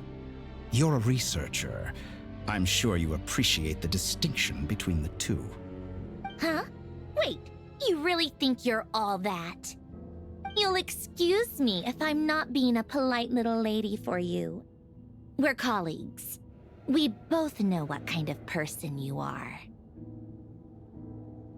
By the same token, I knew you'd respond along those lines. You and I both understand that facts speak louder than words. To that end, I've had my people send you a small gift. It should go some way toward helping you understand my present position. What gift?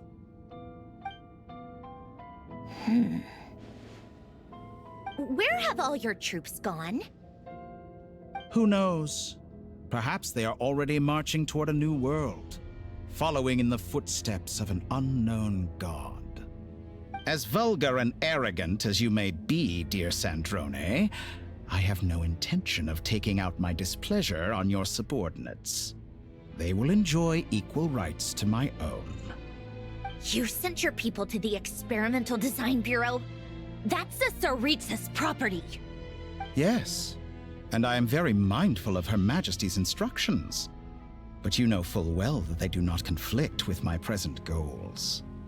In which case, all I'm doing is conducting another one of my experiments. Is there a problem with that? Now then, you have a judgment call to make. Am I simply lying to stall you? Or is it possible that every word I am saying is the truth? In which case, your subordinates really are in danger. So now you've turned on fellow Fatui soldiers. You're completely insane. I have set a new rule for myself. Each person gets one chance. Naturally, that includes you, Sandrone. If you wish to leave, I won't stop you. We are colleagues, after all. Scumbag!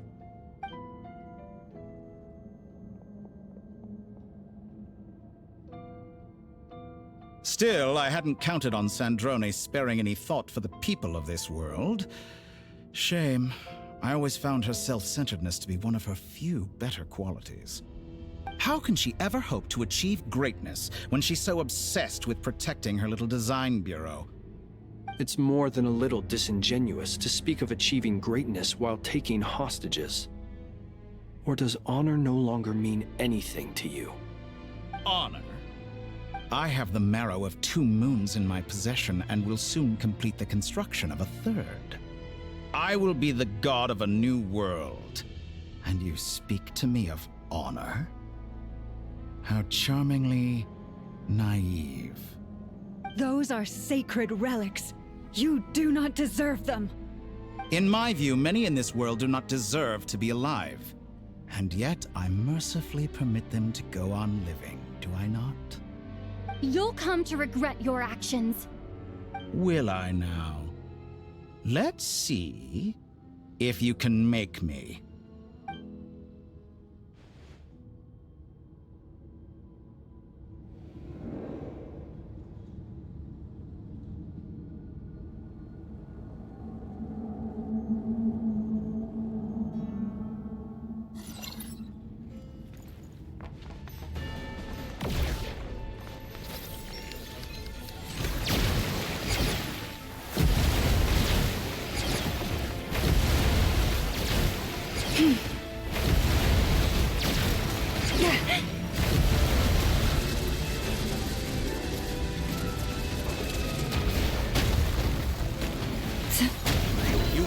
feel a thing.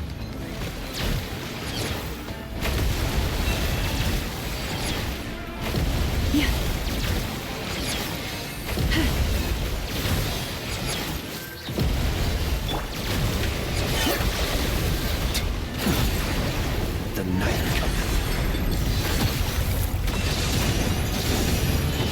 Arlecchino! Thanks for the assistance. Arlecchino? They see you as an ally. What a farce. Target acquired. You're clearly here to destroy my research, not war. I'd say your research is more valuable than your life. Am I wrong?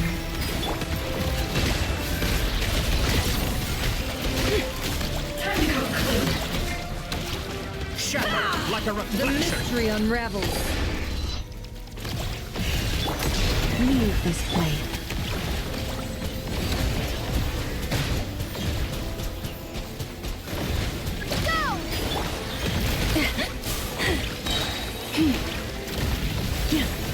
Forest?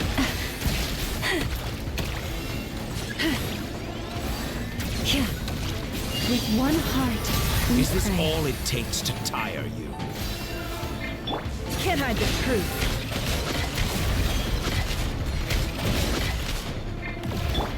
Your actions betray your fear of me. Water jet!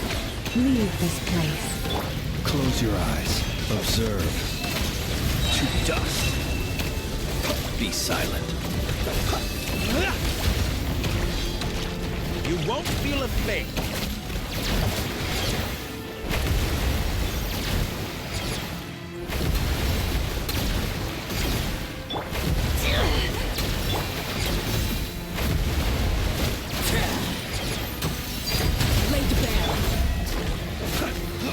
Close your eyes. Dottore is too powerful with the artificial moon marrow in his arsenal. Fighting him is futile. Quickly! How's this?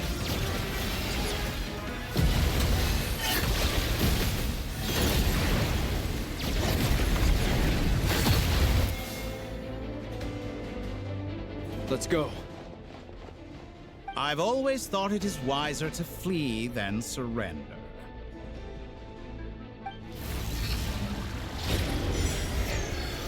Watch out! What the? Forget about me! You should... Where's the Traveler?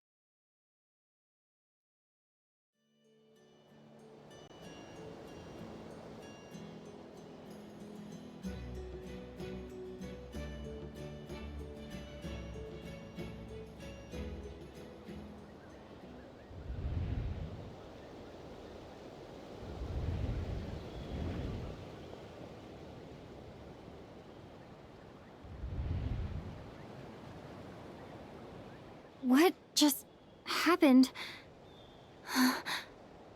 Nasha Town? How did I get here? Strange. I remember being trapped by Dottore during the battle, and now, all of a sudden, I'm here. Something weird is going on. I guess I'll start by exploring the area. Traveler? What brings you here at this hour? Huh? What are you in the mood for today? A hot dog? Or something else? We've got some special discounts at the moment. Want to see the menu? Sorry, I'm not hungry right now. Ah. Well, feel free to take a seat for now. Let me know if you change your mind. Everyone seems to be acting normal. Am I just overthinking? Oh, darling, look who it is. One of our regular customers. Get the traveler something to eat, would you, dear? Wait. Why is he talking like that? Well, I'd love to, but can't serve a customer unless they order something. Anyway, I take it your business is wrapped up? Yes, thankfully. It was a long trip, and it's left me feeling pretty exhausted. But the upshot is, I won't have to leave again for a good while. We can have some quality time to ourselves. Wait. These two are a couple? I see some kids around too. I didn't know they had a family. Hey there! I haven't seen you in ages! What's keeping you so busy? I've been looking forward to playing with you again. You forgot already? You're silly. Daddy brought you over to our house recently. We had some snacks together. What is she talking about? We've had a lot of customers over the last few days, so we've been real busy. And like my mom always says, some people are more than just customers. They're friends. Oh, another customer's arrived. I better go see what they want. This is all wrong. I never once heard the owner of this restaurant talk about their family. It certainly isn't a family-run business. And that child, I don't recognize her at all.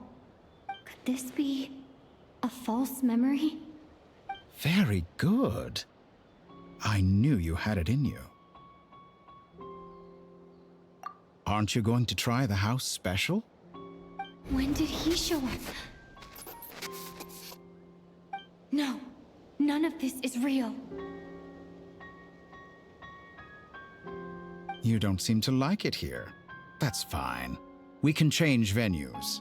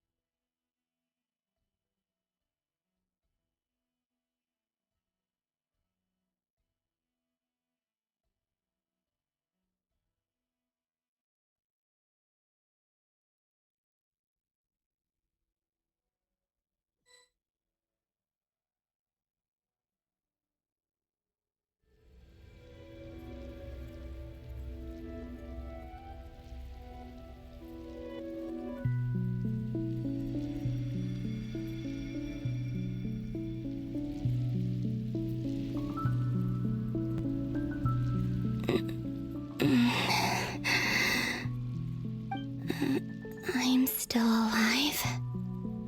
Where is this place? It took all my strength to open the moon gate, and then I leapt into it. So this is the moon's reflection? The mysterious realm beyond the gate?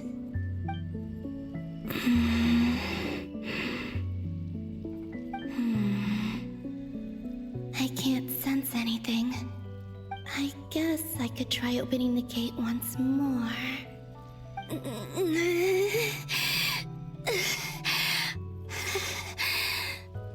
No response.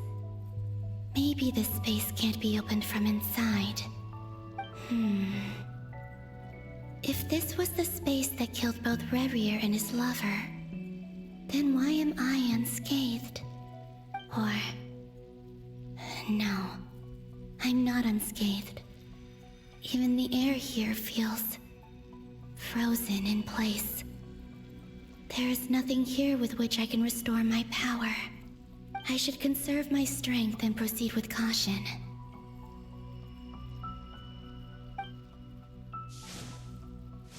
I don't believe Dotori's scheming will stop just because I escaped. If there is any chance that I can get back to the others, any chance at all, I must return.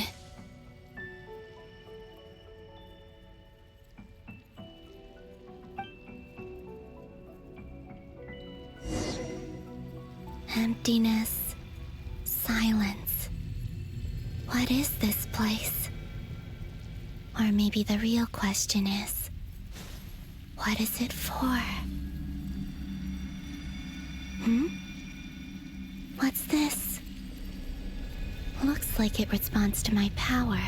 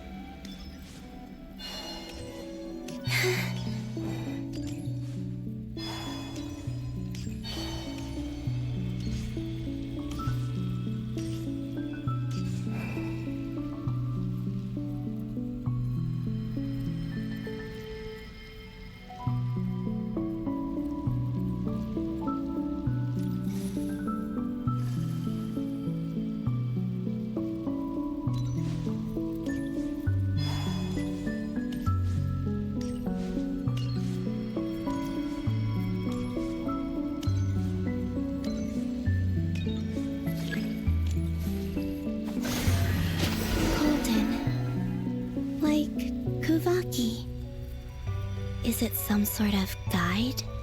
And why does it feel so familiar? I might as well follow it.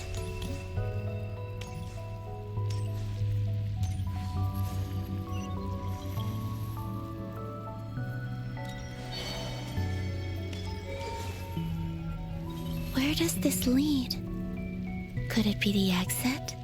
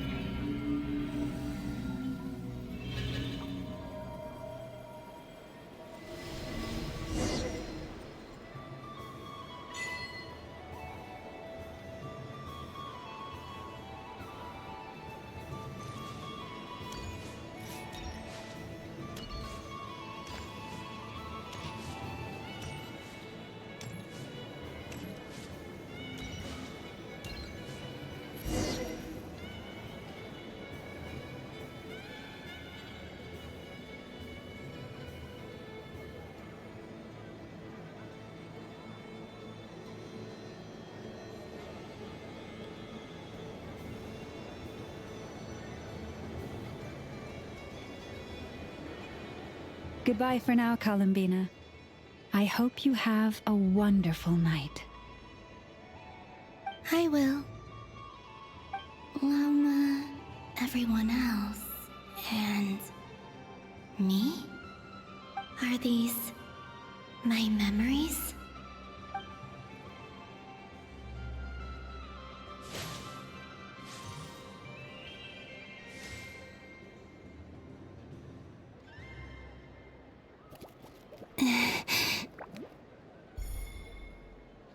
I can't touch them.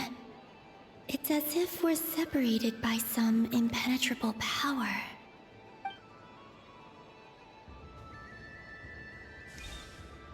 Over here! Over here!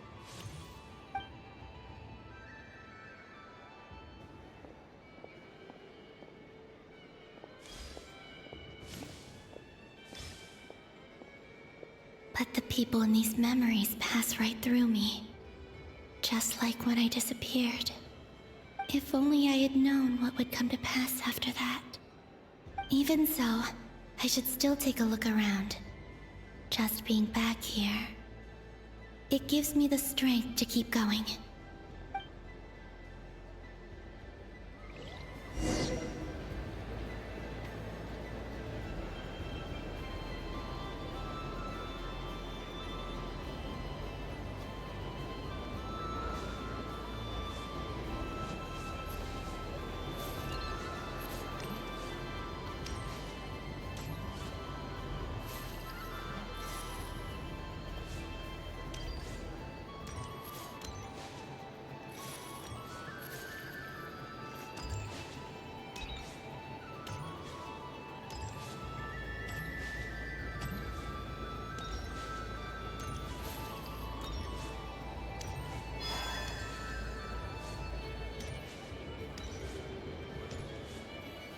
Welcome home, Moon Goddess.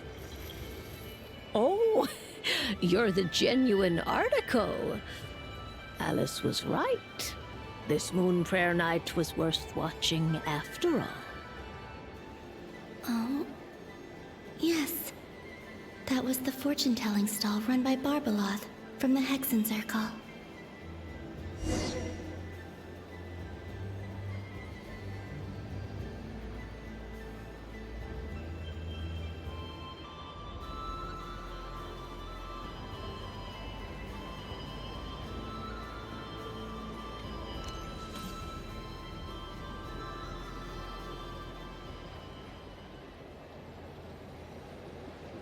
Please, draw the first lunar arcana.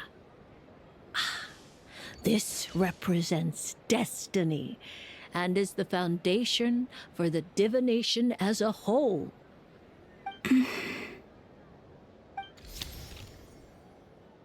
My destiny. I believe the card I drew was the moon. Now that I think about it, Barbeloth's divination was absolutely right. It's almost time to draw the last card. The one that represents the future.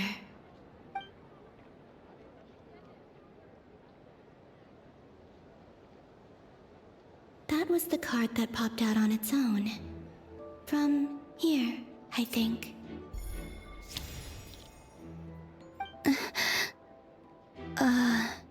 Kuvaki Pulse? What? Fascinating. I've never encountered this before in my role as a diviner. What's going on? Did that card leave the deck? Because of my influence? All I did was try to touch it, and then... Maybe this memory space is not untouchable after all. Are there weak points in the barrier? Or... is it possible that there's more to this space than my memories alone? This card is death. I need to get to the bottom of this. I'll try touching something else.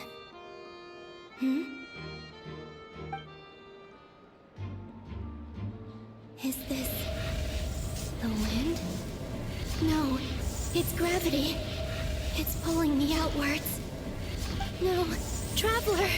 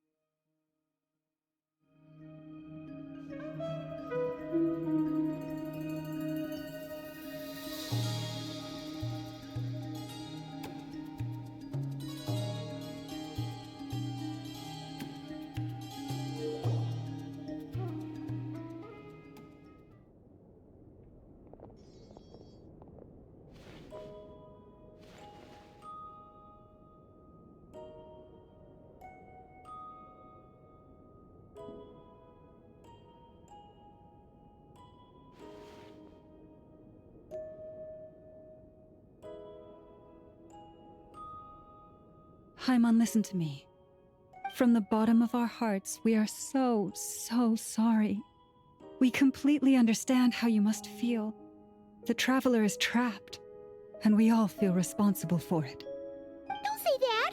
Paimon's not a little kid! You didn't leave her behind on purpose! There was nothing you could do!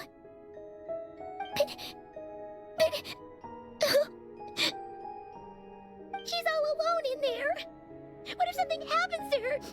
What are we gonna do then? We've barely spent any time apart since we met. Is she gonna die? We must find a way to rescue her. We were all involved in the operation where she was captured, and we do not abandon our comrades. That being said, it won't be easy. Through conversation with the others on our return, we've arrived at a basic idea of what we're up against. Dottore's lab has clearly been in operation for a lot longer than we realized. We found many monster samples stored there. In all likelihood, they were materials he used to research his latest technology. We also know that through his contact with the phantoms of Hyperborea, he gained knowledge about the moons and certain Hyperborean technologies. Using this knowledge, he then fashioned an artificial moon marrow to serve as a replacement for the frost moon beyond the sky. Unlike Columbina, Dottore is not being rejected by Teyvat. And even with 2 of the 3 moon marrows, his power far exceeds all of ours combined. Once his 3rd moon marrow is complete, Dottore will have completely seized the authority of the 3 moons. Teyvat's most primordial powers will then be in his grasp. Does that mean... I'm afraid so. No one could have predicted this level of insanity. Not even from Dottore. And unfortunately, his insanity is coupled with an intellect and ambition that not even his peers in the Fatui can match. This is dire. Sounds like the world is done for. The 3 moons' authority can influence the very fabric of time and space. I dare not imagine what a monster like him would do with that kind of power. The trouble's already begun, I'm afraid. On our way back, we discovered that part of Nodcry is being enveloped by an unknown energy. We cannot ascertain what is happening inside. I'm convinced this is Dottore's doing. Not that there's any way to prove it. The issue is, we have no idea what his intentions are. The only thing more frustrating than facing down evil is knowing that it will surely come, but not knowing when. The Doctor is guilty of numerous crimes at Mondstadt as well. One of our knights, well, former knights, his father was murdered by Dottore. His ideology and methodology are a danger to everything in his path, from individuals to entire nations. He does not feel guilt, even when he acts against his own people. He doesn't see them as his own people, that's why. People like him see everyone else as beneath them. Right. He views other people only in terms of how they can benefit him. That's the basis of all his social connections. Granted, he's hardly the only harbinger to pursue their own interests. We all do. And Her Majesty is gracious enough to permit it. Still, her mercy has its limits. Dottore's actions have gone beyond even what the Fatui could have imagined. Usurping divine authority to become a god. For a servant of the Tsaritsa, that goes beyond being disloyal. It's treason of the highest order. We can't expect him to heed the Tsaritsa's will once he gains the 3 moons' authority. Even we harbingers consider him the most self-interested among us. Poor Traveler. Of all the people to get caught by... We have to go save her! Right now! Please! We gotta find a way! Paimon, I promise you, we are with you all the way. I get how you feel. I do. But it's gonna take more than strong emotions to take down an enemy like Dottore. What we need now is more information. Right.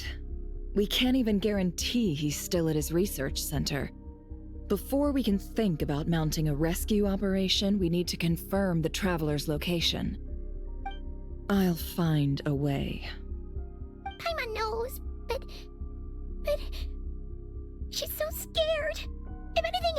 the Traveler. She might be the strongest person Paimon knows, but she's still human. She feels pain and bleeds just like anyone else. Then think things through before you stick your neck out.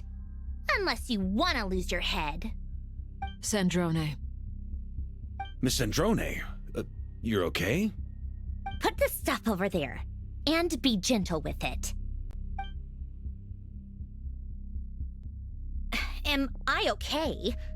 As you can see, I've had to move my whole livelihood out of the Experimental Design Bureau. It's been swallowed up by Dottore's energy field. If I'd left it any longer, I probably would have gotten stuck there.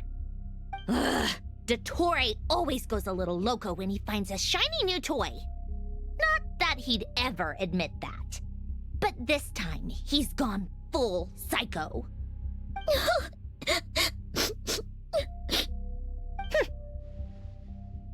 Just go ahead and cry already.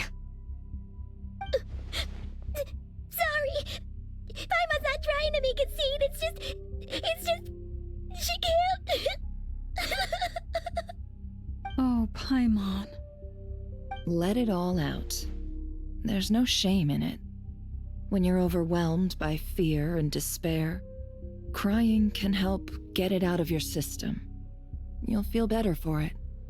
Okay then, while the baby of the group is having a moment, how about the grown-ups get to work? Give me your hand. You've made a discovery? Polonia, scan.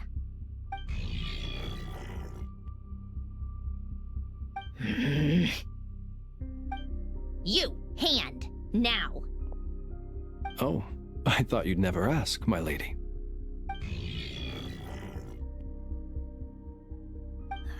Curses! You're next, then you.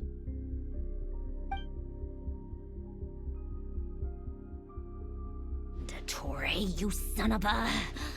He's done something to us! Everyone who entered his research center has been implanted with some sort of curse. I don't feel anything unusual at the moment. Does that mean it hasn't activated yet? Is there a way to figure out its purpose and what might trigger it? My best guess is Dottore created it using the Moon Goddess's powers. 1 second, analyzing. Ugh! That friggin' maniac! So, what twisted game is he playing this time? The moment I analyzed the energy composition, some encrypted text appeared in my mind's eye. And when I deciphered it according to the Fatui standard encryption protocol, I got the following message. Feel free to run, or you will perish in nod cry. He's mocking us. Yep, he loves to toy with people. Only in this case, there might be more to it. But I didn't detect any murderous intent or malice either in the message or the curse's energy. As if this is him at his least malicious. Or perhaps all people are cowards in his eyes. Maybe he thinks the threat alone will be effective. What a despicable person. And he has the Traveler in his grasp.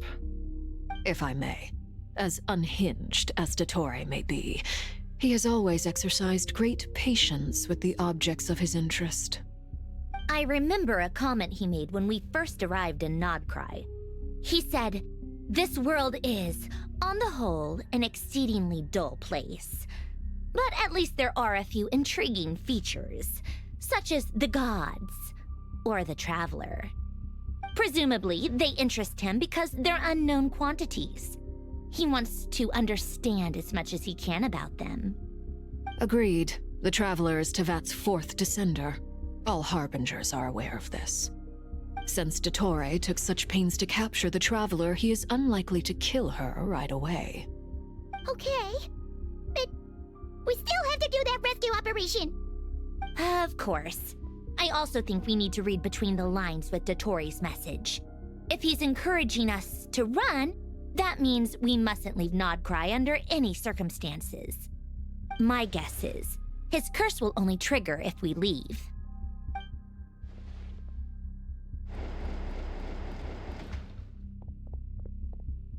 We've discovered multiple energy fields. Albedo is still attempting to analyze their structure. He told me to report back first. Each field is slowly growing, swallowing up more of the surrounding area in the process. And the pace of their expansion has increased since we first examined them. He's probably trying to swallow Nodcry whole. His nefarious ambition knows no bounds. If this continues, the whole of Tevat will be in trouble, not just Nodcry. The loss of Columbina could not have come at a worse time. Do we think she's truly gone for good? She entered the space beyond the Moon Gate, knowing what became of Rerir and Thalindus.